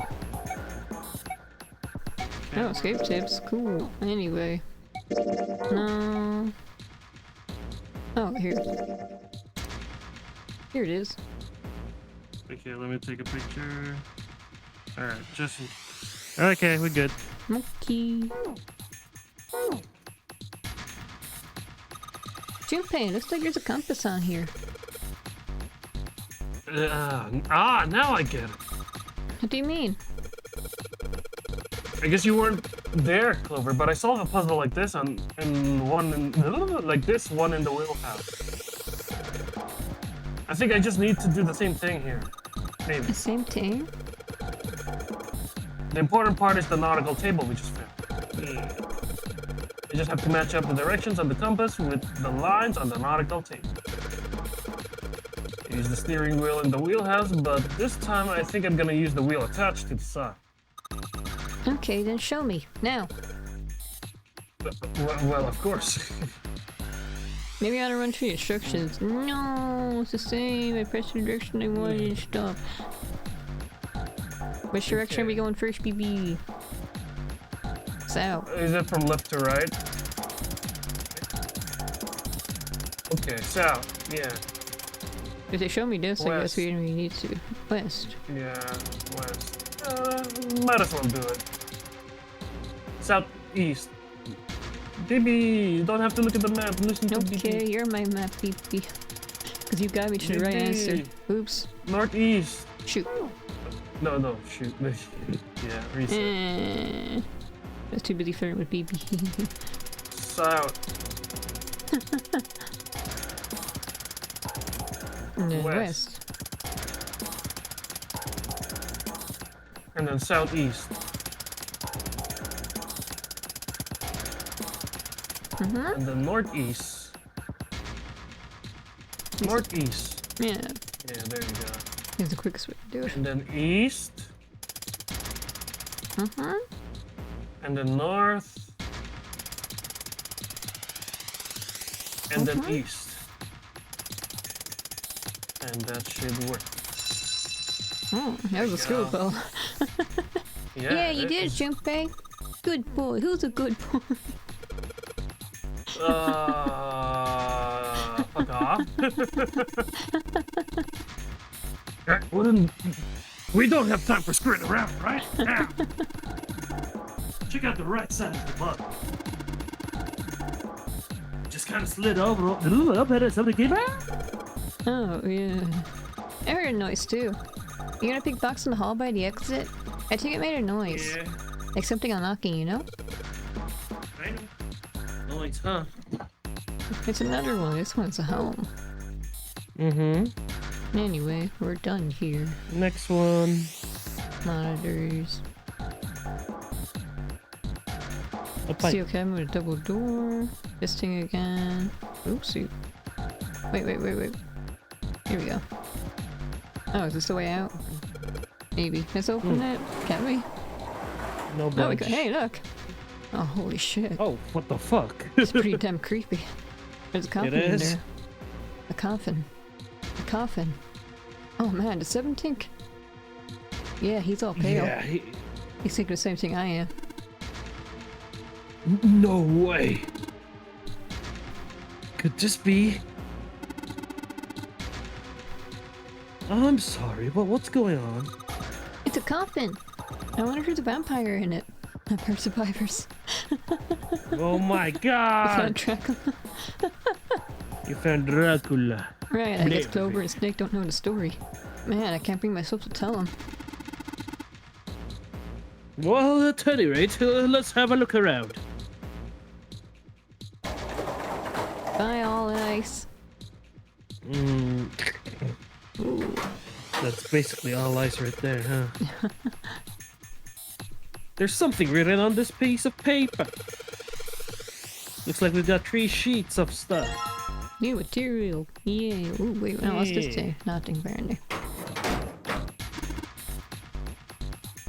A pipe. A pipe.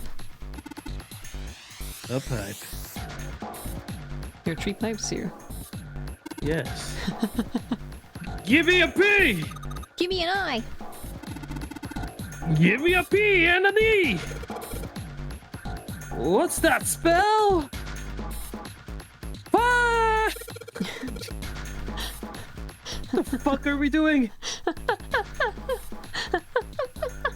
My thoughts exactly. But that's alright. You know, BB, sometimes you gotta like relax, you know? Why are you telling me that? They're vampires over the others, so we can't go through them. Sometimes you just gotta kick back and enjoy the moment. I am relaxed so You much know, right now. Relieve your stress. Don't worry about like the fact you're about to die if you don't solve your puzzles or whatever. Oh my god. You know, inner peace. It's just a pile of junk. Which one was Clover talking about? Which one's the exit even? Oh, is this the exit? Yeah, that's the all one with lights the again. the one with the key card. Sometimes you gotta just act like cheerleaders. They're piled of crap everywhere. This is a pretty impressive mess. Try and search for every one of these. We're gonna be at we're gonna be at it until the cows come home. Well, that doesn't seem too bad. We won't have to bring them in ourselves then. Don't you get smart with me, kid.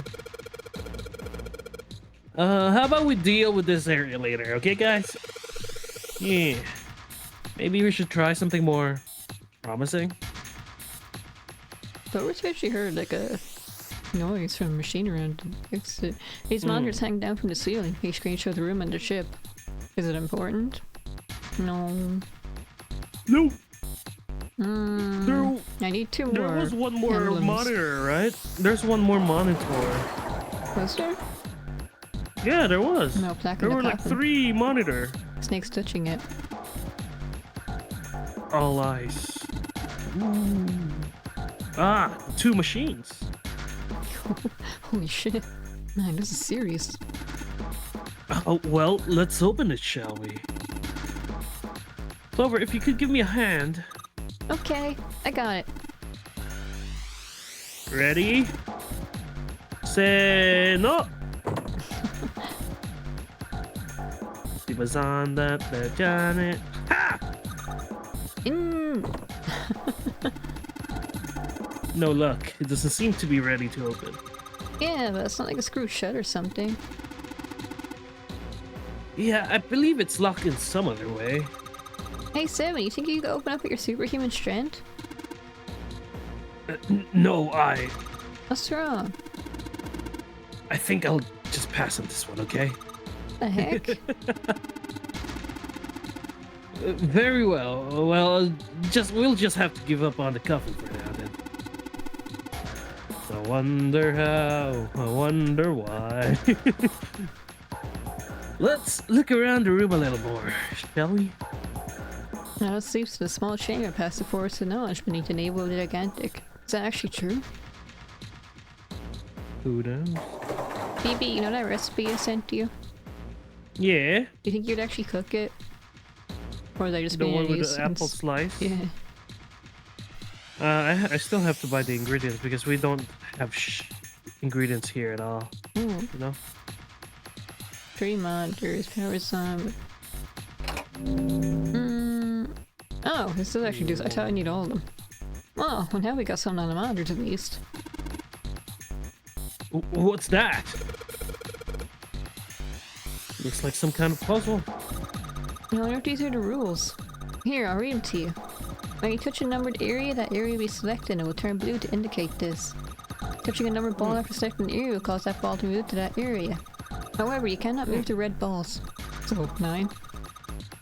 You can only move 3 to 5 balls into a single area. Press the check button once you move all of the... Okay, except the red ones that you cannot move. Oh, because the Nightman's dead, so we can't move his number anymore? I guess? Yeah, so basically it's like going through a door. Gotcha. Still really good. Whatever, like I say, practice makes perfect. Let's give it a shot. Let me go. I want to do it. Okay, so... I should get rid of the big numbers first. 8 and 7... 15. I mean, that's already 6, but then, oh, but then it's like June and... Alright. But then this one's 9... 11... 12... Yeah! There we go. Check. Easy. That was easy. Okay, this is it, right? But nothing's happening. There are still 3 more indentations left empty. I imagine something will happen when they are filled. Doesn't that seem likely? I have another one. Another the same puzzle?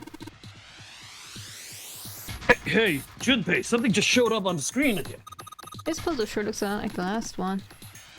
Yeah, but there's more of those red balls you can't move. You should go to the doctor about that. The numbers for each area are different too. Doesn't sound normal, you know? Okay, yeah. It looks like it's got the same rules as the last one, though. You sure you don't want to double check that? No, I want to push you. She wants to push. Yeah, I can't move on. Okay. Well, again, this is 15, which is 6.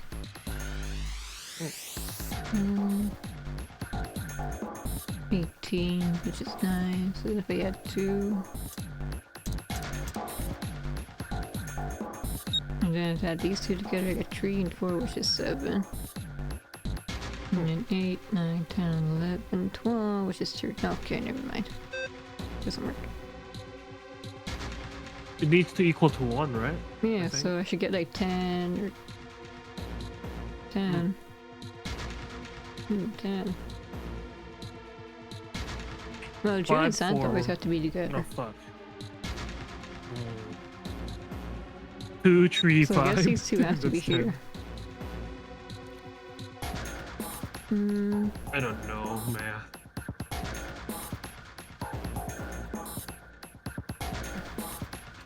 Six by 4 again.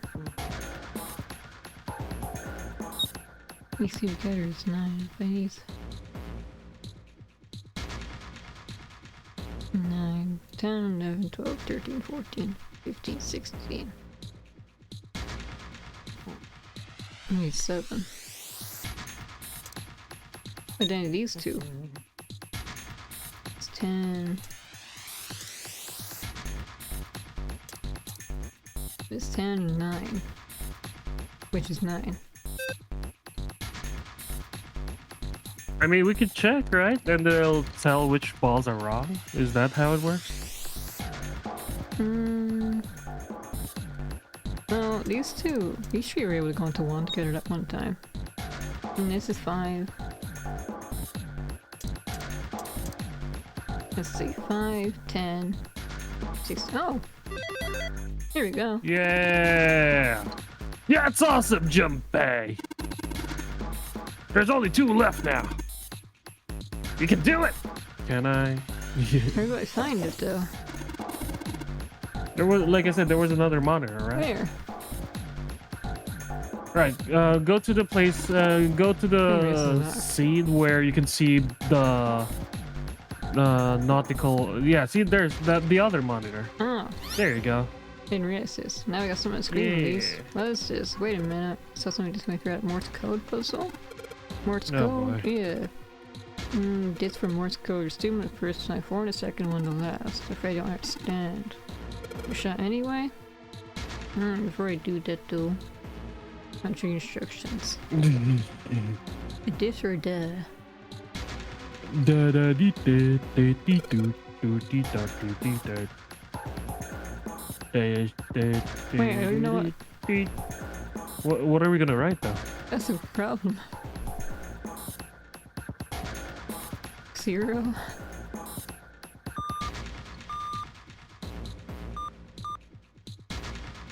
Okay, I can only have 2 things here.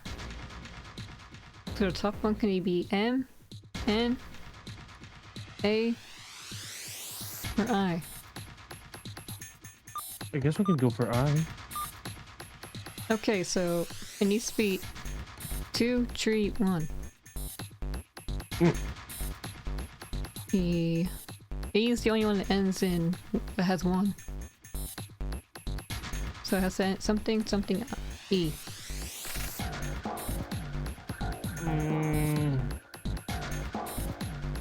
A, B, E doesn't make a word. It probably is a word.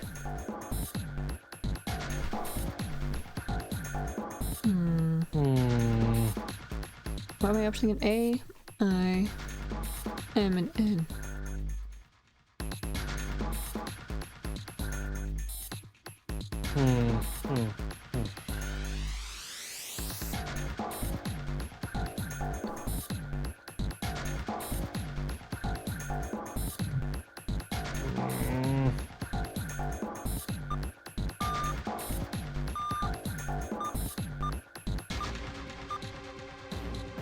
No, it won't give me a hint if it's...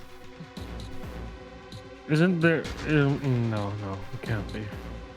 Well, I know it has to... Oh, actually you can end in T as well. Actually, yeah, oops. Maybe it's T down. A, M, T... Oh, E, D, T? No, E is only 1. A something T, I something T, M something T, N something T.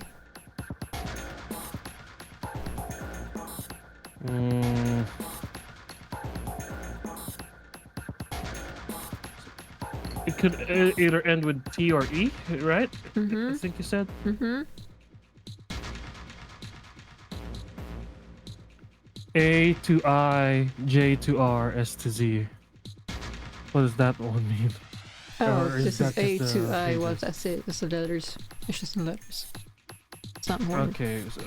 Wait, so my question is, what is the thing that we have to get? Sorry.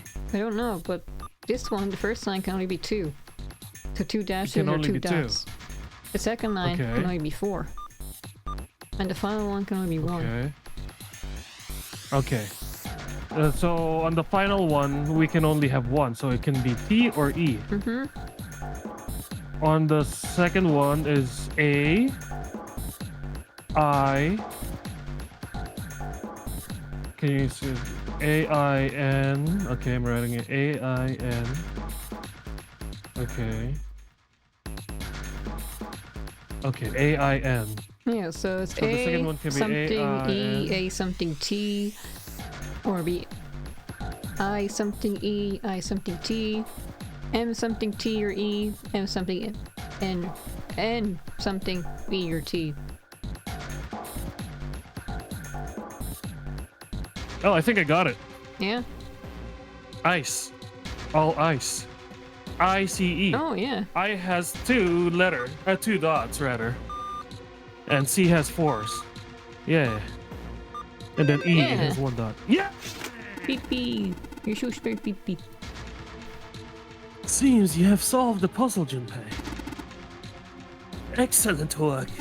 Well, thank you. The answer was ice. How did you know? All I had to do was...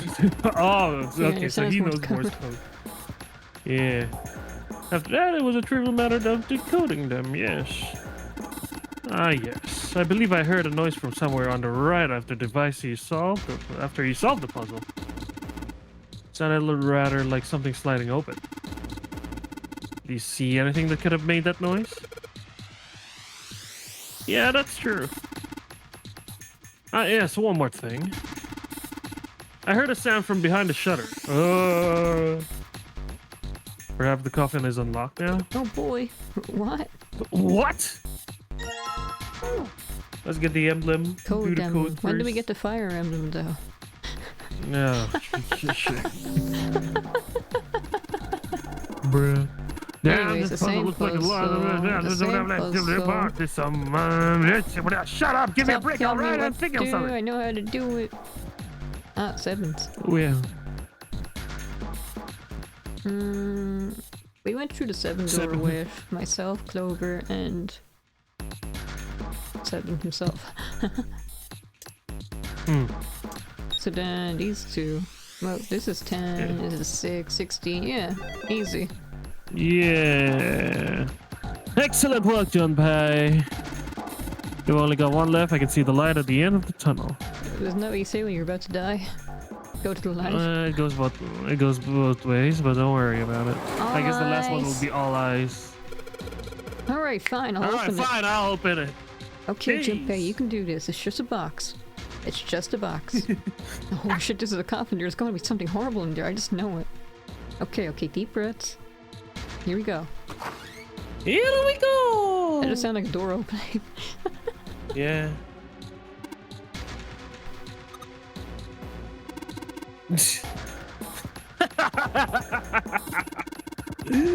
Oh man, there's no body in there. No body. Get it? Shit, can't believe I was scared for something like that. What do you mean nobody? What do you mean nobody? Were you expecting someone to be in there? It's a long story. Don't worry about it. I'll tell you guys when we get out. Ask Junpei about it sometimes, bro. Huh? No, just like 7 said, there's nobody in there. There is something in there, though.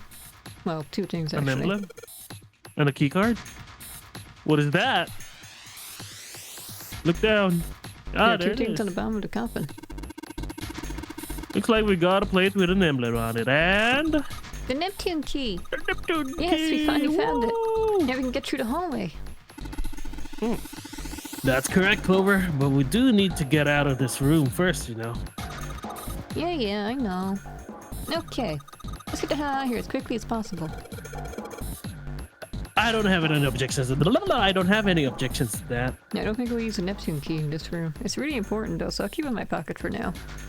As far as this other thing goes, is this the fire emblem? This is the coffin emblem. We be coffin.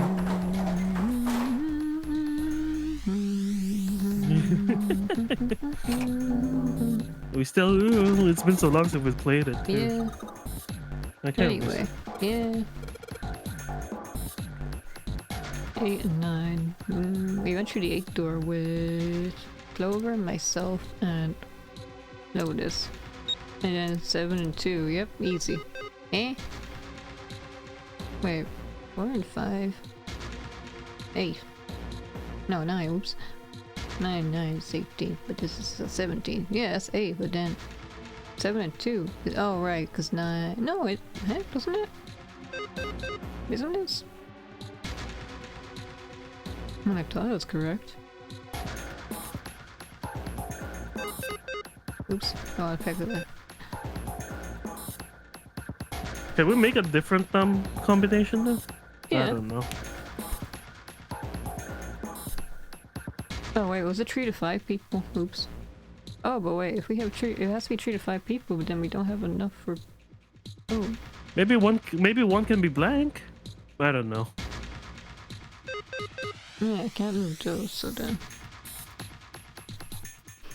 2 and 4 is 6. If you add 5 6 to plus death, 5 is 11. so it can't be those. 11 plus 7 is 18.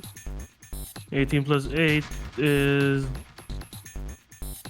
26. 2 26 and plus 8 6 and plus 7. 2 is Oh 8. yeah, here we go. Wait, but this is 9.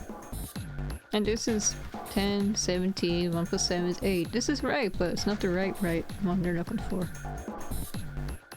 Google. So what's the right world? Google. Coffin emblem. I mean, if you add all of them, you still get 8. So Oh. maybe 9 should be left alone. Apparently, I'm supposed to put everything into here. Yeah. We're supposed to just ignore the 9 door. Yeah. Where did Where that did noise that come noise from? come from? Underneath the keyboard? Way to go, Junpei! You answered all the questions. Damn, Junpei, good job! Hey, did you hear something just now? Yes, I heard that as well. From the bottom left corner of the desk, I believe.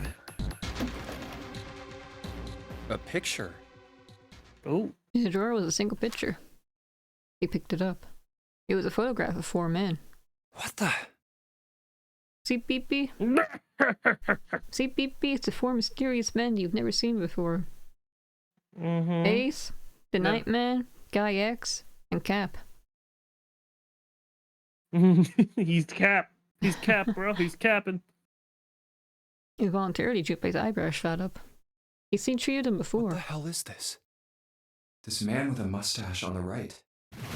He's the same guy we found murdered in the captain's quarters. Yeah, the game will spell it out for you. He had the zero bracelet on his left arm. And this second man, with the glasses and a doctor's coat. He's the 9th man. The one with bracelet number 9. He's not much of a man He died anymore. after he went into door 5. But this guy, the one in the striped suit. Oh man, that's Ace. Yeah, I guess it is. No doubt about it. 7 and Clover had come to peer over Junpei's shoulders. But what does it mean? What is Ace doing in this picture? Not only Ace, the 9th man and Cap too.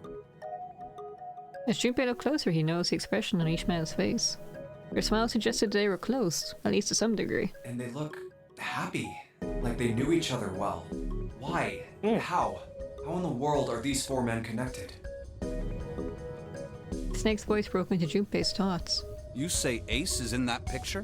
Yeah, it doesn't look like it was taken recently though. Ace, the 9th man, and Cap all look about 10 years younger. Ah, so the 9th man and the man you found murdered in the captain's quarters are also in the picture? Yeah. Is there anyone else? Or are there only 3 people in the picture? I'm afraid I can't see it. No, there's one more guy. He's got kinda long hair, he looks smart but a little cold. He's the only one I don't recognize. Snake knit his eyebrows. What's the date of the photograph? It doesn't have one. Did you look on the back? The back? Yes, the reverse. The other side. You don't know what the back is, Junpei? Junpei, you fool. Dear it was. To be precise, it wasn't a date, but it was certainly significant. Praying for the success of the Nonary project with Nijisaki, Kuboto, and Musashido. He read out loud so the snake would not be left in the dark. Praying for the success of the Nonary project with Nijisaki, Kubota, and Musashido. Nonary project, Nijisaki, Kubota, or Kobuta, Musashido. Junpei immediately flipped the picture back over. Then the 4 men in this picture were the organizers of the Nonary Game 9 years ago. Since Hongo wasn't mentioned, Junpei figured that could only mean he'd written the words on the back himself. That means Ace, the 9th man, and Cap were all responsible for making it happen. But I feel like I should be more shocked about this. It's almost as if that's just how things were always supposed to be. It's almost as if I already knew this information. That her true identities had not come as a surprise was what Junpei found most surprising. Why am I not surprised? Ace was the one in charge of the Nonary project. But why? Why am I so calm? It's like I already knew. From a different course. ending. I understand now. Junpei looked over at Snake. In his own confusion, he had missed the dark look on the other man's face. Ace was the CEO of Cradle Pharmaceuticals. He was the one who invented the game 9 years ago. He was Gentaro Hongo. He still is Gentaro Hongo. Hongo? He never changed. Even as he asked, Junpei felt as though he'd already known. Not was this someone had whispered into his head that, yes, of course Ace was Hongo. I had my suspicions from the beginning. Their voices were similar. Too similar to be a coincidence. I could never forget his voice. It was the voice of the devil. I couldn't be sure, though. After all, I had no way to check. I certainly couldn't ask him. Even if I had known, however, I would never have told you. Zero made it quite clear what would have happened if I did. Oh my gosh, I had no idea. Huh? I didn't know that Ace was Hongo. Oh, yes. I suppose you wouldn't have. 9 years ago. You were in Building Q in Nevada, but Hongo was in the Gigantic with us. Quick reminder that Clover is 18 years old, so 9 years ago she was 9. I know. She was a kid. That's why I didn't know what Hongo looked like. But why? Why didn't you tell me? I mean, I'm your sister, right? You could have told me. I'm sorry. I apologize for keeping this from you. But if I'd told you, Clover, I would have told everyone else. And if you did, then I would have been forced to tell them about what happened 9 years ago. I had to prevent that. Clover and Snake's conversation wasn't particularly interested Junpei. He still couldn't make sense out of his strange feelings of knowledge. He was trying to organize his thoughts when he heard Seven's voice. Hey, Junpei. You think I could borrow that picture for a sec? Sure. Okay. He had no reason to say no, so Junpei handed the picture over. Seven stared at the picture and began to mutter the 4 names of the project's leaders over and over to himself. Oh, is this like Seven's backstory now? We already know his backstory, remember? We learned the submarine ninja. Yeah, but this is where he explains his backstory on a different timeline. His brow was furrowed and his face was flushed. Hongo, Kubota, Nijisaki, Musashido. He chanted their names to himself, pacing back and forth across the floor. Hongo, Kubota, Nijisaki, Musashido. Seven shouldn't have known their names. After all, he hadn't been there when Junpei and Snake had spoken of them in the library. But as Junpei watched him pace, it was clear that he did know them. Hey, Seven, do you... Shut it! Just be quiet. His eyes were red and Junpei could see sweat begin to bead in his forehead. I'm this close to remembering. This close. He was sweating heavily now, but his lips were dry. Hongo, Kubota, Nijisaki, Musashido, Cradle Pharmaceuticals, Nonary Project. Then he stopped. Seven set down the picture and looked at the red light near his feet. His eyes narrowed. Then suddenly his eyes went wide and he shot up straight. Shit. What? What's wrong? Holy shit, this is nuts. What's nuts? I remember... Remember what? Everything. Everything? Yeah, I remember all of it. My memory's back. I remember what happened before I got snatched. Seven's voice was filled with excitement. What? Shock and excitement froze Junpei in place along with Snake and Clover. Excitement is not really the thing I would say hearing that music. Fuck's sake. Let me tell you what happened. June held a gun to her head. Seven hastily drew a shaking hand across his mouth and began to speak. Like Snake said, Ace is Hongo from the right. The other 3 are Musashido, Nijisaki, and Kubota. Musashido was the man with the cash. Nijisaki was Hongo's right-hand man. And Kubota developed the actual technical details of the experiments. Yeah, so he's the one that made the reds and deads and the bracelets and stuff. Realization began to dawn on Junpei, along with a pressing question. How do you know all this? Come on, man, I told you, I finally got my memory back. No, that's not what I mean. I'm trying to ask you why you knew all this stuff in the first place, before you forgot it. Seven rubbed a scar on his chin. You really want to know? Of course. Me too. Snake was the only one who didn't voice any sort of agreement. It looked at Junpei as if he was simply waiting to see where Seven's sudden recovery might take them. This is gonna take a while.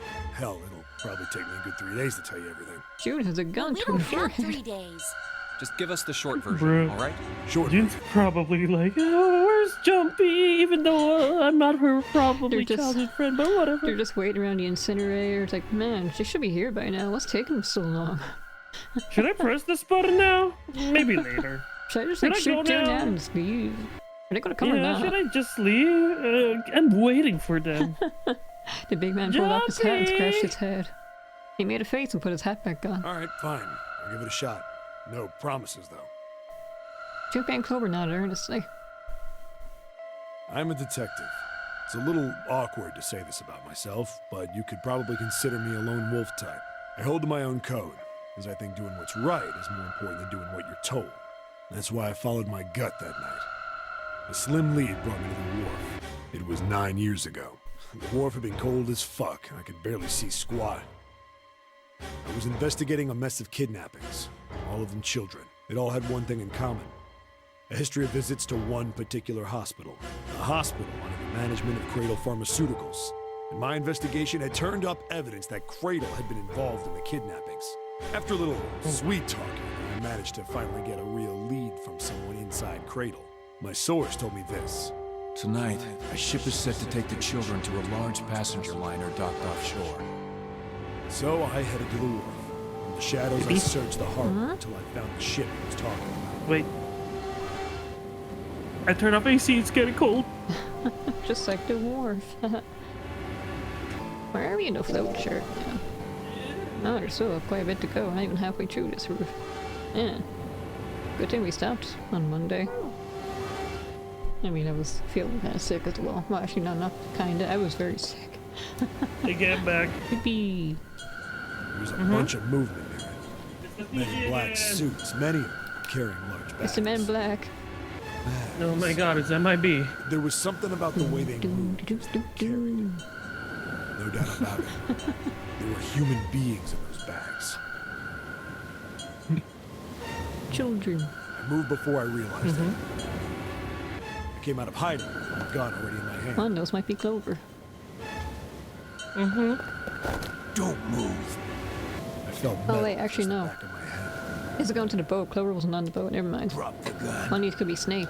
I could kill you right now. It'd be easy to get away with it, too. Oh, it sounds like an insider sold him out with the same voice. Anchor to your feet, and no one would find you for a week. Or they had no voice actor for it. The fish here love a meal. He kept digging the cold metal thing into my skull. It's just like what Santa is doing to June. Just said say and it. made my gun come out. Then suddenly, What? there was a sharp pain in my neck. A needle. A drug. That was my last thought. My face hit cold concrete. I was out like a light after that. Oh wait, no, Sopra hadn't been like released in America yet, so maybe not. Maybe like a Sopra prototype. I don't know. Anyway, it's not really important. I woke up on a hard floor. Damn it. Shit, my head hurts. I did a quick once-over of the room. Where am I? A small, shabby bed. Hey, it's that room. Mm-hmm. A toilet with no privacy. I'd seen it countless times as a cop. I'm in a cell, huh? Okay, he has no scares. Facing the toilet was a door set into the wall. I was still pretty woozy, but I made my way over to it. I pushed and pulled on it, but...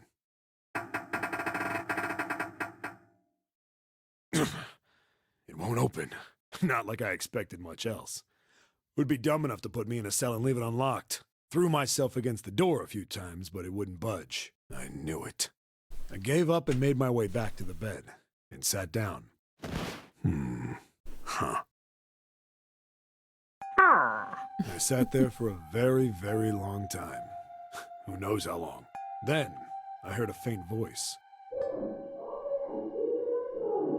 The voice was far away. I couldn't Okay, that understand was what it far saying. too realistic. That creeped me out. Holy fuck. But I could hear one. It was pretty high. Probably a little kid.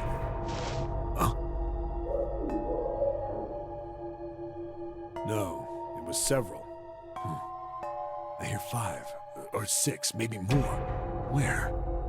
Where are they coming from? I pressed my ear to the wall and tried to listen through it. No, that's not it. Left. It's coming from under the bed? I hauled on the metal frame and flipped the thing over. Like the Hulk. And there it was. The bed had hidden an air vent under it. The hole in the wall was covered by a metal grate. I dropped flat on the floor and peered through the grate. I couldn't see shit, but I knew it in my gut. This was where those voices were coming from. Hold up. Why are there kids here? And then what my inside man told me popped into my head. Tonight, a ship is set to take the children to a large passenger liner docked offshore. Whoa, whoa, whoa. Am I on that ship? It didn't matter. All I knew was I had to get to those kids. I checked out the metal grate. Could I fit? I stuck my fingers in and grabbed it. Then...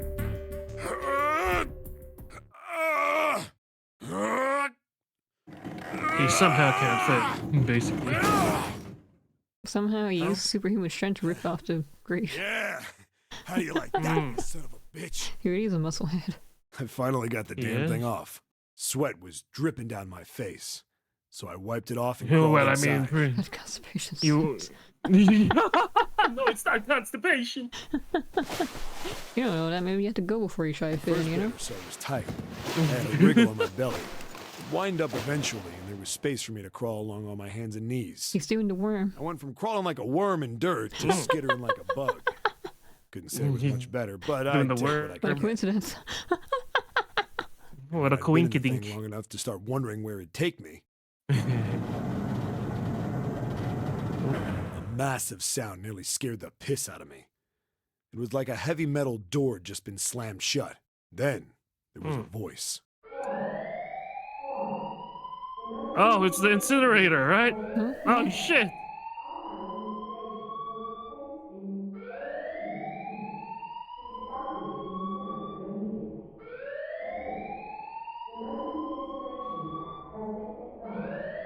What? I wasn't sure what it meant, but anything with incinerator is bad news. Then, almost as if that was a cue, I heard a mess of young-sounding voices. A bunch of them were straight up screaming in terror. And all the sounds together made a howl that made the hair on my neck stand straight up. Damn it! What the hell is going on here? I scrambled through the duct as fast as I could. I made a giant vacuum, but I didn't care at that point. I soon found a metal door on the left side of the duct. The kids were screaming on the other side. I found it. I yanked the handle and threw the door open. I almost ripped the metal off its hinges. What the hell is this place? I couldn't believe what I saw. The room had a dome up top. And there had to be about 9 walls, all the same size. And the ceiling was an upside-down funnel, almost like a chimney. I looked down. There they were. The kids I'd been searching for. So there's a Kanye. That's one of Lois's kids. And that's Snake. The one with the jacket, the blue one with the Adidas stripe. All right. But who's that on the right? That looks like Santa. They all gawked up at me, suddenly silent. For the moment. It's white hair, so it must be Santa, right? Scared of the room or me, I couldn't tell.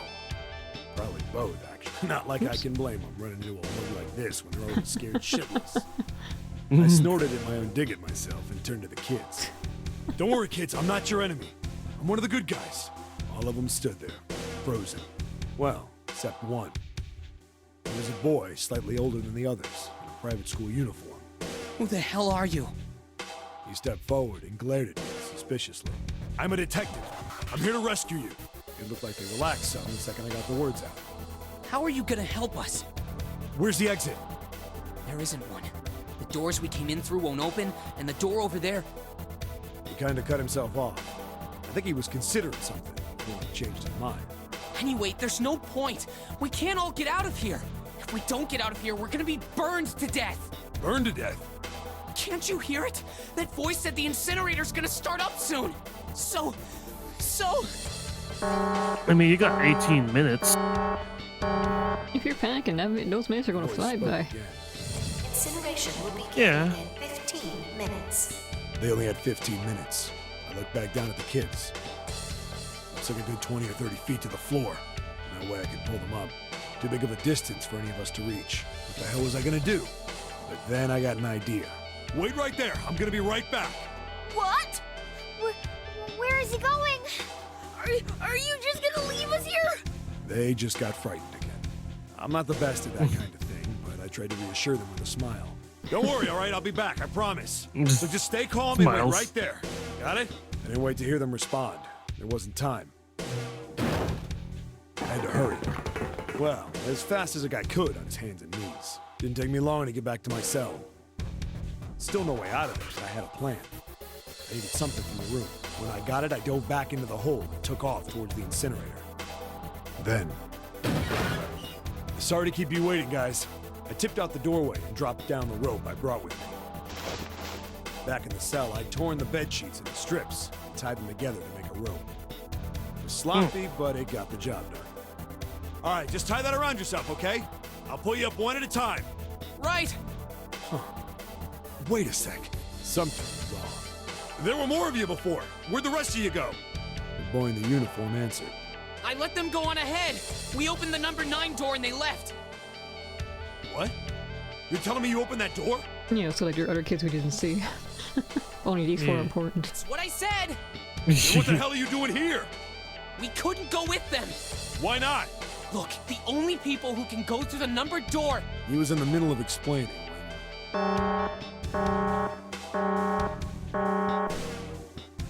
Incineration will begin in 5 minutes. The wall Oh, shook, 5, okay. Voice bouncing around. Look, that can wait, all right? Just get us out of here. Right. I grabbed onto the rope. First one I pulled on was a girl with a ponytail. Next was a girl with a red necktie. So that was his child and then Akane. Boy in a jacket came after. He said he'd So how did Akane die? Right. The boy in the uniform at the last up. Like the other kid, he climbed up the rope himself. He looked pretty scrawny, but I guess he was stronger than he looked. He moved fast, but when he was almost to me, we heard some knocking. Everyone looked at the door. It had a thick, square window set into it. On the other side, an angry face was staring in. God damn it! What's going on Oh my here? fucking god, that's creepy. Look, BB's ace. Why is the room empty? Where the hell are those fucking kids?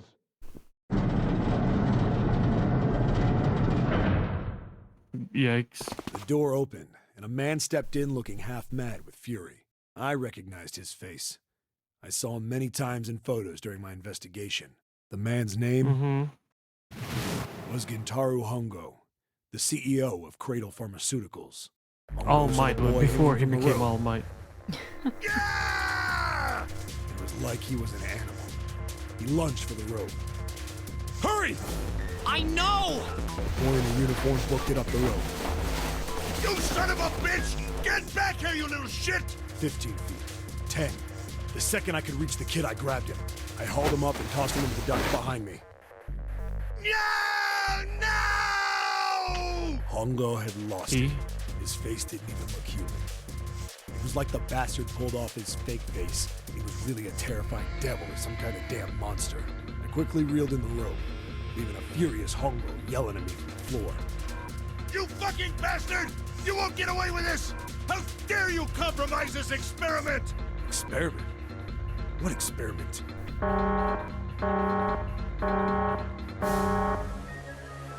Incineration will begin in 1 minute. Hey, old man! What the hell are you doing? Hurry up! The boy in the uniform was trying to get my attention. I may have thrown a salute in a raging asshole's face before I closed the door behind me.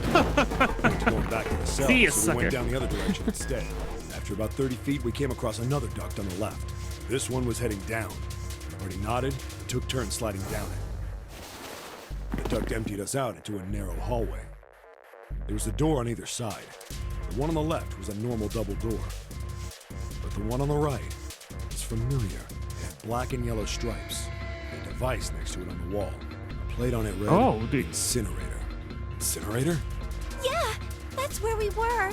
It was the girl with the red tie who answered me. You were inside an incinerator? Yeah, Hongo might still be there. It looks like it's been shut off, though. Wait, what? If he's still in there, Yeah, that's not good. that meant we better. We gotta Yep, get that out of sounds here. like a Go to the Kane. other door, hurry! The kids started running, and I was close on their heels. On the other side of the door was a large spiral staircase. Run! Didn't need to tell them twice. Up and up and up. feet pounding the steps, our arms pumping fast. Round, round, round. The devil was on our tail. The stairway kept going. We passed a couple of landings when the boy in the uniform suddenly spoke. Something's up. Akane's not catching up to us. Akane? My kid's sister. The girl with the red necktie. Uh-oh. Yeah, I'm listening, don't worry. I'm immersing myself at the moment. If this boy is Akane's sister, or Rudder. Akane. Wait, so why is... If this boy is Akane's brother, so they're both in the boat, and it's not like the brother's not in the building where he should be? Akane! He kept his hands around his mouth and yelled. Nobody answered. Why you not saved it? Outran her. The boy in the uniform skidded to a stop. I stopped too. So did the other two kids. When did we do that? Well, we passed a couple big rooms on the way here. Maybe she took a rest in one of them? No, that's impossible. Sorry, Grandpa. You keep going. I gotta go look for her downstairs. We turned to go. Hey, kid, wait! God damn it, I said wait! I don't think the kid even heard me. Fuck! I spun around to the boy in the jacket and the girl with the ponytail. I'm going after him. You two keep going, all right? Got it? The girl nodded and ran up the stairs. And the boy... I'm going with you. I didn't have time to argue. I just nodded and took off down the stairs. I could hear him following me. He ran all the way to the bottom floor, calling me. Connie was nowhere to be found. God damn it! Where the hell did she go? I could tell the kid was frustrated. And then suddenly... Help me! Somebody help me! We heard a girl's voice. Akane! The boy in the uniform threw open the door and leapt into the hallway by the incinerator. We rushed in after him. I couldn't for the life of me believe what we were seeing. That bastard Hongo had Akane by the arm and was forcing her into the incinerator. Come on, goddammit, move! No, I don't want to! Let me go, please! Let go of me! Emotional damage. And that was by a change. We're on a true ending. On the floor and was struggling. Yeah, hi. We're immersing, that's why we're quiet at the moment. My bad. How are you doing? My brother roared with anger and charged toward Hongo. Help me! Ah! You're too late, idiot! Hongo lifted Akane bodily into the air and threw her, still fighting in the incinerator. Ah! Before we could even blink, Hongo had leapt through the door after her. We saw him land inside.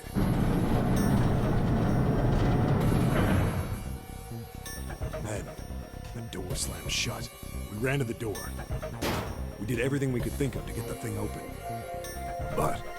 Ah! Fuck! It's no use! The goddamn thing won't move an inch! He started slamming his fists against the door. He was close to shattering his knuckles with how hard he pounded on it. Akane! Akane! Are you okay? You came back! Her voice was muffled, but all of us could hear the sheer terror in it. What should I do? I think I'm trapped in here! Where's Hongo? He went out the other door! What? Warning. Warning. Emergency incineration command has been acknowledged. Automatic incineration will take place in 18 minutes. Please evacuate the incinerator immediately. Repeat. Emergency incineration command has been Bro, what's the point of getting one of the children? Either way, the experiment's already compromised. He's Bro. desperate to have this succeed. He wants her to unlock her telepathy powers or whatever. It's the same Oh damn my thing. God. Are you there? Yeah, we're here. Just hang on, alright? We're gonna figure out a way to save you. Also, BB, he killed like everyone in the bad things. Do you really think he's above sacrificing a child? Yeah, I know. It's just me being in his shoes. Bloodless his face was right then.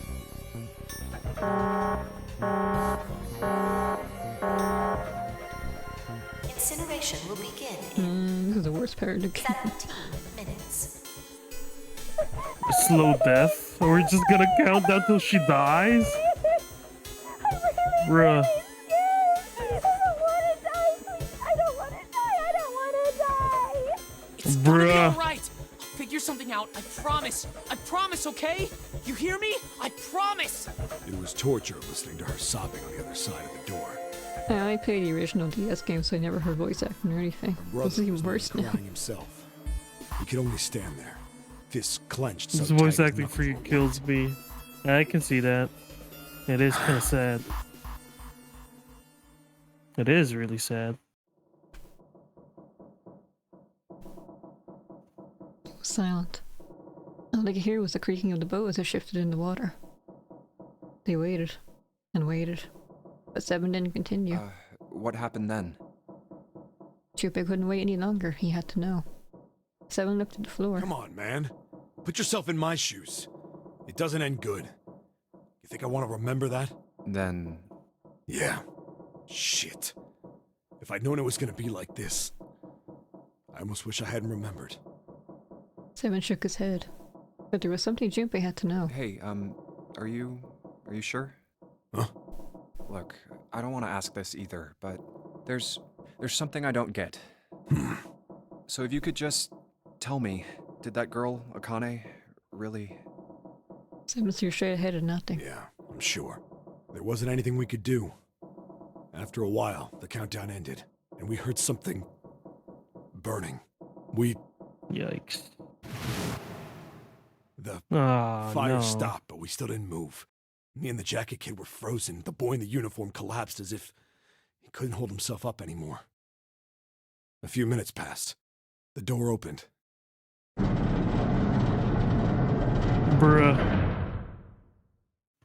The boy in the uniform tripped over his own feet running in. We followed. Can you make a joke trying to pay attention? The air in the incinerator was hot. Every breath made my lungs feel like they were on fire.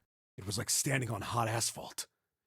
The air was wavering, and in the middle of the room, there it lay. Don't show a CG of it. The kid's legs were shaking so bad, I don't know how he managed to walk. I couldn't see his face, but his body somehow looked empty. Finally, he reached it. He fell to his knees as his legs gave out on him. And then...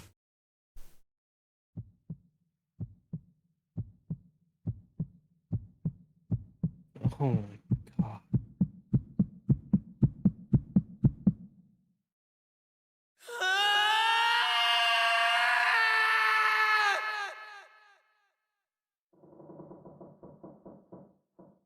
Junpei felt a cold lump form in the pit of his stomach. A feeling of sickening anticipation washed over him. He could feel his body shivering. He desperately did not want to know the answer he feared he knew already, but he had to ask. He had to know for sure. Can I ask you one more thing? What's that? The girl, Akane. What was her last name? What does it matter to you? Just tell me, okay? Please? Seven looked at Junpei curiously and ran his tongue quickly over his dry lips. Kurashiki. Her name was Akane Kurashiki.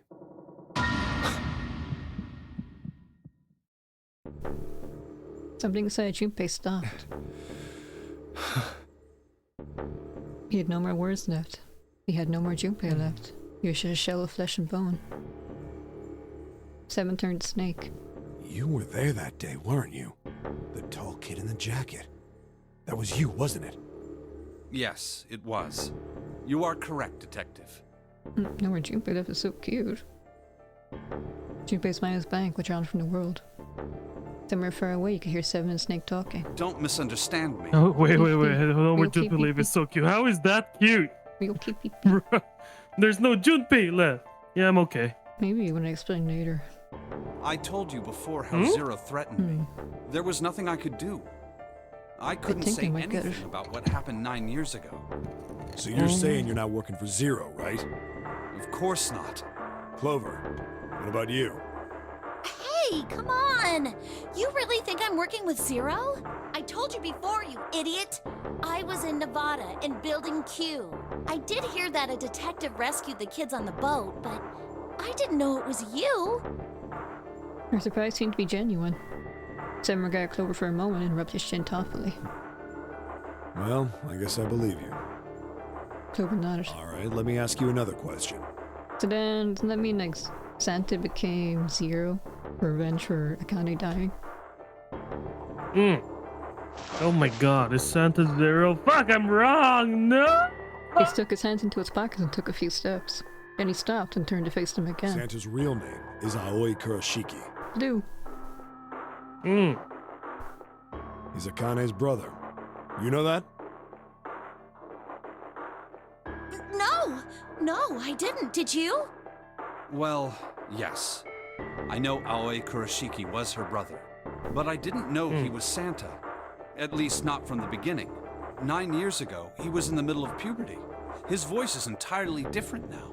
I'm ashamed to say that even my exceptional hearing wasn't able to make that connection. As such, I had no reason to think Santa was Aoi. When did you figure it out? Clover told me that Santa might have been one of the subjects of the initial experiment. It was only a short while ago, while we were leaving the library. You know how Snake's voice actor said word puberty? Did he say weirdly? Eh? When she told me that, I had a... Maybe he emphasized it.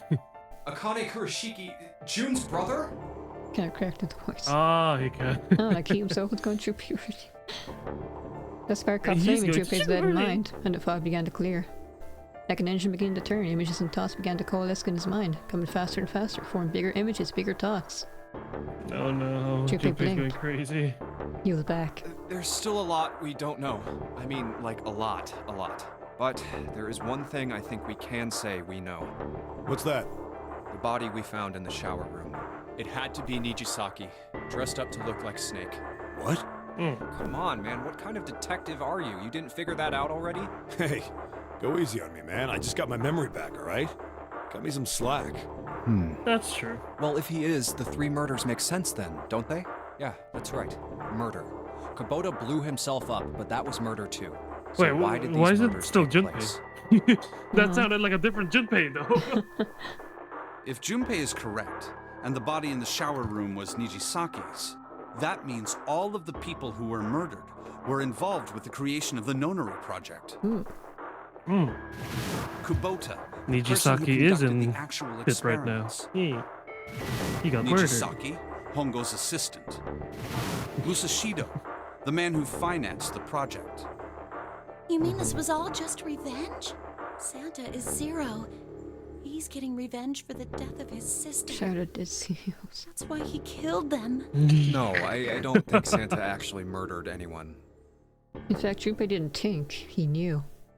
He couldn't explain why or how, but he had no doubt that Santa had killed no one. Perhaps the madness of the last several hours was finally driving him insane, but Junpei had ceased to be surprised at his sudden knowledge, and even begun to accept it. If I'm right, then it's not hard to figure out who the next victim's gonna be, is it? I'm pretty sure I don't have to tell you. Yes. Yep. Right. Snake, Clover, and Seven all nodded. The next target will be Gentaro Hongo. The person who planned the Nonary project. I guess the safe bending was his karma for him then, since he died in the incinerator too. Yeah. In other words, Ace. Do you like Ace as a villain? I like Adachi more. There was a moment of silence. Ace is just a dick, you know. What? And then the room shook. From far away, I heard a sudden rush of water. What the hell's going on here? You must be you 6 guys took your time. Our time is up. Yeah. I think it's so fox. Shit! Love Ace. Come on, we need to get out of here. How? You think you can fix him? I trusted him. I already had my suspicion of Ace when he was like, "Oh, I'll sacrifice my life. You guys can go ahead." Oh, fuck off, Ace. I thought he was cool at first. I think he even called him your bro at some point. Then he said, "You know what? I'll sacrifice myself. You guys go on at me." And then you're like, I don't like that. Yeah, I was like, no, in this situation you wouldn't do that just yet. He's a cool uncle. In a drawer that held the picture was a key card. Junpei grabbed it. I'm betting this sucker opens the exit. Come on, let's go. Okay, I should save my game. Keycard 0. Let me save. Here we go. Okay, the exit was this door, wasn't it? No. Wait, wrong way. No. Time click the yeah, we did the thing. Give me a P. Give me an I. Give me a P. Give me a P and an E. What's that spell? What's that spell? Pipe. Pepe! I'm trying to get as much funny dialogue as I can, but I think I missed a few, unfortunately. We missed the bed. No, that's not. It's not penis, bro. Bro, fuck off. It's a pie. Alright, Hey, yo, bro. If you like penises, bro. He likes those. Junpei, look. You missed a bit. Yeah, I kept clicking on that. I was hoping to trigger that dialogue, but I just wouldn't. So maybe I was too early or I was too late. I was hoping to see that one time. And then BB just told me, oh, if you do the dial, yeah, we just. If you go into room 5 with Snake and then you keep looking at the bed, Snake's like, Junpei, you seem to be looking at the bed a lot. Are you imagining the two of us on it together, perhaps? And then Junpei's like, what? Bruh. No, don't what? But it's a fun game scene. Yeah. It's unlocked. Anyway, BB, the water! The water! Yeah! Oh my god. Now we can go back to the library. Fuck. Us together. Nani? Hurry up, Junpei. We don't have time. Let's go. Oh, but I'm pretty glad that I got the Science Boy dialogue. Yeah. The Science Boy. Alright, let's go.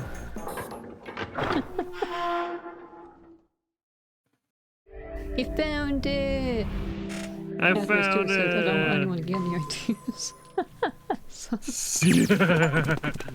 Oh, gained all memories to escape. Yeah, we did all the puzzle rooms.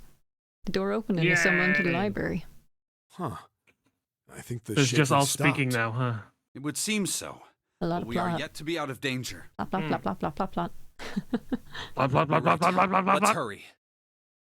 They ran across the hallway, This exit needs the Uranus card too. straight for the large metal door. Next to the door was the Uranus card reader. Hey, A Junpei. scope. Yeah, I know. What?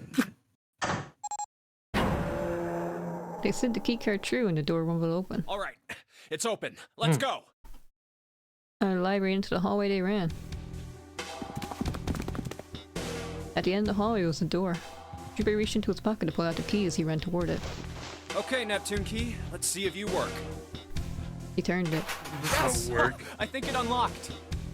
The lock clicked. As one, they shoved the door open and poured through it. Oh. In front of them was another great metal door. Oh boy. Above it was a metal plaque. I love how Junpei talks to objects. I completely forgot about the ladder dialogue. I kinda want to see that again. So this is the incinerator. This is the first time I've seen it from this side, but yeah, I think so. Then there ought to be a lever near the door. Yeah, right here.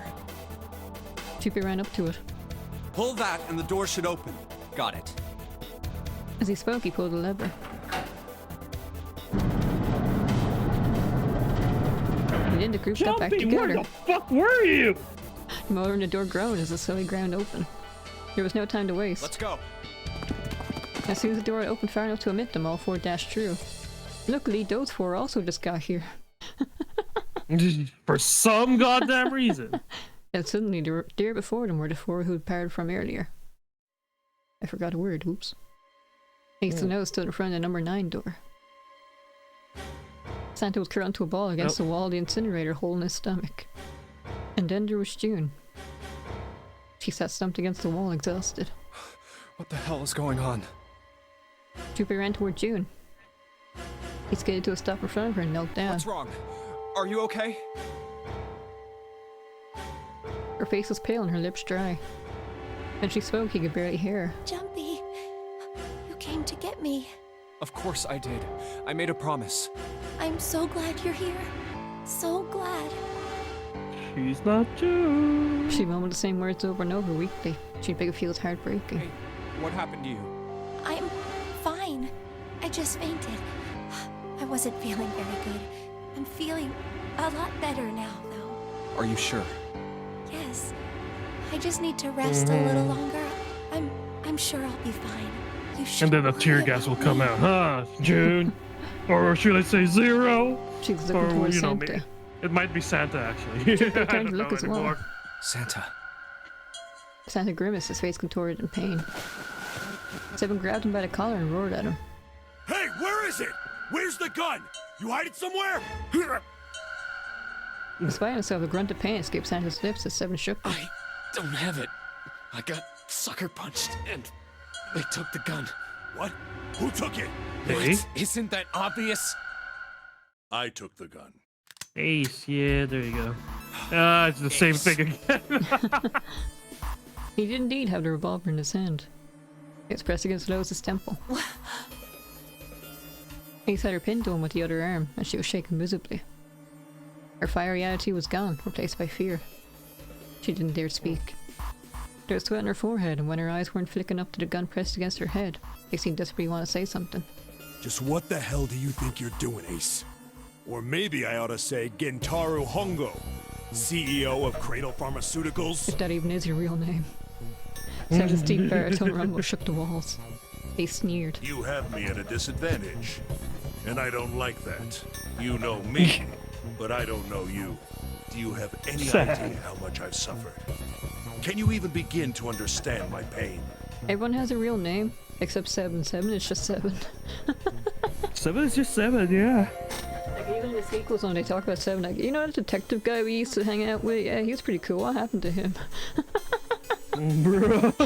He's just Detective 7, man. The pain of prosopagnosia, right? Two-Face's voice was casual. Or at least it was trying to be. Another irritating insect. And how do you know that? Good question. Trooper couldn't say, he just knew. Another unexplainable mystery. No matter. If you don't want to answer, it makes no difference to me. This is a waste of time anyway. It's time for me to go. Behind Ace, Junpei could see the red. It was placed in a small indentation on the wall. Quickly, Ace placed his hand on the scanner.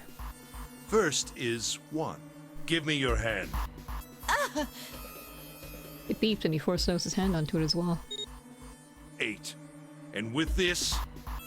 Then at last, he reached into the pocket of his jacket. He pulled something out and pressed it against the panel. The third asterisk appeared on the red. 9. The thing he had used for the final verification was the bracelet with the number 9. The 9th man. Kubota's bracelet. 1 plus 8 plus 9 equals 18. 1 plus 8 is 9. I believe I've won this game.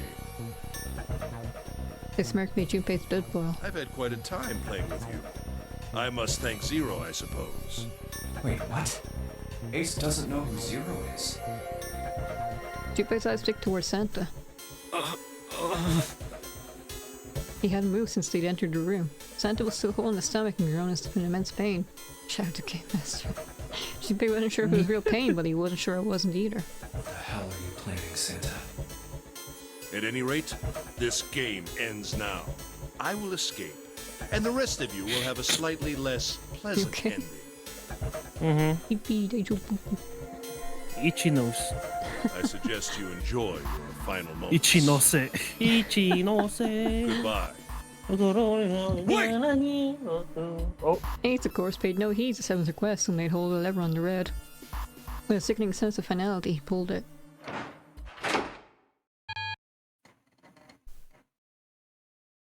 What? Why isn't it opening? One more time. Lois tried to take advantage of Ace's confusion and managed to twist herself out of his grasp, but... At the last second, he grabbed hold of her wrist and shoved it onto the red. Now open! Oh yeah, people were asking the director, like, so why is Lois dressed like a belly dancer? Is that like her part-time job or something? And he said, no, she just likes dressing like the... Yeah. It's just for fashion sense. It's never happened to me, babe. He pulled the lever a second time. No! What is this? Why? That digital route should be 9! Because that's not number It has to 9. be 9! Then why? Why isn't it opening? This kind of worked better in Japanese. It's kind of lost in translation in English.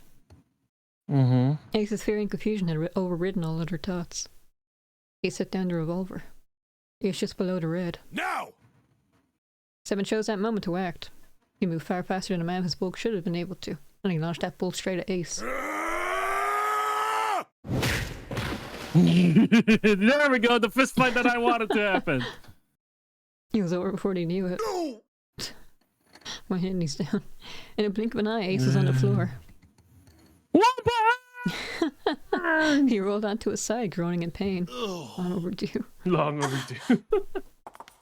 No, it was Ryan, straight for Junpei. She She darted around behind him and stuck her head out, making sure to keep Junpei between herself and Ace. She uses a meat shield. Oh, that was close. Too close. Thank you, Seven. There's a novel of this game, and they kind of expand on Lois a bit more. They make it so one of her daughters also died on the ship. Don't mention it. Just to give her like more of a purpose for being here. Seven said over Ace is breathing slow and heavy. Just one punch ain't enough for this piece of shit. After what he did 9 years ago, I ought to rip him to pieces. But if a suspect can't talk, they ain't much good. Once he's locked up in a cell, we're gonna have a little chat. 9 years ago? Then you must be... Yeah, you finally figured it out, dumbass. Ace planted his hands on the floor and shook his head. Junpei walked toward him.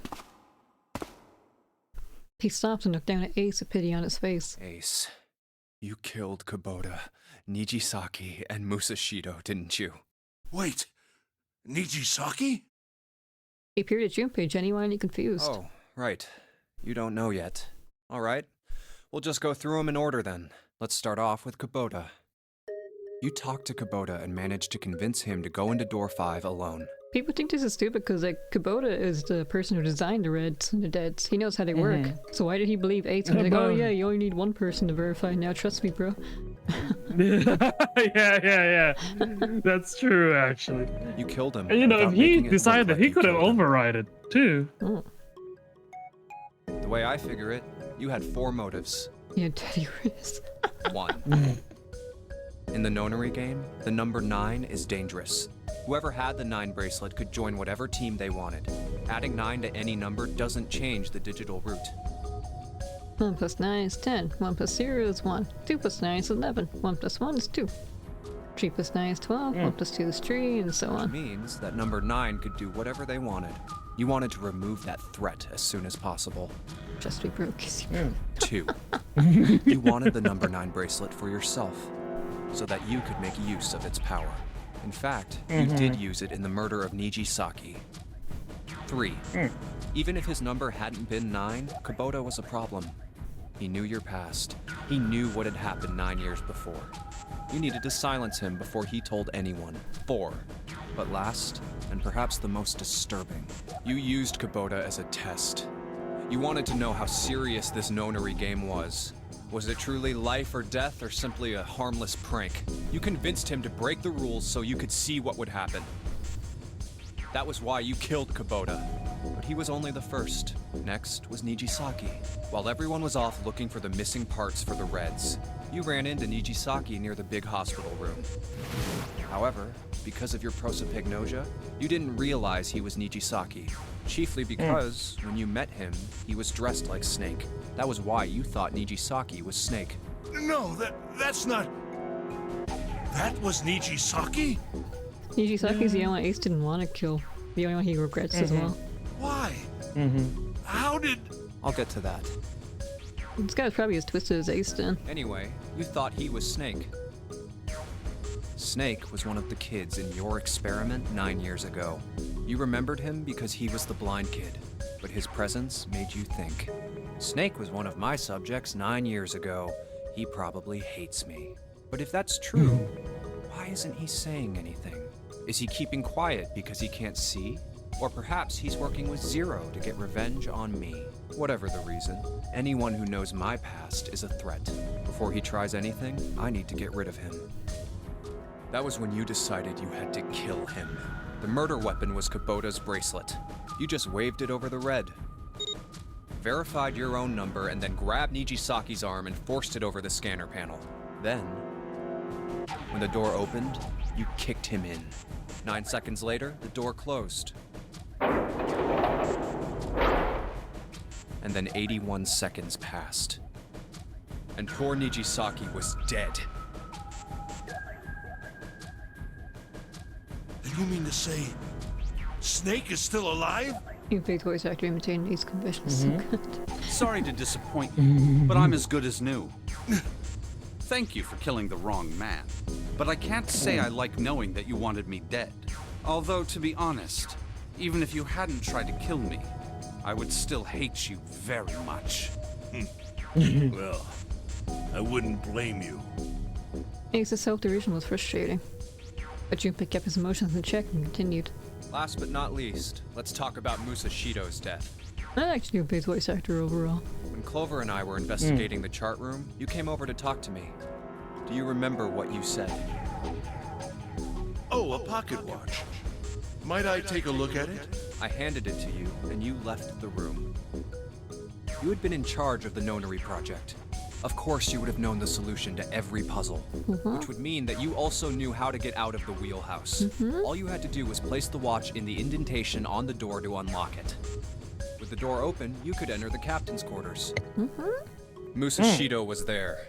Conveniently placed next to him was an axe that practically begged you to kill him with it. Sierra was just baiting Ace to kill the whole time. You picked up that axe and buried the blade deep in the other man's chest. Wham! One blow was all it took. And then you returned to the chart room as if nothing had happened. He didn't get any blood on him, so that's amazing. Yeah. There was something I wanted to speak with you about, Junpei. Could you come with me for a moment? I had no reason to say no, so I followed you to the wheelhouse. When we stepped inside, remember how you slipped your hand into my vest? You pulled out a piece of paper, the one I used to cheat during the vote. But that wasn't really what you were after. Your true purpose had been to slip the watch into my pocket. It wasn't a very good plan. Had way too many holes, and someone saying the wrong thing could have brought it all down around you. You must have been desperate. But what made you willing to risk it all to do it? Oh, Junpei, kakkoi! It was the only thing Junpei hadn't been able to figure out. Musashido's murder is the only one I don't understand. You obviously did it. But why? Because of this. Bro, to keep Junpei's twin cock. Ace reached down and pulled something out of his pocket. It was a folded piece of paper. What's with the paper? Just read it. Junpei took it and opened it. Let's see. It's by Zero. It's this from is what I Zero. said. Number 1. There are 2 ways you might survive this ordeal. To feel. The first is to win the Nonary game. The second is for you to confess your sins of 9 years past. I have prepared a camera in the captain's quarters. The images captured by that camera will be streamed through a satellite and distributed across the world. Simply look into the camera and repent. Once you have confessed everything, I will release you from this ship. To make your confession more credible, I have left you a witness in the captain's quarters. That's why he wanted to go to door number 1. He wanted to find out who this witness was and take care of them. Perhaps he will confess with you. The decision is yours. Do as you please, Zero. When I awoke in that room on D-Deck, I found that in my pocket. That was why I chose door 1 when we voted. If I went through that door, I knew I could get to the captain's quarters. As you said, I knew how to enter the wheelhouse. My plan was to find the pocket watch before anyone else. If I could, then my alibi would be set. At least, that was the plan. Unfortunately, we found it. Unfortunately for me, you got to it first. That sleight of hand was the best I could manage on short notice. You meant to kill him from the beginning then? Musashido, I mean. I only knew Musashido was the witness after I reached the captain's quarters. I asked him, and he answered. He seemed groggy. Perhaps he had only just awoken from sedation. I suppose Nijisaki was in much the same state. He seemed confused and disoriented when I encountered him. But yes, you are correct. I intended to kill him from the beginning, even though I didn't know who he was. I proceeded to the captain's quarters in order to remove this so-called witness. Ace had confessed everything. What energy had left with... What energy had left him with the true, and he sagged on his knees. Although he confessed, his sins were not forgiven. Junpei felt revulsion for the pathetic man on the floor near his feet. But in among the revulsion was a hint of pity. After all, Ace had not been the only person who murdered those 3 men. Junpei spoke quietly. Ace, you figured it out, haven't you? You were being manipulated. Yes, so it would seem. I was little more than a puppet, in many ways. Everywhere I went, Zero's puppet. Everything was already prepared. The Reds in the large hospital room were dismantled. Nijisaki was dressed like Snake. There was an axe in the There was captain's an quarters. axe, yeah. Musashido was delirious from the anesthetic, so he couldn't fight back. Nijisaki as well. In retrospect, I can't understand how I could have fallen into such a simple trap. But yes, this was a trap. It was Zero's trap. And I fell for it, hook, line, and sinker. I did everything he wanted me to do. Yeah. By manipulating you, Zero was able to kill 3 people and keep the blood off his own hands. All of this was revenge for what happened 9 years ago. That's why this Nonary game happened. Am I right? Damn. Santa? Zero's a big brain. Junpei looked over at Santa. As Junpei spoke, he stood up, his legs still shaky. Huh? What the hell are you talking about? I don't know any... Ain't no point trying to play dumb anymore, Santa.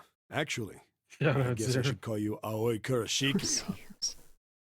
Seven's face was sad as he spoke. My memory came back to me, kid. You're Aoi Kurashiki, no doubt about it. Never thought I'd be back in this room talking to you. But hey, I guess this was all part of your plan, right? After all, the person who planned the Nonary game this time around was Zero. And Zero's you. Looks like you really do have your memories back, huh? Santa smiled sarcastic and something else. Well, I guess there's no point in hiding it then, huh? Yeah, you got me.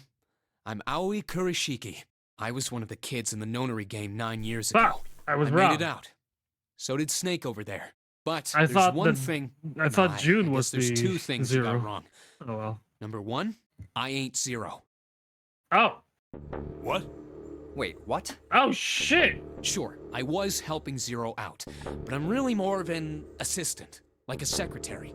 But oh shit, was that right? Only an assistant. I didn't come up with all this. All I did was follow Zero's orders. Then, if you're not Zero, I'll shut up. Who is? Calm down there, Junpei. Didn't I say 2 things? You made one more mistake. Junpei, you just said all of this was revenge for what happened 9 years ago. That's why this Nonary game happened. But that's not it. Revenge isn't the only purpose. There's another reason you guys were playing the Nonary game. To save someone. Save someone? Right. You were brought here to help my sister. To save Akane. What the hell are you talking about? Akane Kurashiki died 9 years ago in this room. I was there. I saw... Oh. Suddenly, Seven froze. His eyes went as wide as dinner plates and he spun around toward June. Junpei followed his gaze. What? Yep. She was gone. Where June had been, there was nothing. What the hell? Oh my god, was I... Where is okay, she? no, I'll shut up. Where's Akane Kurashiki? Seven began to mumble to himself, a strange series of words strung together as if his mind wasn't functioning properly. You know how to safe ending's like a wrong ending? It's not a bad ending, it's just a wrong choice. Yeah. Yeah, Akane had a lot of fever, then she was burning up. Yeah, then she disappeared. Mm-hmm. And then the tear gas was thrown, yeah. And that's why I suspected June being Zero. His face was twisted with effort as though he were struggling with something they couldn't see. He gritted his teeth and pressed his hands against the side of his head. Oh, my head! My head, it feels like it's gonna pop! Seven! What the hell is going on? I don't know, I just... Oh, I swear to God, my head feels like it's about to explode! From somewhere far away, they all heard a deep, heavy noise. It sounded like a tremendous wheel slowly beginning to turn. Santa seemed to have entered an almost trance-like state. His words were calm and measured. What was the Nonary Project? I'm sure you know already, but I'll tell you one more time. It was a project designed to test a particular phenomenon. And what was that phenomenon? For 2 organisms to communicate with one another in the absence of physical contact. It's basically telepathy. The morphogenetic field theory. Could human beings use these invisible fields to exchange information? That was what this experiment was conducted to determine. There were 2 separate locations. One was the Gigantic, and the other was a building in Nevada called Building Q. The 9 children trapped in Building Q were faced with numerous puzzles, copies of identical ones in the Gigantic. They were told to send their answers into the morphic field set and transmit them to their brothers and sisters on the Gigantic. The transmitters were put in Building Q, and the receivers were put on the Gigantic. Each sibling pair was supposed to be split up, but there was a mistake. Akane was a transmitter. She should have been in Building Q. However... Right. Your theory kind of has legs, though. I was the guy who introduced Sheldrake to this game. So to email, hey, Sheldrake, you're like... Bruh. So it was you. Anyway, what was I going to say? Oh yeah, Akane never should have been on the boat in the first place. Right, right. For some reason, she was placed on the Gigantic with the receivers, like me. Perhaps she was mistaken for someone who was supposed to be in Group A. Whatever the case, Akane ended up on the Gigantic. Yeah, there was a swap, so like someone who was supposed to be here was mixed up with Akane. So, right. Building Q had two receivers, and this one had two transmitters or something. Right. He's kind of vaguely aware, but very fun to talk to him about it over email. It doesn't really matter who it was. Oh, actually, I think in the novel I mentioned, it was actually Lois' other daughter that they made a mistake with. But the novel's not canon, I don't think. Right. I think I've told you enough. You get it, don't you? I'm pretty sure you know where this is going, Junpei. Where what is going? Don't play dumb. You know things you shouldn't. Things you couldn't. How did you know Ace had prosopagnosia? How did you know why Ace wanted to kill Kubota and how Nijisaki was killed? Were you surprised when you found out Ace was Hongo? And what about the coffin Snake was trapped in? How the hell did you open it? Well, that's... The answer to that is easy. He knew because I knew. Junpei will receive information that I sent to him through the morphic field set. It's simple, really. How do I know the alternate futures, then? Imagine a river that splits in two, like an upside-down Y.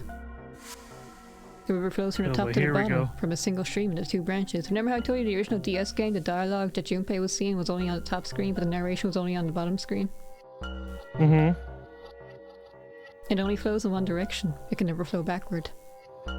Information is the same way. It moves from the past to the future, but never flows backward. That's why people at the river source in the past will never know about those downstream in the future. But the people downstream will never know about one another either. Information only flows along the path of the river. But I am different. I can manipulate the morphic field set to pluck knowledge from the future. I know what happens in either fork of the river, even though the people on either fork know nothing about one another. Now, who am I? I am I, the ninth letter of the alphabet. But I am also zero. No, that's not true. I'm not really zero. Not yet. Perhaps you could say I am less than zero. Zero is my future. In 9 years, I will be zero. My head hurts. Okay, so Junpei is not the real protagonist. We are. Wait, where did she go? June. No, Akane. Oh, now we're in the adventure mode. Alright. Oh, wait, this is Junpei. You'd be reached, Junpei. Adventure mode. Oh, where did you go? Santa!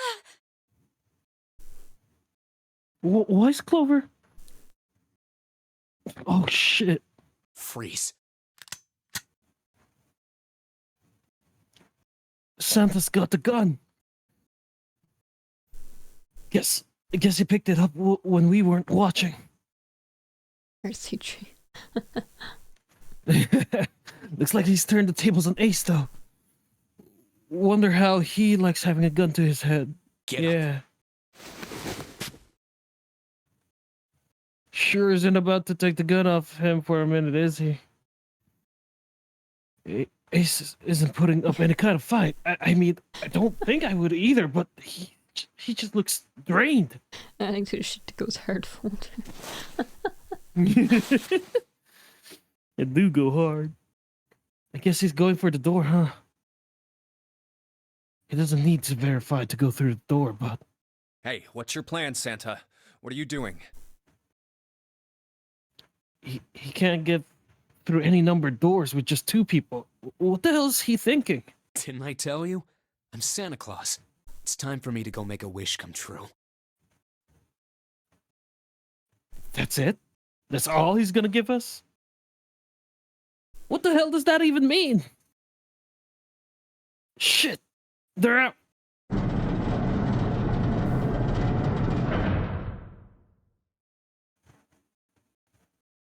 And now the gate's shut. Looks like the rest of us are stuck in here. They're all looking at me. At least Seven's headache is gone. He seems to be alright, right? Well, I guess there's no harm in trying. Let's see if this door still opens. Damn. Well, it looks like this door isn't opening anytime soon. Oh, you mean we're trapped? So it would seem. What the hell is Santa trying to do? Oh my gosh. Oh my gosh, what? Have you considered where we are? There can really only be one thing Santa would do now. No. No, you can't be serious. Oh, but he is. Shit, we've gotta do something. Maybe we can still get out through the door 9. There's the red. Yeah, all right. We can do this. I've just gotta. No, it's not gonna work. There's no way. The 5 of us can't open this door. 2 plus 4 plus 5 plus 7 plus 8 equals 26, which 2 plus 6 is 8. Is there any combination that'll work? Junpei, can I borrow your pen and notebook? No. Sure, why not? I don't think I'm going to need them anyway, though. Yeah. Ever again. Well, she certainly looks pretty principled. It's like she's writing equations. A shit ton of them. Huh? A man. She doesn't look very happy. What? Hey, no need to be ripping pages out like that. Jeez. What the hell are you doing, Clover? Give me that!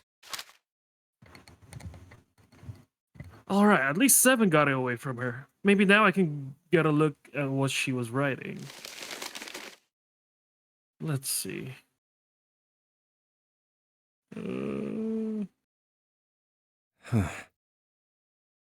plus 4 plus 5, yeah. So 1 leaves. And there's no other way?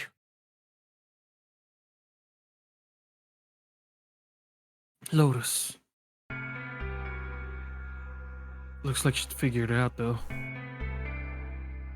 Man, this is just cruel. It's okay. Go. Lotus. Come on, you know we can't do that. Don't give me that. I'm sure you'd love to get rid of me. God damn it, you idiot! Whoa, where the hell did that come from? Looks like she expected that. Looks like she expected that about as much as I did. Aw, they really do love each other. They're just cinders. Without, if you're not, look, it'd be bad, all right? For a cop, he sure doesn't have much confidence, huh? Bad? Yeah. If there weren't assholes like you around, I'd be out of a job. Uh-huh. Look, I'm just not leaving you behind, all right? End of story. 7. He's right. I'm not leaving you either. Me too. You didn't honestly think I'd abandon you, did you? You're all idiots. Baka. Act as tough as you want, Lotus. We can all see you're about to cry. That being said, however, However, I doubt we would be able to open the door anyway, even if we were to leave Lotus behind. Huh? Why? I trust you remember what happened to Ace? I couldn't see exactly what happened, but I was able to guess what he was attempting to do earlier at the Red. Oh yeah. 9 didn't work for him. Yeah. No! Because 9 What was is a this? number. Why? The digital route should be 9! It has to be 9! Then why? But Why it's isn't not it 9. opening? Because it's not Just to 9. see. Why don't we give it a shot? Give it a shot. Yes, that is what I said.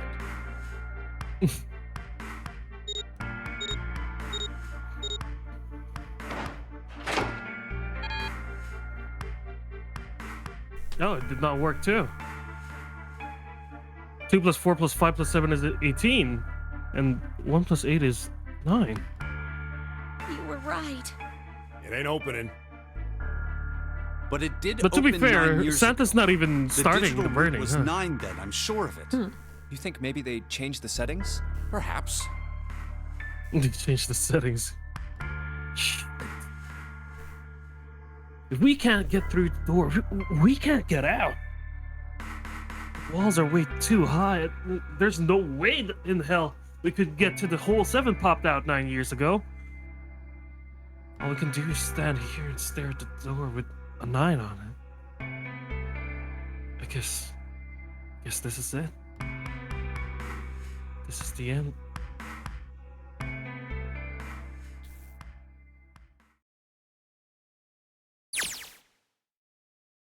Akanebishon. I was watching. So yeah, novel mode, when you have the narrator, is Akane vision.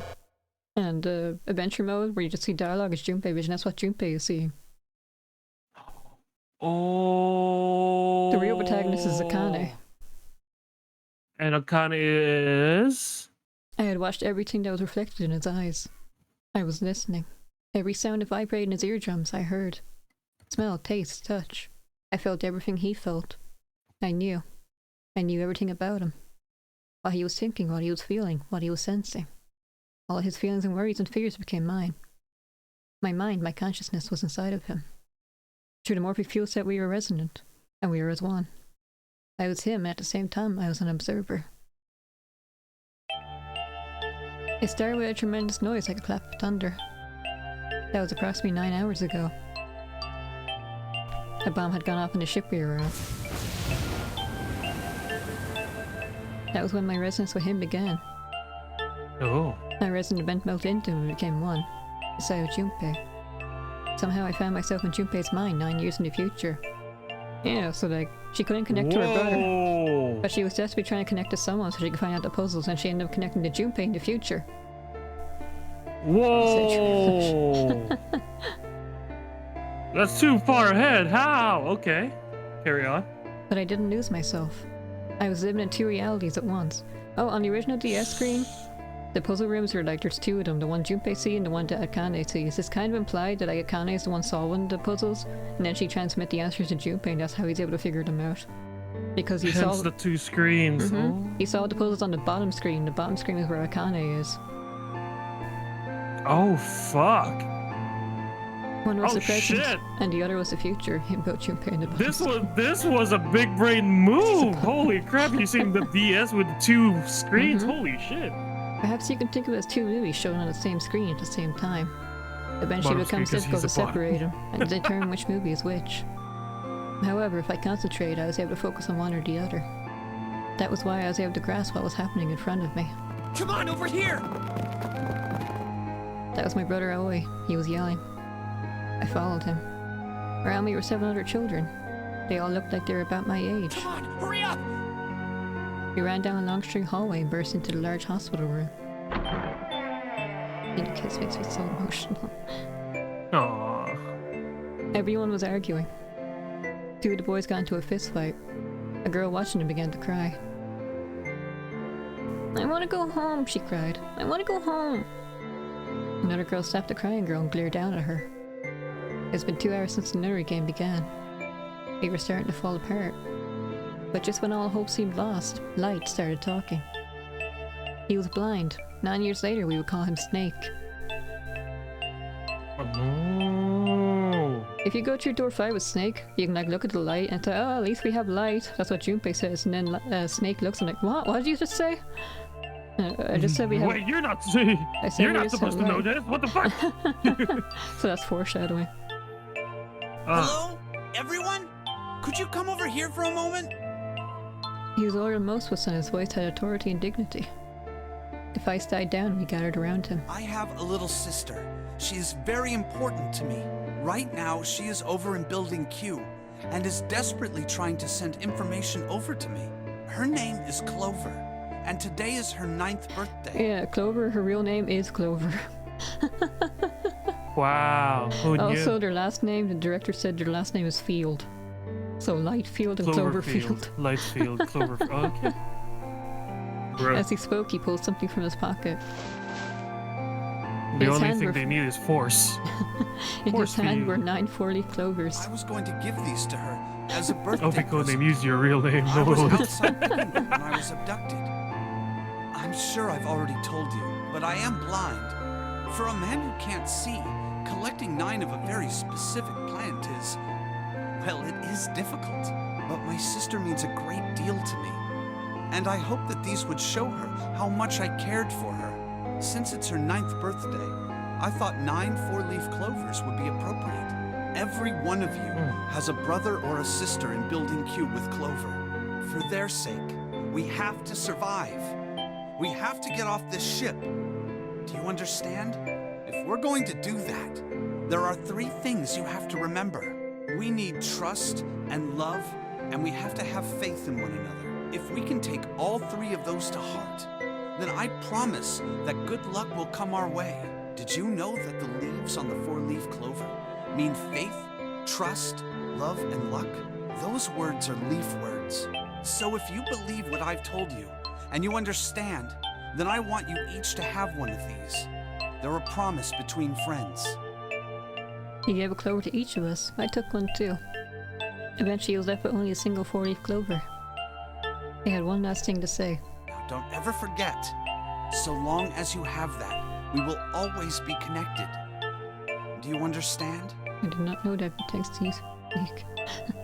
When he finished, the tension was only a few minutes ago. Was gone. We were gone. After that, we ran around the ship for a while longer and opened several of the numbered doors until we finally found a door with the number 9 on it. In fact, there were 2 doors with 9 on them, and we found them in the chapel. We split into 2 groups and walked through the doors.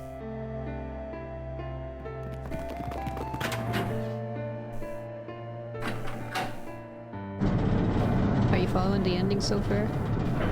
Yeah, so basically, this is Akane's backstory, basically. Junpei is the future and this is the present, sorta. Or the past, rather? Yeah, it's a bit of both, because Akane's looking into the future. Okay. Before long, we all found ourselves in a room with a ceiling that looked like an upside-down funnel. For some reason, this room had another number 9, but this time it was the only one. But if there was only one door, that meant only 5 people could escape. What are we gonna do? There aren't any other doors! We began to panic. Then, as if things had not gotten bad enough already. I want to know for all the kids. Warning. That's a lot. Emergency incineration command has been acknowledged. Automatic incineration will take place in 18 minutes. Please evacuate the incinerator immediately. Repeat. Emergency incineration command has been acknowledged. What? What's happening? What did that thing say? That didn't sound good. Nope, it did My not. brother always swallowed hard and answered. I think it means this room is gonna burn. Burn! The plaque on the door says incinerator, and that voice said that the incineration is about to start. And incinerate means to burn. Burn, baby, burn! Sorry. Maybe it's not the time. Yeah, I know, my bad. You just saw what happened to Akane. Yeah, I'm guessing this happened because Akane was in a near-death situation. Before, like, the burning process happened, she then suddenly transmitted something, all the information to Junpei 9 years from... She's been connected to Junpei the whole time on the ship. Right. Abject terror filled the room as everyone began to scream and cry. Every pair of eyes were filled with despair. Then, high up on the wall, a door opened and a man appeared. He was a huge, frightening mountain of a man, as large as a bear. 9 years later, we would call him 7. Don't worry, kids. I'm not your enemy. I'm one of the good guys. I'm a detective. I'm here to rescue you. The rest happened just like 7 had said it did. The 4 of us who stayed behind were saved by 7. We crawled through the vent, away from the incinerator, and slid down to the hall. We came out on the other side of door 9. On the wall opposite the door was a set of double doors. We went through those and began to run up the spiral stairs. As he ran, I led the way. Behind me were Nona, my brother Oi, Snake, and 7. The other children, the one who'd gone through door 9 before us, were up ahead. I could hear them cheering each other on. We ran and ran and ran. We leapt across as many stairs as we could and kept running.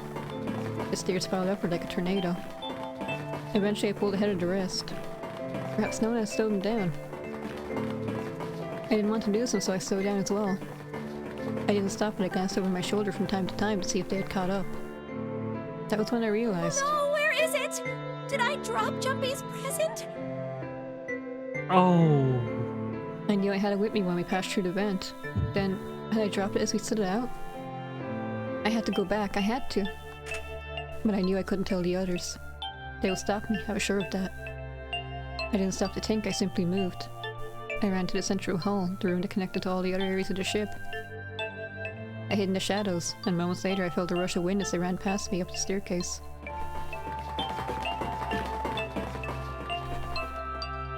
I waited until they were out of sight, and then I ran. I moved as quietly as I could, down and down and down. Finally I reached the bottom deck. I ran into the hallway and looked around frantically. There it is! It was just where I thought it would be, sitting under the opening of the vent. I ran over and snatched it from the floor, but as I ran back towards the stair in freedom... Yeah.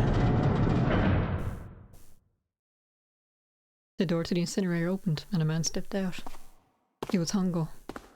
Gentaro Hungo. 9 years later, we would call him Ace. Ah, how wonderful to see you decided to come back. His smile made my blood run cold. It looked mechanical, as if someone had simply pulled up the corners of his mouth. Come with me. We must continue the experiment. I shook my head, eyes wide. Slowly I began to walk backwards.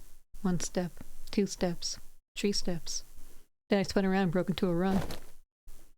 I felt Hungo's hand close over my left wrist. I said, come with me. There was an edge of insanity to his voice now. I pulled as hard as I could. No! Stop! Let go of me! Let go! I shook my body and failed my arms, trying desperately to get Hungo to let go of me. But I was still only a child. I was no match for a man like Hungo. Stop struggling, goddammit! Do as I tell you! He heaved on my arm, trying to pull me into the incinerator. I screamed. Help me! Somebody help me! Then suddenly... Akane! The door to the stairs flew open, and my brother Oi burst out of it. Behind him came Seven and Snake. Akane! He cried my name again as he leapt towards Hungo. You came back! I cried out. But then... Ah! You're too late, idiot! Hungo threw his full weight against my arm, pulling the skull into the incinerator. The force threw me to the ground. I scrambled to my feet and looked toward the open number 9 door. Hungo stood between it and me, but behind him I could see my brother, his fists clenched. But those fists never reached Hungo. Are you okay? I choked on saliva.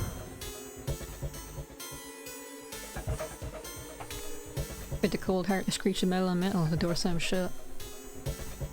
Hungo glanced at me mechanically, his face registering that there was an object there, but not anything he would consider a human being. And he turned away and walked to the red that sat next to the door. He reached into his pocket and removed 2 bracelets. He waved them both over the scanner panel. 2 asterisks appeared on the red. He checked the screen and tossed the bracelets carelessly onto the floor. What was he doing? What was the point? He made no effort to explain himself, of course. He said nothing at all and walked past me as though I were nothing more than a rock by the roadside. A few moments later...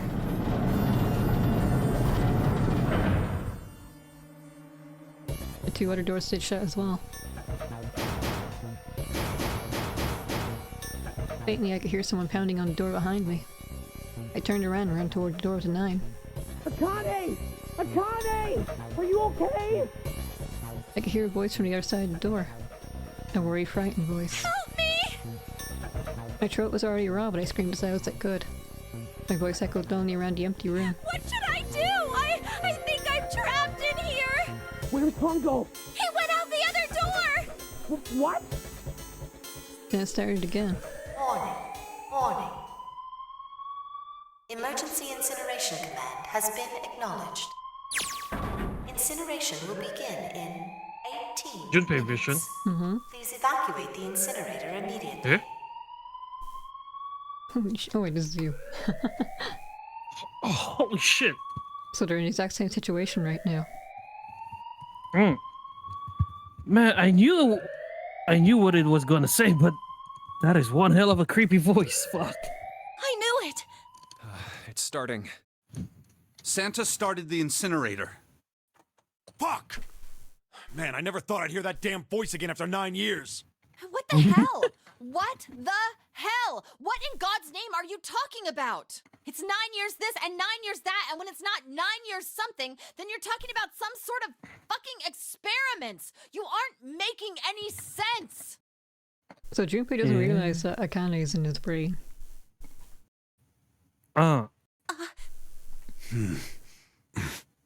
sorry, Lotus, but we really don't have time to explain it right now. I promise. I'll tell you everything once we get out of here. But incineration will begin in 17 Yeah, sure, Lotus. minutes. Let's argue for 17 minutes. you know what that means, right? Incinerate means burn. What kind of idiot do you think I am? I know what incinerate means. Then help us get out! God damn it! Okay, fine. I won't ask anything else. Talk about whatever you want. But you have to do something for me. 7, figure this out. What?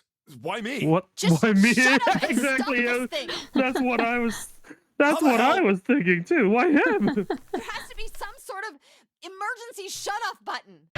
There isn't anything like that. How the hell do you know?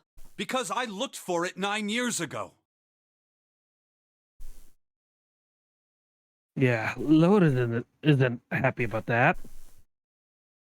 Can't really blame her. Wait.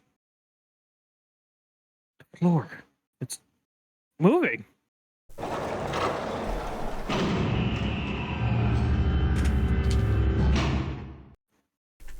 Hey?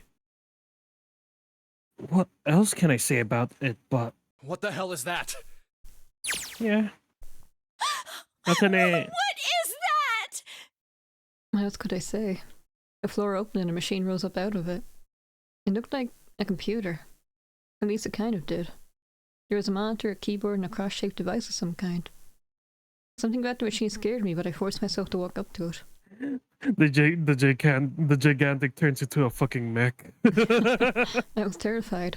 Tears poured down my face. I wiped them off even as more took their place and forced myself forward. Finally, I reached it. I looked at the screen. It was blank. All I saw was my own frightened face staring back at me from the glass, drenched in tears. All I can see on the screen is a reflection of my own face without tears, but sweat. I'm looking kind of freaked out. I know I'm sweating like crazy, but seeing it kind of drives it home. I guess it's easier to visualize this on a DS because you can see both of them at the same time. Yeah, so it's going to be like, it's going to be something along the lines that they will solve it together. Yeah, and it's transmitting to Junpei as Akane is doing it or something like that. Well, unconsciously. This whole time, Akane has been telling Junpei the answers. Yeah. But Junpei doesn't know that yet. Alright? Yeah. He's doing it He doesn't realize that. subconsciously. He doesn't realize this is Akane telling him the answer. He's like, why do I suddenly know this? There's a voice telling me in my head. Yeah. Okay, Junpei, just calm down, alright? Everything's gonna be daijobu.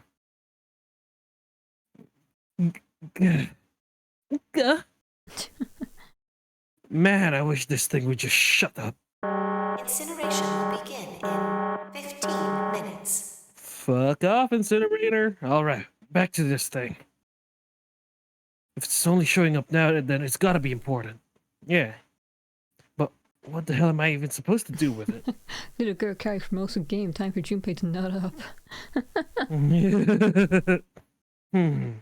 Oh yeah, so like, you know how the bodies were being described as like pizza dough and stuff?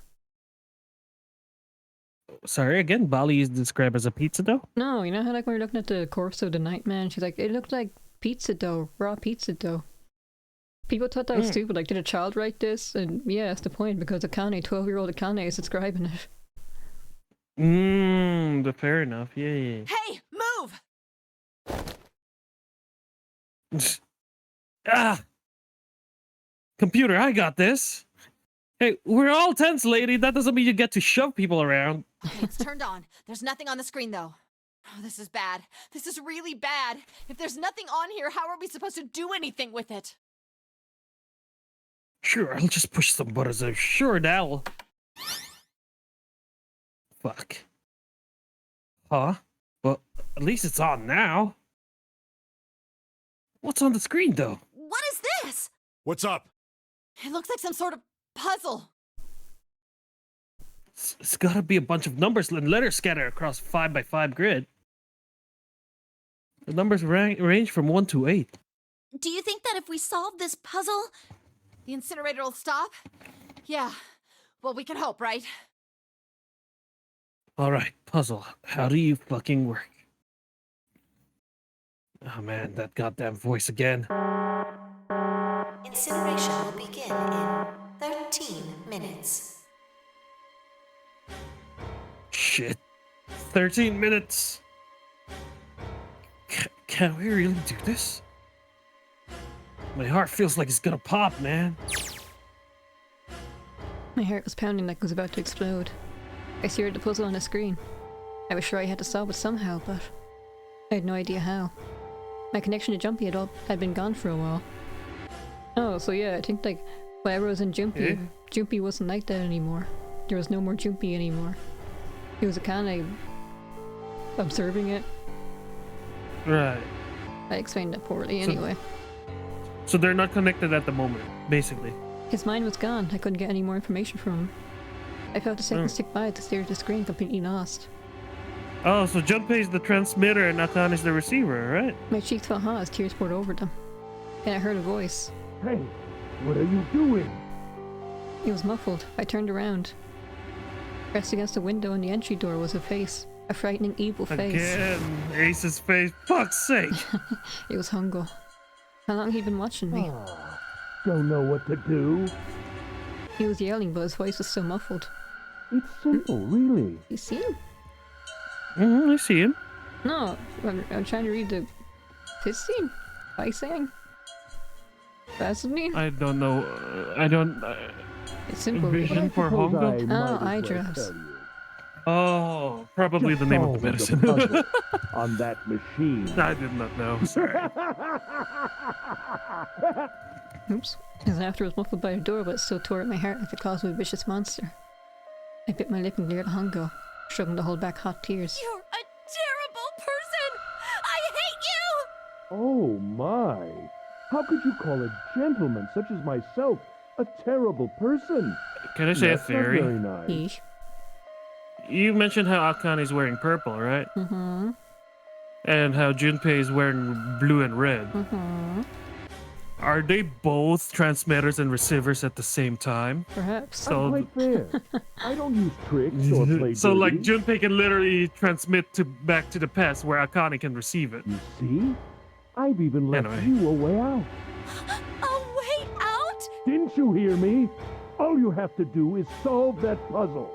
Do that, and you can stop the incinerator. You need danger and epiphany to unlock your power. Junpei's by purple. Red. What's the point of stopping it? You'll only capture me and make me do this all again. Akane already awakened her power, I guess you could say. I'm not going to listen to you. If you're just going to throw me back in here, I might as well just die now. Descend and My receive. goodness, haven't you listened to anything I said? I told you, I'm a fair man. Huh? If you solve the puzzle, the verification function of the red will in turn activate. If this experiment is to deliver valid results, there must be a chance of success. If you succeed, you will escape. The verification function of the red? Then I remembered. Before Hongo left the room, he scanned 2 braces instead of red. Ah, so you do remember. Right now there are 2 numbers in the red. The first is 1, and the second is 3. Say, Akane, what's your number? I looked down my left hand. The face of my braces showed a 5. 1 plus 3 plus 5 is 9. I ran to the door with a 9 on it. I grabbed a red and put my hand against the scanner panel. Oh no. You really aren't one for listening, are you? I hear Hongo's muffled voice from across the room. I've already told you, didn't I? Once you solve the puzzle, the verification function of the red will activate. In other words, if you haven't solved the puzzle, you can't enter your number. What kind of fool are you? Why are you doing this? You could never understand. You don't know what it's like to spend every day surrounded by monkeys. Now start the experiment. You're a monkey yourself. Solve the puzzle. I can't! I don't know how! Of course you don't. Isn't that the point? You understand, don't you? Access the morphogenetic field and find the solution. I can't! Then you'll die. You'll burn alive. It's gonna be quite hard in so there we in a few can. minutes. There's a chance that we can save the past, the real Akane from very dying. Painful. You know the cat? The The cat cat? is both alive and dead at the same time. Yeah, Schrodinger's. Mm-hmm. So this is the theory then. His Or the horrible laugh paradox. echoed across the room, and even after his face disappeared from the window, I could hear it. Her fever. Her fever acts up if you go down the wrong path because she's burning up. You went down the wrong path, which means Junpei can't get here, and he can't save her, so she dies. And that means the adult her doesn't exist anymore because she died 9 years ago. Mm-hmm. Oh. Oh. Oh. Oh.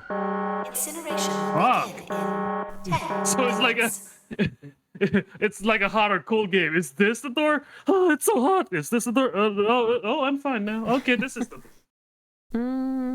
I guess you had to save Junpei or Akane twice, kinda. So the Akane in our current timeline, Junpei's timeline, is the real Akane, which hasn't died yet, basically. Yeah, but if you don't solve this puzzle and give Akane the answer, she'll die for real. She'll stop She will existing die because she's for supposed to be real. dead now. Right. You had to save both Okay. Akanes, past Akane and present Akane. To have one Akane. Anyway, okay. Carry on. That's why she said, I will be Nice. zero. I'm less than zero, but I will become zero. Even if she gets out here alive, she still has to plan out the game that Junpei's in so he can send it back to her past and make sure she stays alive. You get that? So she is. So she's zero. She's bound by fate. She has to kidnap She her. She has to kidnap Junpei and the others and trap them in this game, so she can save her past self. Right. Said she has to GM. Okay. She has the game master. That's why people are so split on Akane. Like, is she a good person? Is she a bad person? Like, yeah, she just wanted to save herself, but then she also orchestrated Niji Saki's, Kubota's, all their deaths. There's still the bad timelines where everyone died. It's her part-time job. So Akane is zero in a way. She's sure fine. No wait. Oh yeah, she No, killed sorry. 4 CEOs. Akane is not zero. Akane is not in a way zero, but Akane is zero. Past Akane is not zero yet, but present Akane is zero. Is zero. Okay. She killed 4 Oh my CEOs. fucking god. Yeah, so like she's willing to sacrifice the others to get to this one good timeline where Junpei can save her in the past. So, fuck's sake, I was right for the wrong reasons. I hate that. Maybe Zero was inside us all along. Oh, shut up, Nuts. Anyway. I was crying, great gulping sobs broken by hiccups that shook my body. I was terrified. I could feel my fear pressing down on me like a tremendous weight. Somehow I forced my shaking legs to carry me back to the device. So do you understand it? Do I not need my diagram after all? Or my summary? No, I think I get it now. I mean, you can still show it. You know, you did made a diagram and all those stuff. I want you to show your work. Oh, come on. Oh, and also another interesting thing. The fake Zero, we thought his bracelet was 0, but it was 6, right? Right. So the guy we thought was 0 was actually 6. June is 6, but she's actually 0, so the person we thought was 6 was 0. So June was already 0. Anyway, okay. I stared at the monitor. I can't. I just can't. There's no way. 0 inside I can't us. figure Flush. this out. Oh, and Snake thought that Santa was 0 and June was 9. Was actually opposite way. June is 0 and Santa is 9. What was I going to do? I didn't know. I didn't even know where to start. Fear scoured my thoughts and all I could think of was how I was going to die. My palms were sweating, my blood was boiling in my veins. It was hot. So hot. Arms weak. I couldn't breathe. I felt dizzy. My heart roared in my chest as if it would pound itself to pieces. Seek a way out. On a DS version, when you saw the puzzle as Junpei, you had to see this picture on the bottom screen the whole time. I reached into my pocket. I wrapped my hand around the thing I'd come back to get, the doll Junpei had given me. At least I had that. I held it tight with both hands and prayed. Help me! And that's Jumpy! And that's what connected the Akane from the past to Junpei from the future. She was desperate for Jumpy to help her. And he did, because she kidnapped him 9 years in the future and forced him to go through the same game that she did so he could help her. Bruh. Help me! Help me! Help So basically, Akane's just stuck in a loop of kidnapping. How do I describe it? It's like Akane's in a paradox. Yes.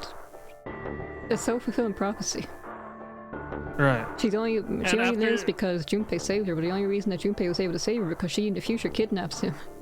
That's love. Yeah, but after that's love right there. But after the game, does Akane just? Which one? The first one or the second one? The future. You'll see. Jumpy! Okay. Jumpy! I mean, even if she's like sympathetic, she still kidnapped people, and she's still kind of indirectly responsible for the murder of those three, you know? Jumpy! Please! Help me!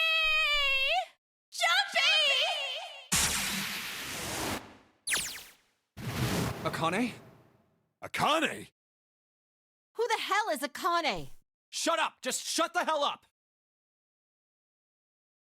Seven and Lotus don't understand.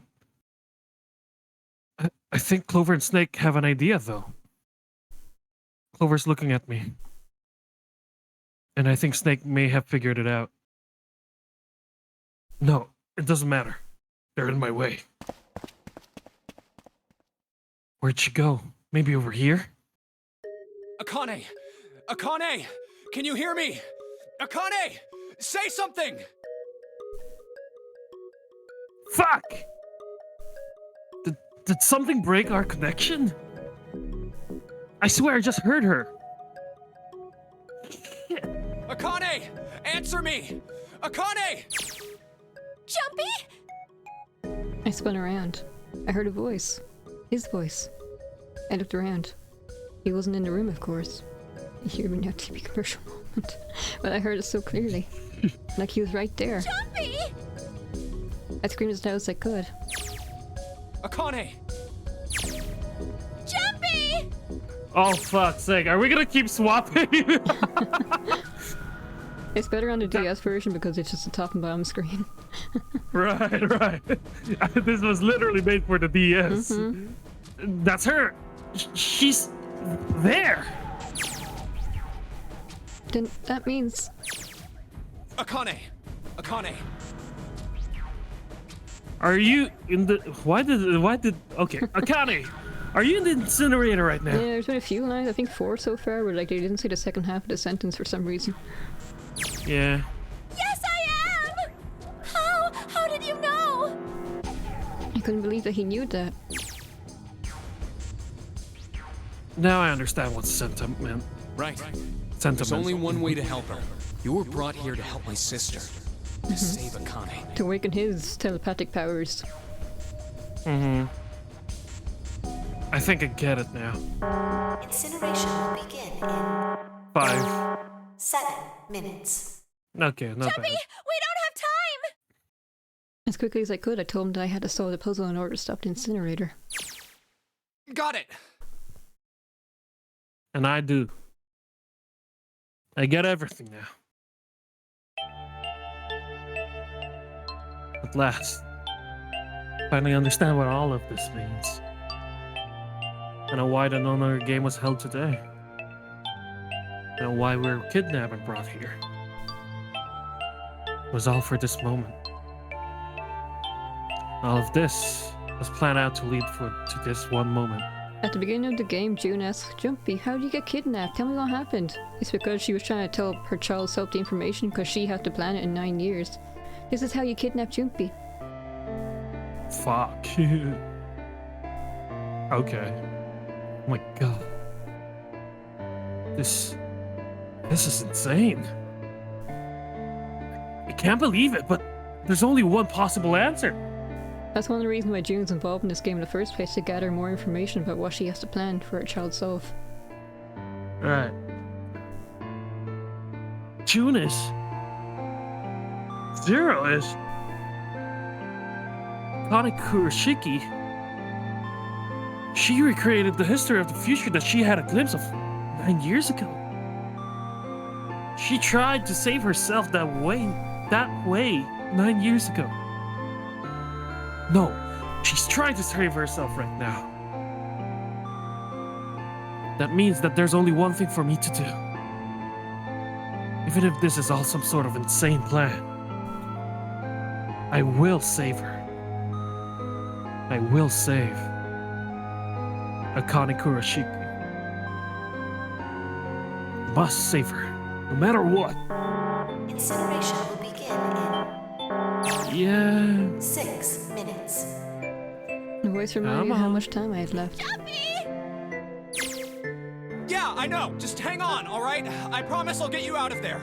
I'm not gonna let you die. I promise. So don't worry, all right? Just give me a few minutes, okay? Okay. He said in an interview that you can only connect to the mind of someone you care about, like your family or your lover or whatever. Mm-hmm. I was shook because I answered. Huh? And he said the reason why these two had such a strong connection is because of mutual love between them. Yeah, it's probably that. Yeah. It was hot in the room. I felt like my heart was on fire. 6 minutes from now, my heart burned with my feeling toward him.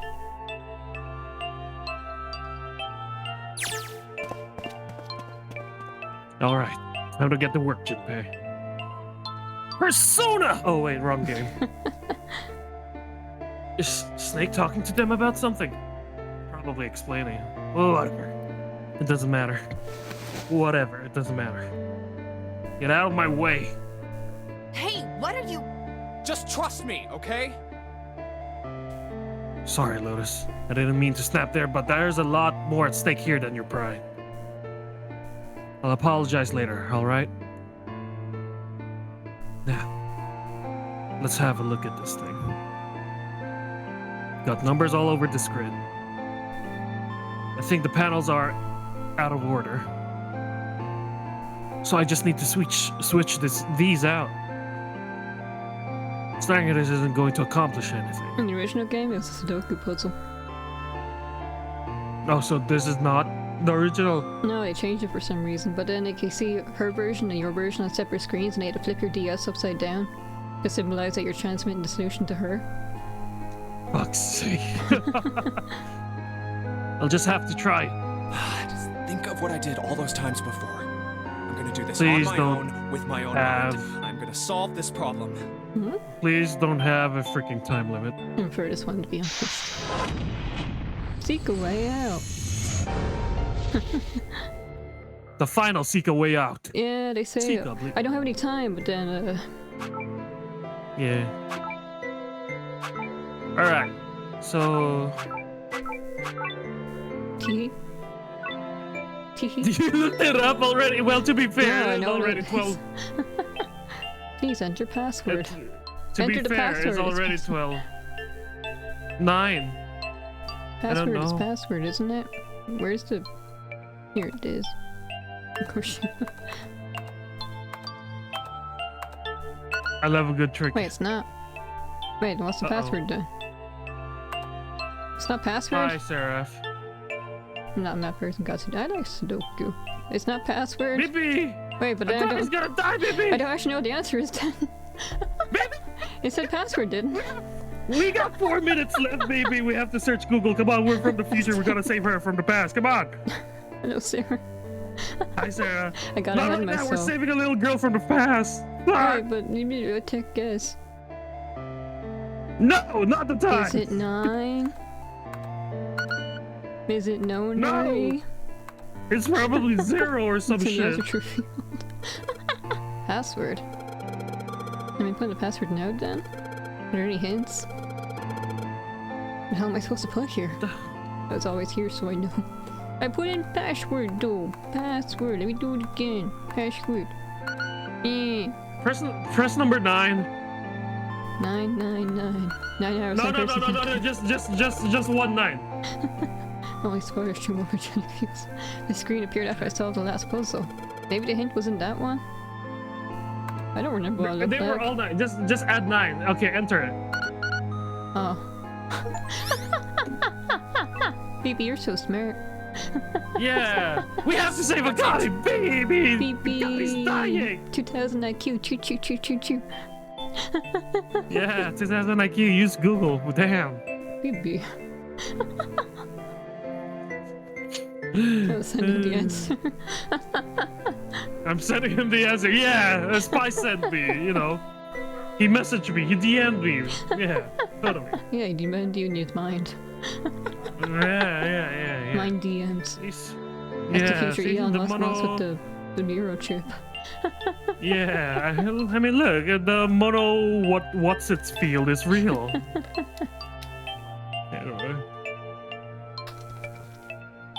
Maybe the next dialogue. No, he said it. He said it. Oh, he did? Oops. Did you get it? Yeah. That was he.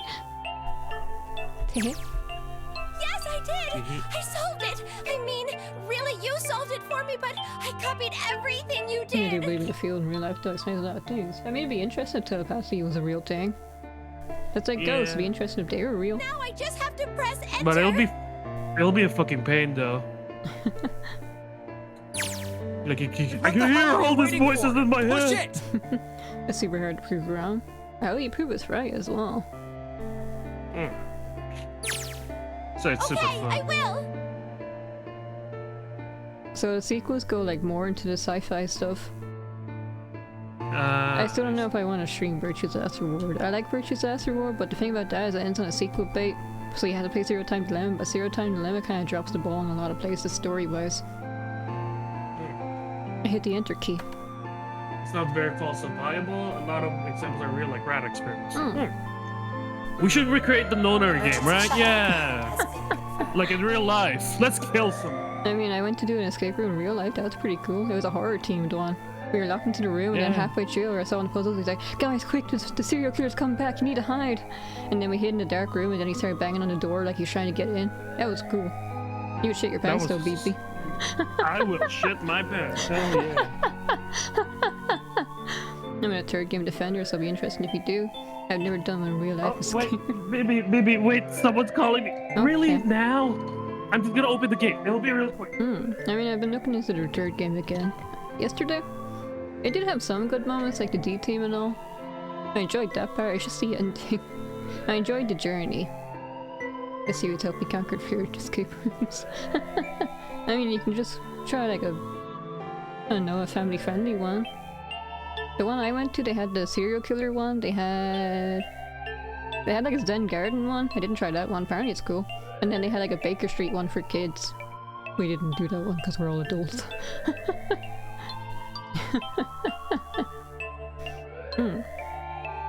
I mean, I haven't played Virtue's Last Reward in a really long time. I think it's been like when I was a teenager. I liked it then. Don't know if I like it now because I'm a different person now. It's bound to be disappointed, but it's a review score or 2 lower than the first 2 games. It's not a bad game, it's just not a very, well, it's a disappointing zero escape game. Like, if it was the first game or the second game, I guess it'd be fine, but the fact that it's supposed to, like, wrap up everything is what makes it look so bad. Barely crowdfunded as well. The game barely got enough budget, and it shows. Because this game sold really poorly in Japan.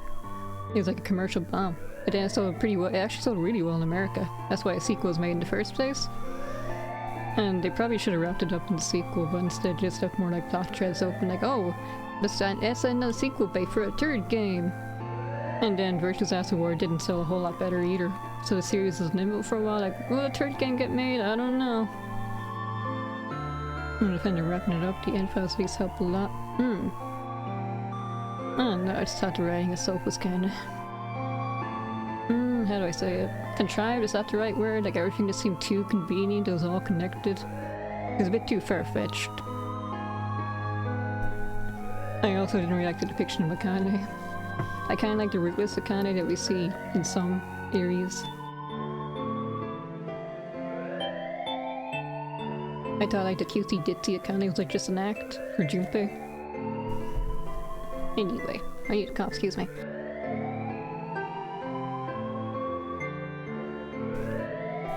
I do like Junpei in the future though, the other games. I know some people didn't like how his attitude changed, but I think it's kind of realistic after what's been true. Zero time limit Junpei is the best. I was reading like, in his concept art he has a leather jacket, but then they didn't include that in the final game because of technical issue with animating it for some reason. My favorite character though. I like Sigma a lot. Okay, I'm back. Pee-pee. It's go pee-pee. Sigma? Don't worry about it, we're talking about Sigma man. Oh my god, I love the chat people. Yeah, chat. Can you feel? I can't feel my heart. Okay. I ran up the stairs, baby. Choo. Choo.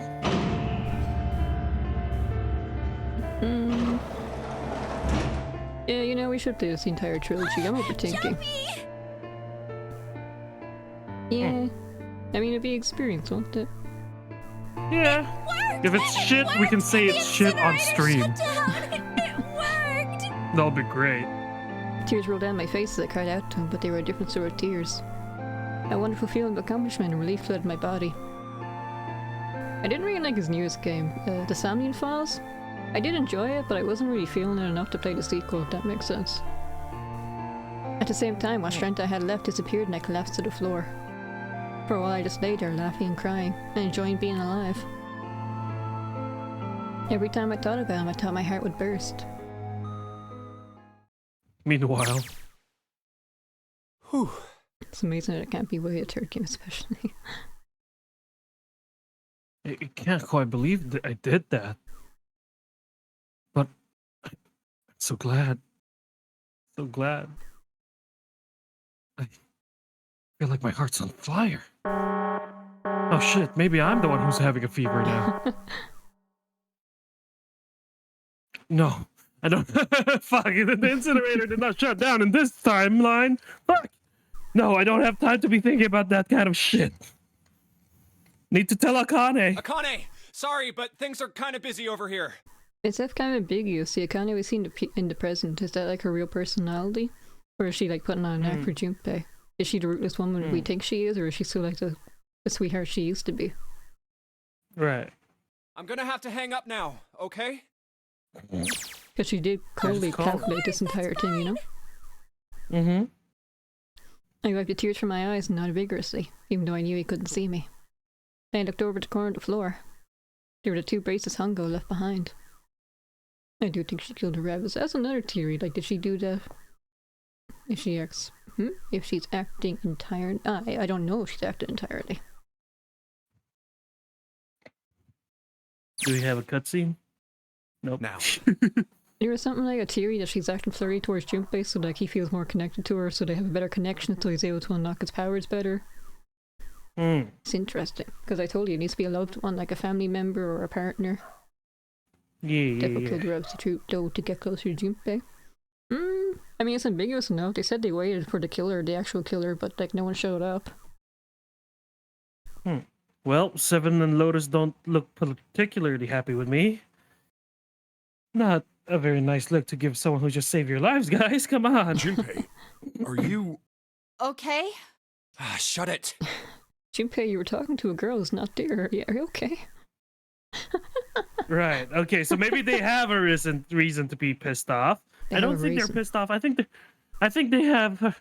they're more concerned. So what if I haven't pressed the enter key? Alright, nothing holding me back now. Here goes nothing. It does not work. Wait. Incineration will begin in 90 seconds. Fuck. Oh boy. It doesn't sound like it's stopping. What the shit? Why isn't it stopping? Thanks, Bro, Akane. what the fuck? Okay, maybe I didn't hit the key. No, it's not pressure sensitive. It's a switch. Thanks for putting me in this situation, past, present, again. Wait, do we just die? Does all of us die? Just hit it again, and again, and again. Oh my god, are we gonna die? Are we? I don't okay, know, that's BP. not working either. The alarm's still going off. What the hell's going on? I've got all the right numbers in the right boxes. It's perfect. So why the fuck isn't it stopping? Incineration will begin in 60 seconds. That's a minute. Wait, of course. Every 60 seconds in the incinerator, a minute passes. Yes, baby. Bruh. That's what the numbers that showed up after the puzzle meet. Oh yeah, it said 1 to 8. There was no 9, but in Sudoku there is 9 numbers. Ah. 2 plus 4 plus 5 plus 7 plus 8 equals Snake, Clover, me, 7, and Lotus. Then door 9. No, that's it. Hey BB, what's 9 in Japanese? Ich ni san go yang.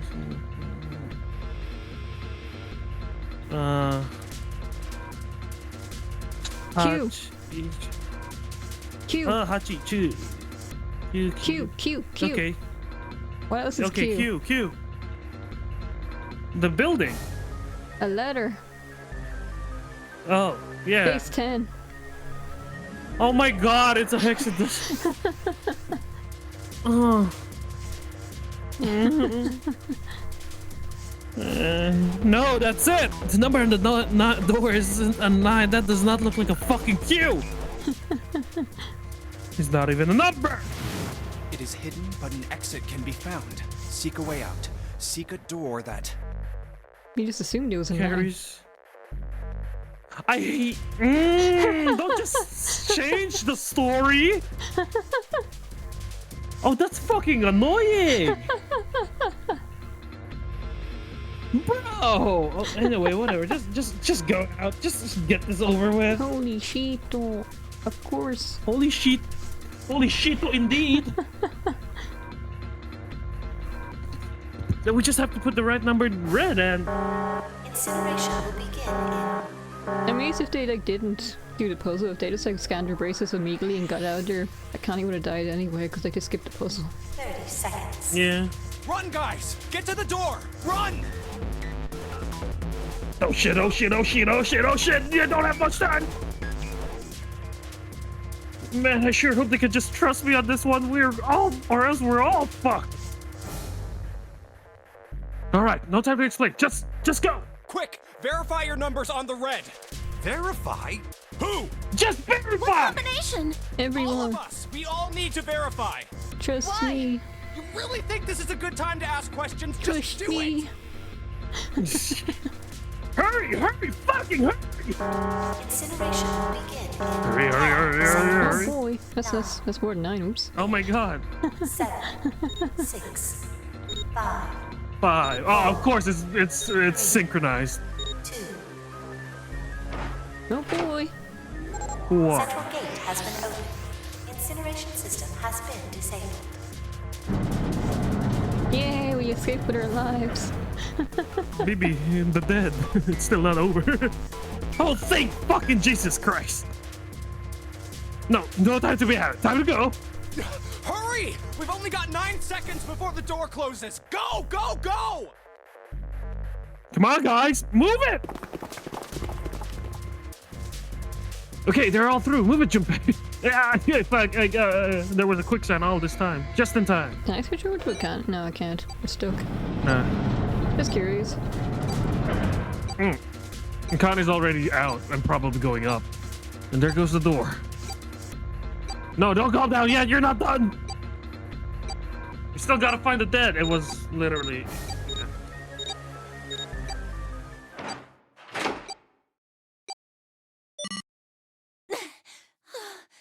You just assume it was 9, but it was Q all this time? Fuck! That's a stupid ass looking Q. What kind of font do you write with? I guess in Japanese it makes sense because like he can say Q and it could be Q number 9 or Q the letter. And then in English it doesn't really work because he says 9. I guess because like the filter makes it ambiguous. Did he say 9 or did he say like another number letter? Right. See, Q 9, they're similar, aren't they?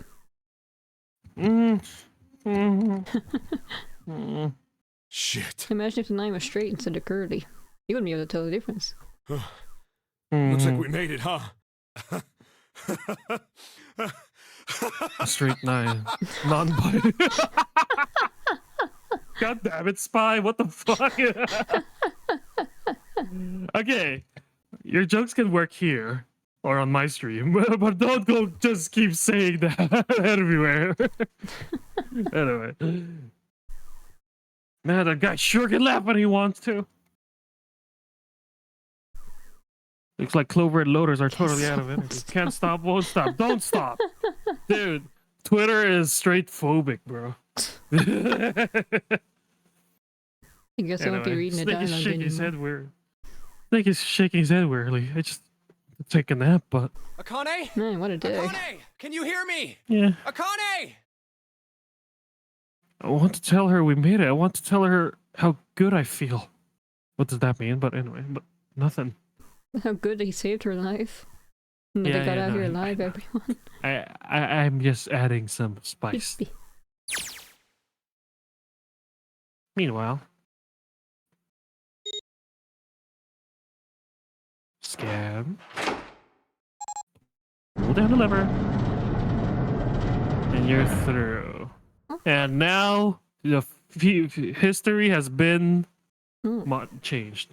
The door opened. Standing in front of it was my brother. Oh, so like 7 and all think she's dead, right? Apparently she used like her telepathic powers to like convince people that she was dead, so Junpei would think she was dead too and be freaked out. And that would make his connection to the morphogenic field stronger or something like that. Yeah. Akane! So like in order to save herself, she needs people to think she's dead. Oi! I cried his name, even though my voice was almost gone from screaming, and leapt into his arms. Yeah. Good end. Seven has just one fucking look in his face, huh? Huh?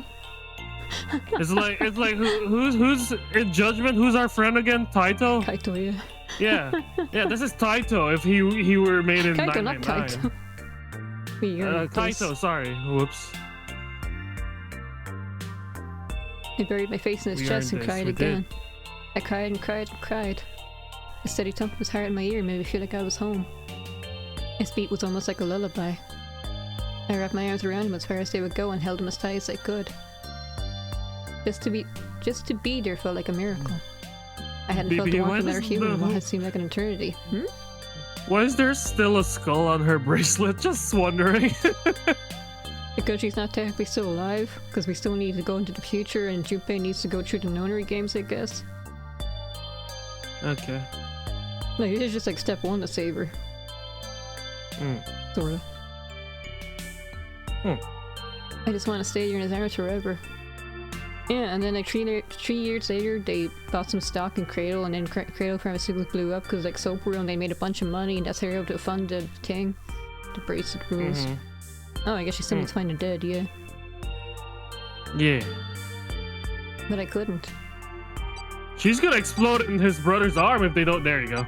The moment I passed through the door, my bracelets had begun to count down to death. I left away from him and looked around. The door had already closed. I spotted dead only a short distance away. It took me only a moment to get to and scan all the bracelets. I left it once home ago and dropped on the scanner panel. That was it. There you go. I thought she was about to explode. I thought they forgot. I took a deep breath and looked around again. The huge detective who we call 7 and 9 years and Snake, the blind boy, were looking at me. Yeah, so in the novel, Lois's child also kind of dies, sort of like Akane, and she's the same. Sorry? In the novel, Lois's other daughter, she dies like Akane does, and like Junpei has to save her as well. That'd be so mean. After all of these, she just blows up. Bruh. They seem to have been utterly stunned by my sudden appearance. Their eyes were wide and their mouths hung open. Alright, let's Let's get out of here. If we don't book it, we might run into Hongo again. Oh, I was right. It was time we got moving. Dimensional Hongo seemed to jar Seven and Snake out of their surprise when they nodded. We took off running up the spot on the stairs to freedom. So Santa and June are both a zero. Santa and June are both zero. Akane is like the mastermind who planned all this. And Zero, or So Santa, who's like the henchman, I guess, the muscle, he's the one that kidnapped people and all. Oh, and Zero lost. The Zero that told you he lost in that ending. That was Santa. He was trusting her words. Because Like, Akane died. yeah, she was telling him his plan, like, if you do this, it will save me. But then this timeline, it didn't work out. Because Junpei chose the wrong path, so like, I lost. I see. It's her secretary, get it right, he said himself. I'm sorry. I'm sorry. It just takes time for me to process, man. He said himself like a secretary. Yeah, okay. Time for running. Or for more running, rather. But if they can get us out of here, no wonder we're running so hard. My heart's beating so hard, I can't... No, I know you're joking, it's okay. Maybe you're scaring people away again. My heart's beating so hard I can barely hear. God, I can't wait to breathe real air again. We're still stuck on a sinking ship, though. Huh? Is Seven talking? Hey, Junpei, can I ask you something? What's up? That door, the one with the No. 9 on it. Why'd it open? Yeah, all 5 of us verified our numbers on the red. 2 plus 4 plus 5 plus 7 plus 8 is 26. That makes our digital route 8. It shouldn't have opened. That's not like you, Lotus. I thought you would have figured it out already. Huh? Why? Because you were the person who taught me about the idea of bases. Bases? Yeah. What are the 2 numbers in base 2? 0 and 1. How about base 10? That goes from 0 to 9, right? And how about base 16? 0 through F. After 9, it starts at A and goes from there. B, C, D, etc. You're right. In other words, A in base 16 is 10 in base 10. I like how smug Junpei's voice actually can be. B is 11. Yeah, I know, C right? is 12, He's actually D being is 13, smug right and now. so on. So, what about it? I like how Junpei has a bit of personality. He's not like a blank slate who's just thrown into the situation. He's not like a generic nice guy. You don't get it? Yeah. What if we keep going with that pattern? What if you go way past base 16 all the way to base 27? Base 27? Yeah. Well, the numerical digits are the same. So, I guess you'd add alphabetical digits. E is 14, F is 15, G is 16. H is 17, I is 18. Are we going J the is short way? 19. Are they gonna count all the way? Yeah, I guess we're that's going. a bracelet number. Oh yeah, apparently if you multiply that by 9, the digital root is 9 or something like that. Yeah, I was reading that in the trivia section. And all their ages add up together, their official canon ages. The what's it called again? Digital root is 9, so like aces, I forgot. Lotus is 40, Junpei and June are 21, Clover's 18, Santa and Snake are 24. Oh, that's what it was. See, that's so annoying. That's so annoying. Everything is 9 except for that fucking door, which is the letter Q. Anyway. If you multiply the numbers, the bracelet number, the code, by 9, you get the true number of each of the players in the game. That's what it was.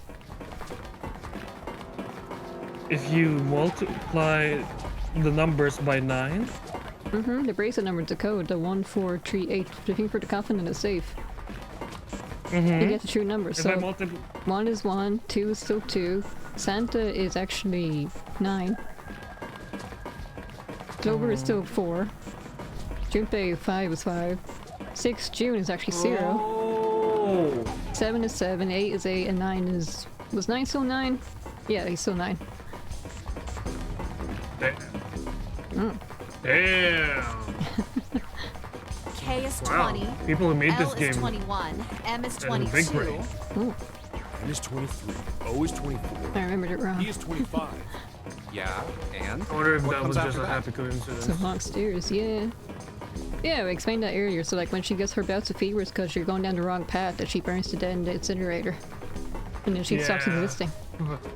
I did not notice that at all until Spy spy pointed it out. This is a long stairs. Yeah, this is a long stairs. 26! And what does that mean? That wasn't a 9 on the door. It was a Q. A fucking lowercase Q! Yeah, yes, 7. That's my reaction, totally. I was pissed off as well. Yep, that's pretty much it. I guess to put it another way, you could say that it was a 9 in base 10, but a Q base 27. Here's also how you pronounce Q9 in Japanese. Yeah. Ichi-ni-san. Yeah, that's all I know. Fuck, oh well. Hachi Roku, yeah. Because 86 is initially. Time for more running, anyway. The final quest puzzle in the junk room. Ooh, I don't know this one. What's that one? Puzzle in the junk room. Final quest puzzle. It is this exact. Oh yeah, it was. You had to ignore the 9 door, didn't you? You had to go to the 8 door instead. Because the 9 door wasn't a 9 door, it was an 8 door. It was an 8 door, yeah. Oh my god. God, my thighs are fucking killing me. This game is like a code Swear, classic. any moment now I'm gonna tear a muscle. Yeah, it's it a was code a Q door. It's like not many people played it, but those people that did play it thought it was amazing. Yeah, this is pretty amazing, actually. So many 9s, except for that. What? Okay. I feel like every single cell of my body's dying for air. I also realized your name isn't really showing up properly in the chat box. Blah, blah, blah. It's okay. I've never seen anyone with a white name before. Damn, every breath I take is a chore now. I feel like my lungs are gonna burst. Maybe just a short rest. When the boat's sinking. No, can't stop, won't stop, don't have time. Go, go. Come on, legs, there can't be many more steps left. Oops. Let's run, run like the wind. Like a bullet down a rifle barrel. Like a tornado cutting through the sea of cloud. And they still use the same CG. I was thinking they would use different CG. Anyway, I feel like we're running along the back of a giant coiled dragon. Finally! What time is it again? 6 a.m.? It's 12:53 a.m. for me. No, I mean in the game. Pun. Pantomime. Pun. Have you ever been to a pantomime? I don't know what the pantomime is. It's like a play but campier. Nope. Never. It's like a musical and a play. That's like a comedy thing. Oh, nope. Never been to one. New date idea. Jesus, I can barely breathe. Fuck. No, JP, no time to rest. Pull yourself together, man. You're almost there. All right, I'm gonna open it. Yeah. Yes. Then there's there are more doors just show up. Fuck. 9 more 9 doors. Which one's the real 9 door? Or is it a Q door? You won't know. 0! Or rather, Arcana! Sure. You look like a big, heavy door. But you're the only thing standing between me and my fucking freedom! 12 more escape rooms. Big America moment right there. Freedom! But even more important than that, you're the only thing standing between me and Akane. Isn't Akane? Akane. Anyway. Akane. What about her? No, nothing. What? She disappeared, so I don't know where she is. That's all. No, we saved her, so she's still alive. Yeah, but where did she... In our timeline, BP, she just disappeared. Ace went out a secret door in the incinerator, right? And we weren't looking at her for a moment. We were shocked by Santa being heaved over, right? Sure. So while we were focused on Dash, she could have like slipped away. Anyway. You're gonna open now. 6 a.m. You found it! Like 25 nights. Bruh. I felt a hand on my shoulder. It was a voice. It gave it a small reassuring squeeze. I was so happy I felt like I could melt. My heart was at peace. And not only because my brother and I were back together again. Thanks to the huge detective, all 9 of us who had been Thanks to the huge detective, all 9 of us who had been kidnapped. We're finally able to escape from Gigantic. On a distant horizon we could see the faint outline of a ship as it sank. I hope Ace died on that gigantic. It gave it thunderous roar as it finally slipped beneath the waves. Its last cry echoed out across the ocean, and then it was gone. It's over. No, he whispered. Yeah. It was over. It was finally over. Or it's all was over. Was it really? Oh, fuck off, game! No, that was wrong. That wasn't it at all. I was sure of it. This wasn't the end. It was only the beginning. No. This is only a prologue. 9 years ago flash. Yeah, so like, Akane's not out of the woods yet. She still needs to plan out the second Nonary game with Junpei and all. Oh, okay. That's why it's only the beginning. Okay, okay.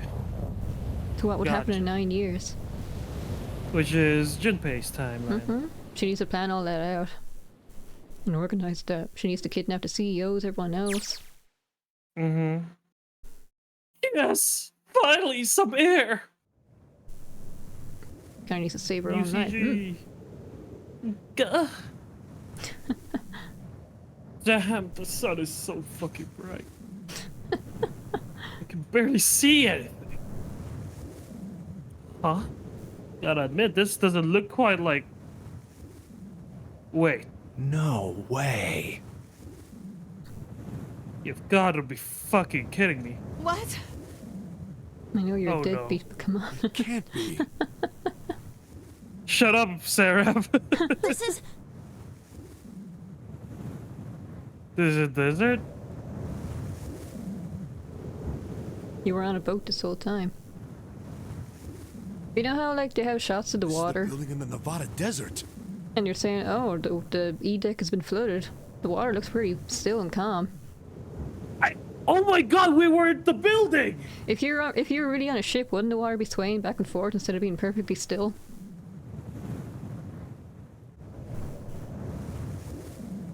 The flashback literally shows the ship sinking. So we are building Q? We were on a ship this whole time, we just thought we were. We are on building Q, which is transmitting 9 years ago. To the actual ship. The actual gigantic. So the Can't actual ship is not... the actual Gas ship... Q? I thought it was... I thought Santa was the one doing the kidnapping. That's why Bibi, and rode onto a continental plane. Bibi, I have a question. Yeesh. Since we are building Q. I was kind of right there, but and we're transmitting 9 years from to the past. To the real ship, yeah. Akane was on the real gigantic, the actual gigantic, but the actual gigantic sunk 9 years ago. It's probably still on the ocean floor. So these people were on building Q. Building Q used to belong to Cradle Pharmaceuticals, but when Santa and June were buying their stocks and stuff, I guess they also got access to this building. So there's no... So in Junpei's timeline, there's no more building... there's no more gigantic. No, it's probably still in the bottom of the ocean when it sank 9 years ago. Okay, carry on. The mock experiment building. They're just told you're on a sinking ship, so they have a sense of urgency, more danger. Yeah.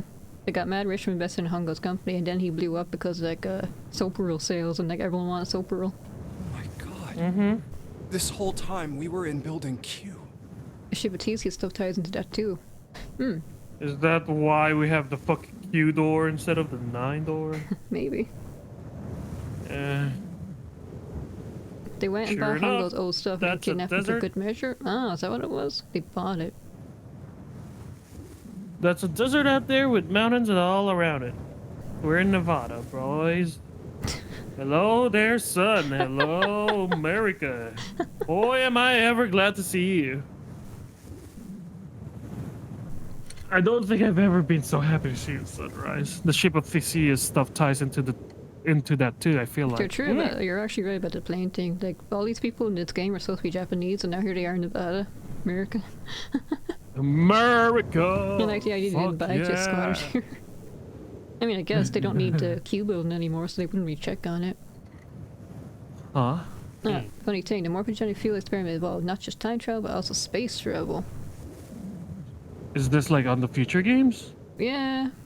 it wasn't supposed to be a sequel. It's never supposed to be part of a trilogy. It's just supposed to be a standalone game. But when, because it sold kind of well in Japan, in America only, it's out. Let's just make it into a trilogy. So then they added more onto it after the fact. And that didn't go well. I mean, it was so interesting. It's just they didn't have the budget for the final game. There's some Apollo 13 stuff. Because it's building Q and not the ship. Okay. Did I just hear something fall? Oh, fuck's sake. Finally. Right. My bracelets. Normally stuff like this, you recreate original scenes as close as possible, including location. I guess I never really got a good look at it, at the underside of one of these things. Let's see what's inside of you. Just a little electronic chip like an ATM card. That's it, actually. There's nothing else. There's no bomb. Nothing that even looks like a detonator. There was never a detonator to begin with. Figures. The only people that had detonators, actual bombs in them, were the Nightman and the other shareholders. The normal people like Junpei, they were never in any danger from the bombs or anything. Right. I love that kind of... Yeah, I never had like at some point Junpei was like, I feel like we've been looking for the dead for longer than 81 seconds, but I must be imagining things. Right. That's foreshadowing there was no bombs. Right. We put the bombs. Akane. Excuse me. Oh. Jumpy.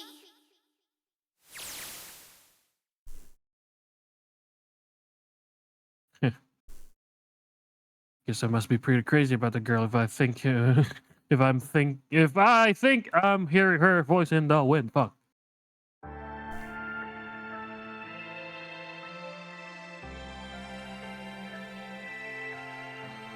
Hello? Mm-hmm. Oh, that was just a very slow fade out. Okay. Yeah. What the fuck? Oh, credits, yeah. I don't know if I skipped this, but I'm not sure the epilogue scene. I don't think I can skip this anyway. Oh, remember when this happened? Like 3 times? Remember All Eyes, how she wasn't really important in the end? The danger's gone. So they can't communicate anymore. Yeah, he's not in danger anymore, he's completely relaxed. Like, oh, there weren't any bombs, we weren't on a sinking ship. We don't have a gun to her forehead. Is the epilogue like what happens to Akane after the whole thing? You'll see. How are they going to get out of here? We're in the middle of nowhere. Fair enough. Damn. So yeah, that the was whole a wild point of this ride. game was, one, she wanted to kill the people responsible for the original game. That's why they had bombs and their detonators and stuff. I do that. And the second, the main purpose was to get Junpei here so Junpei could save her life, not hers. Wait. They said jam. Someone said jam. We jamming, boys. Woo! Imagine just randomly getting a call from a girl 9 years ago like a Kimi no Na wa shit. Yeah, that's true. Bruh, it'll be like...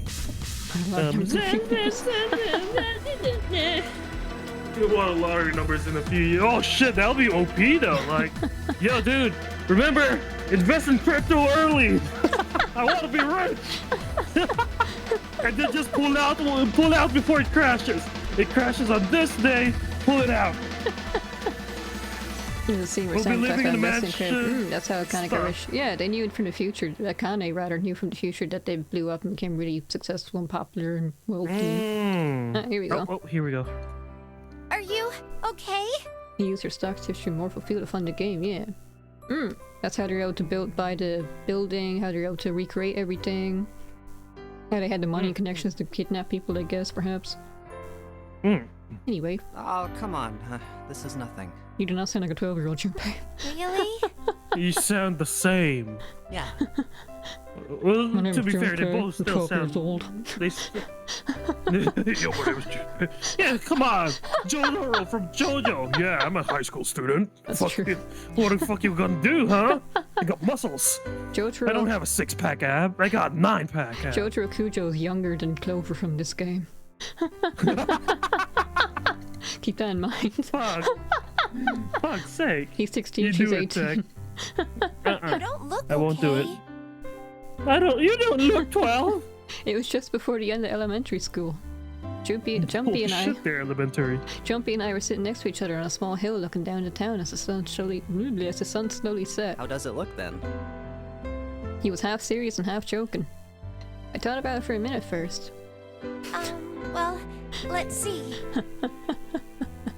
It looks like you kissed a toad and got warts, but then they just kept growing and growing and growing. I guess it wasn't true that was a kiss after all. What does that even mean? Drippy grinned and... See? I told you you're not okay. You're too reckless. You can't beat 5 8th graders, Jumpy. That's crazy. That age-old question, how many 8th graders can you beat? I think it was something like he assumed these 8th graders were the ones that killed the rabbit, so like he went, "Hey you did it, didn't you?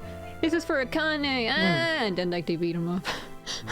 Yeah. Yeah, but that's so much aggro, fair. I mean, don't you think so? I had to do something.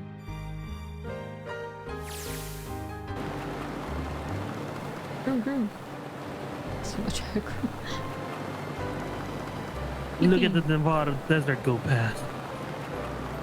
For an SUV, this thing has a pretty smooth ride. I think they're actually on a Land Cruiser, like a Toyota Land Cruiser, I think. Oh, that's what Dojima has. No.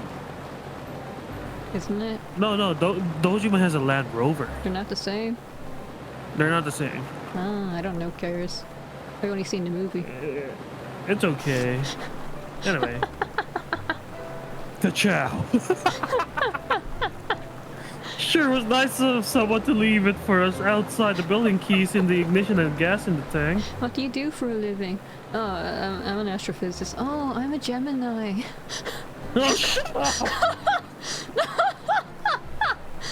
Oh my god, that's so stupid. I saw that tweet, that video. I love a wood paneled Land Cruiser. Hey, it's not bad. Looks like it's good for camping. It's a short video. You can find it somewhere on TikTok or YouTube Shorts or it's like some dating show where these two are put together. It's like, oh yeah, I'm an astrophysicist. I study the stars, and oh, I love stars too. I'm a Gemini. And then he's like, yeah, I'm not feeling it. The girl thinks the astrophysicist, the word astrophysicist, is a fucking horoscope, or astrology. Rather, astrology. Yeah. Anyway, almost like it was a present, you know? Not what that meant. Yeah. Anyway, we jumped in and now we're here, screaming across the desert. Wasn't that nice when they have a full car with a full tank for them to escape with? Yeah. Okay, now the front looks like a fucking old Ford pickup truck. Anyway, Lotus is over the passenger seat. It's a mixture of cars with white copyright. It'll be funny if it like Snake is fucking driving up front. Snake and Seven and I are all squeezed into the back seat here. Still can't believe we let her drive though. Woohoo! This is so fun! You know how to drive. This is so awesome! Driving is so great when there's nothing around, and there's no speed limit. You do have a license, right? Fair enough. Watch those bumps. Fair enough. This car jumps even I mean, imagine you're like driving on what's that highway in Germany where there's just no speed limit? I don't know. The Autobahn. Oh, Autobahn, is that it? Yeah, Autobahn. Yeah, Autobahn. Yeah, the I Autobahn. mean, she's That's 18, the highway. so maybe she can drive, but like, does she have a license? She don't have to have one. Yeah. I can't help it. Fair enough. Big, all right? Ah, it is Autobahn. Suck it up. Why don't you drive, Seven? I'm a cop. I ain't gonna break the law. Really, in this situation? Oh, come on. Really? He doesn't have an international license. Yeah, but you could have sat in the passenger seat. Oh, hell no. There's no way I'm giving this seat up. And Clover, there's no need to slow down. The car Santa and June are in should be somewhere down this road ahead of us. Yeah, I saw some fresh tire tracks going out. There's no doubt about it. Then we've got to hurry if we want to catch them, don't we? Sure thing. Oh shit! God damn it, she doesn't even have to drive so fast! You know, I always found it kind of pointless. So, like, the maximum speed limit here is like 120 miles an hour, but some cars can go up to 300. Like, what's the point? You won't even be able to use it. Legally, anyway. I mean, who says the cops are gonna catch us, right? No, do you know what a... Anyway. Do you have meters in your country, whatever they're called? A speedometer? What do you mean? It's this thing that insurance companies want you to put in your car so like you can't go over 120 or whatever. They say, oh, so you're a safer driver and then we'll insure you. Really? Yeah. So, speedometer... Isn't it called a tachometer? I forget what it's called. Tacho. For times like this, it seems like you're gonna become stupid. Tachometer. I forget what they're actually called. Anyway. But like insurance companies will insist you install one before they even give you a quote. For times like this, it seems if you gotta become zero, bro. Man, I didn't even think a car like this could go this fast. I mean, you might be going downhill. I don't know. You need to add 2 zeros to your speed. Bruh. We're sure throwing up on a lot of dust. Bruh, this car is like modified, right? It has been engine swapped with a fucking supercar or some shit. It was a couple hours after we run to the junior high students. They've been hiding in the bushes on the back of one of the hills, drenching a kitten in gasoline. Oh, that's what it was. The moment we saw what they were doing, Jumpy ran up to them furious. Trackmania car, bro. Then he jumped on him. Going to go loops, bro. Jumpy jumped on him. He quickly scooped up the kitten and tossed it to me. I caught it and ran for the police station as fast as I could. Help me! Officer, please! You have to come with me! The policeman and I headed back to the hill. All we found was Jumpy sprawled on the ground with a face covered in big swollen lumps. You couldn't run away after you threw the kitty to me? I asked him. He stuck his tongue out through the hole in his mouth where a tooth had fallen out. Yeah, I guess I could have. Then why didn't you? Because I'm an idiot. I didn't want to. I wanted to beat him up. Beat him up real good. Because of what they were doing to the kitty. Yeah, that too, but... I want to look cool. Behind those murders our first semester, remember? Oh. Blip. Blip. Yeah, the bunnies. Blim blim blim blim blim blim blim. Blim blim. Blim blim blim. He plucked some grass from the ground and tossed it into the wind. They asked me what elementary school I was from, so I told them. And then they said they'd do the same thing to you that they did to the rabbits. Oh yeah, there's another weird thing people were pointing out. Junpei and June were really good friends, right? But like he didn't recognize Santa. He was actually surprised that like Akane had a brother?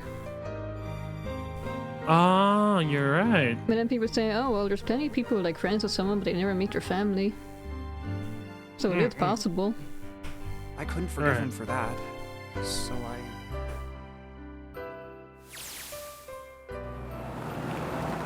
Hey, there's still some stuff I don't get.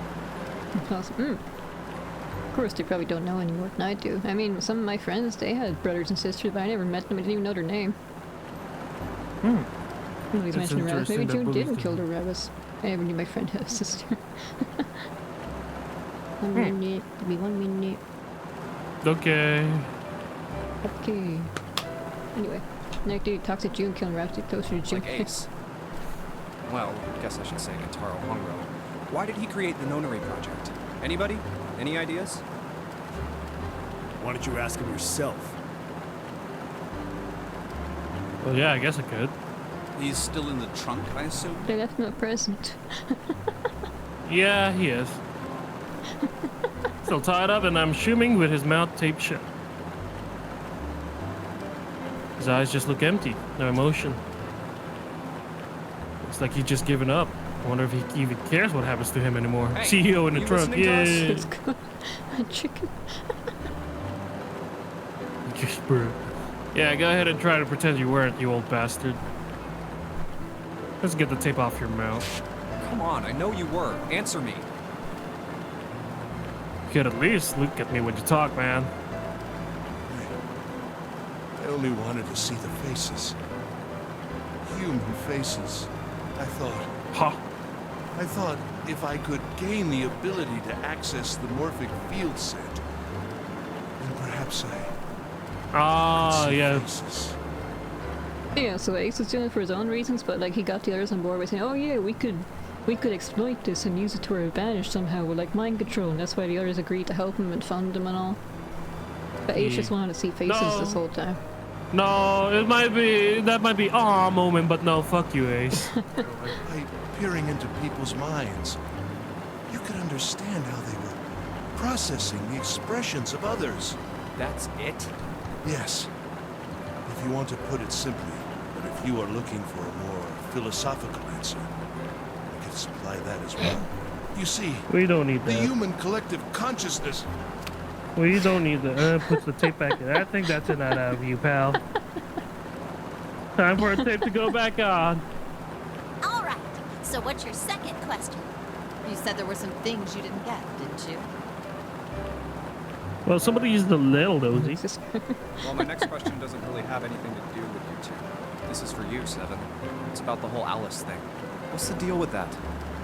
Well, I just made it up. 9 years ago, after I escaped from the Gigantic, I kept going after Hongo on my own, hoping to catch him when he finally slipped up. During the course of my investigations, I learned a lot more about the Gigantic. I also found out about Bourdain and Alice. You're not really answering my question. Was there actually a girl who wouldn't melt at room temperature?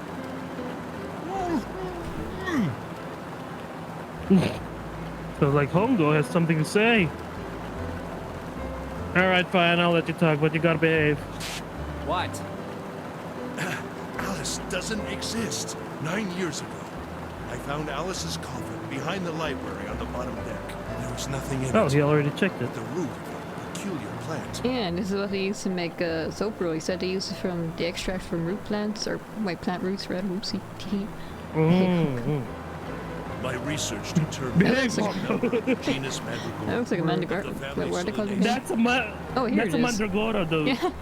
Yeah. You cook that thing, it'll scream and kill you. I was able to extract a particular alkaloid from it. I used that extract to create soap oil. Its creation was a tremendous boon to my firm, and we grew rapidly. Okay, back with That's the tape. enough. I just wanted to hear that. Tape's going back on, Hongo. Shut up, Hongo. It was a yes or no question, Hongo. The rest of my questions can wait. For now, I think I'll just enjoy the ride.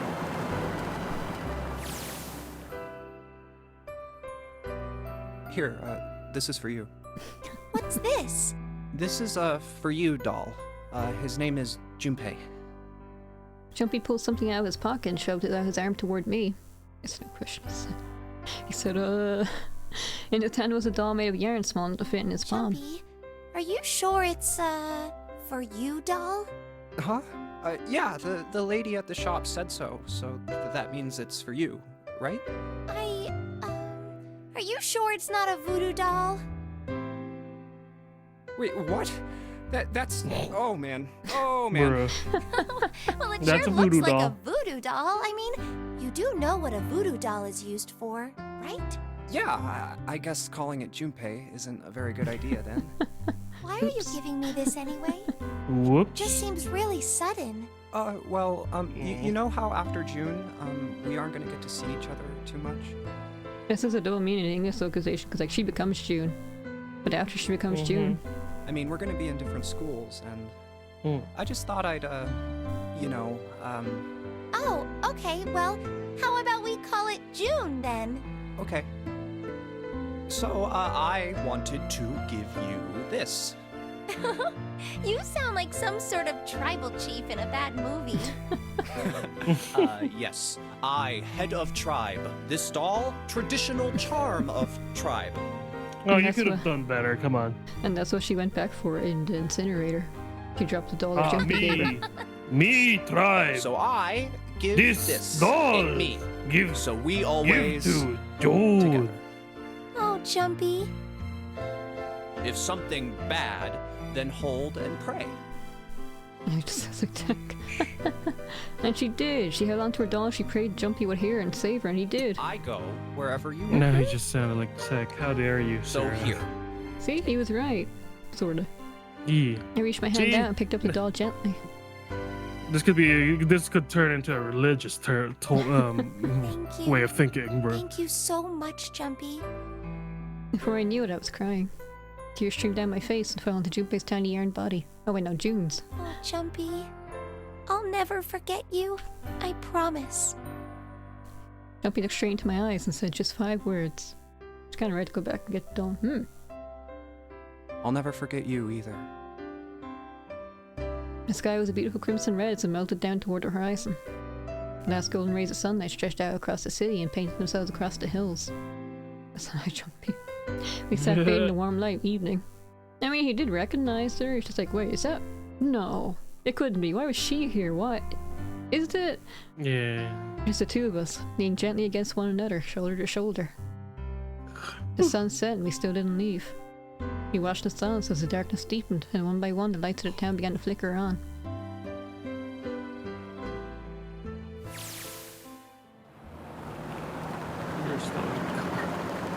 There's still one thing I don't get. To be honest, if it's the biggest mysteries as far as I'm concerned, and also the only ones that's really important. Has to do with June and Akane.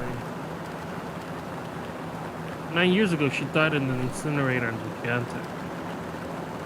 But she's still alive now as June. But how? Was it because I tapped into her morphic build set and saved her 9 years ago?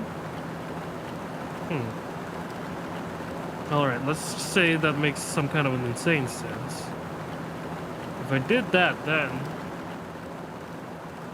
how do I make sense of what Seven remembers?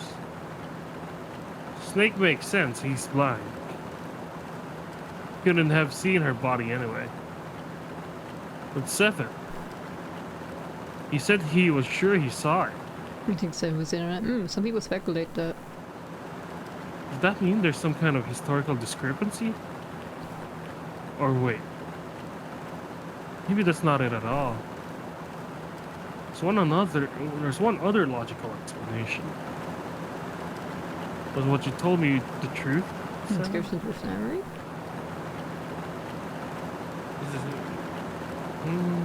You look satisfied. So people thought he was like faking the amnesia thing, and he was working with June and Santa. No way. He could, right? I think Hey, look! Over there! That's my head cannon. Somebody next to the road! Ooh. What?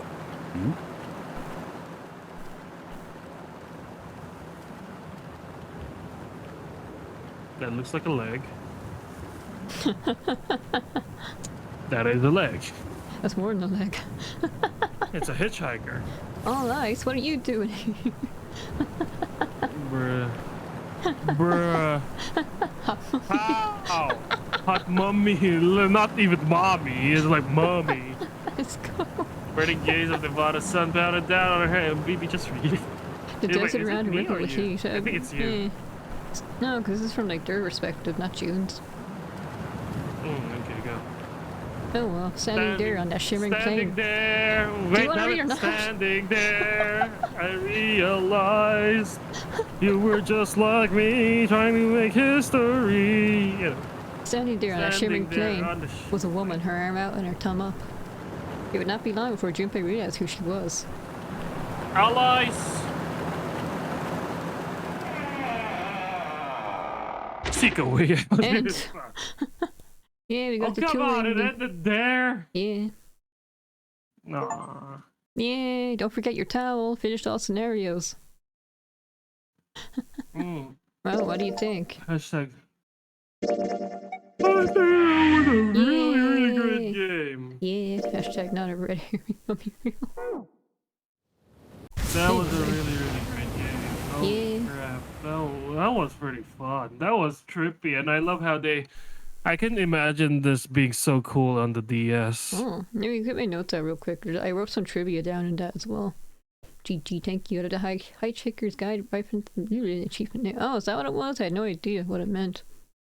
Oops, this is wrong. Where did I put it? Oh, here it is. Yeah, so like I wrote the summary, but I guess you understand that. So trivia. Oh yeah, and the tutorial part, the first ship, the room we first wake up in. There's two suitcases, a red one and a blue one. Awai's blue, Aka red. The two siblings. Giant and puzzle room while novel mode. A new face will appear. Will it? Oh, I already closed the game. I can look it up later though. A new face though. Who's? No, I haven't seen that one. I sent in the Seven and the Snake were in on it. Santa and June always go through a door together. That's to hide the fact that their numbers aren't what we think they are. June is 0 and 7, and Santa is 9. Blah, blah, blah. Yeah, the 81 seconds thing, it took them longer. The flood waters between the sky is perfectly still. If they're on a boat, it would be rippling. If the reds and dead showed numbers instead of asterisks, it would expose the fake numbers. Yeah. Oh, and then it confirms non is yeah. Oh, is it only after you beat the game? Because otherwise it'd be spoilers. Yeah. So like this is a big time loop. Yeah, Kanye's face pops up like Junpei's doesn't. Ah. So like Ace's real name is Gentaro Hongo. Only after that's what I thought. Gentaro Hongo. We already knew that. Snake's real name is Lightfield. Lightfield. Santa's real name is Aoi Kurashiki.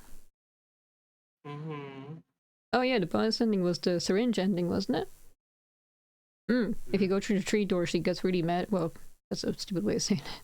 But she assumes that you must have been the person who killed Snake, because why else would you want to go into the tree door? Anyway, Clover is Cloverfield. June is Akane Kurashiki. 7 is unknown.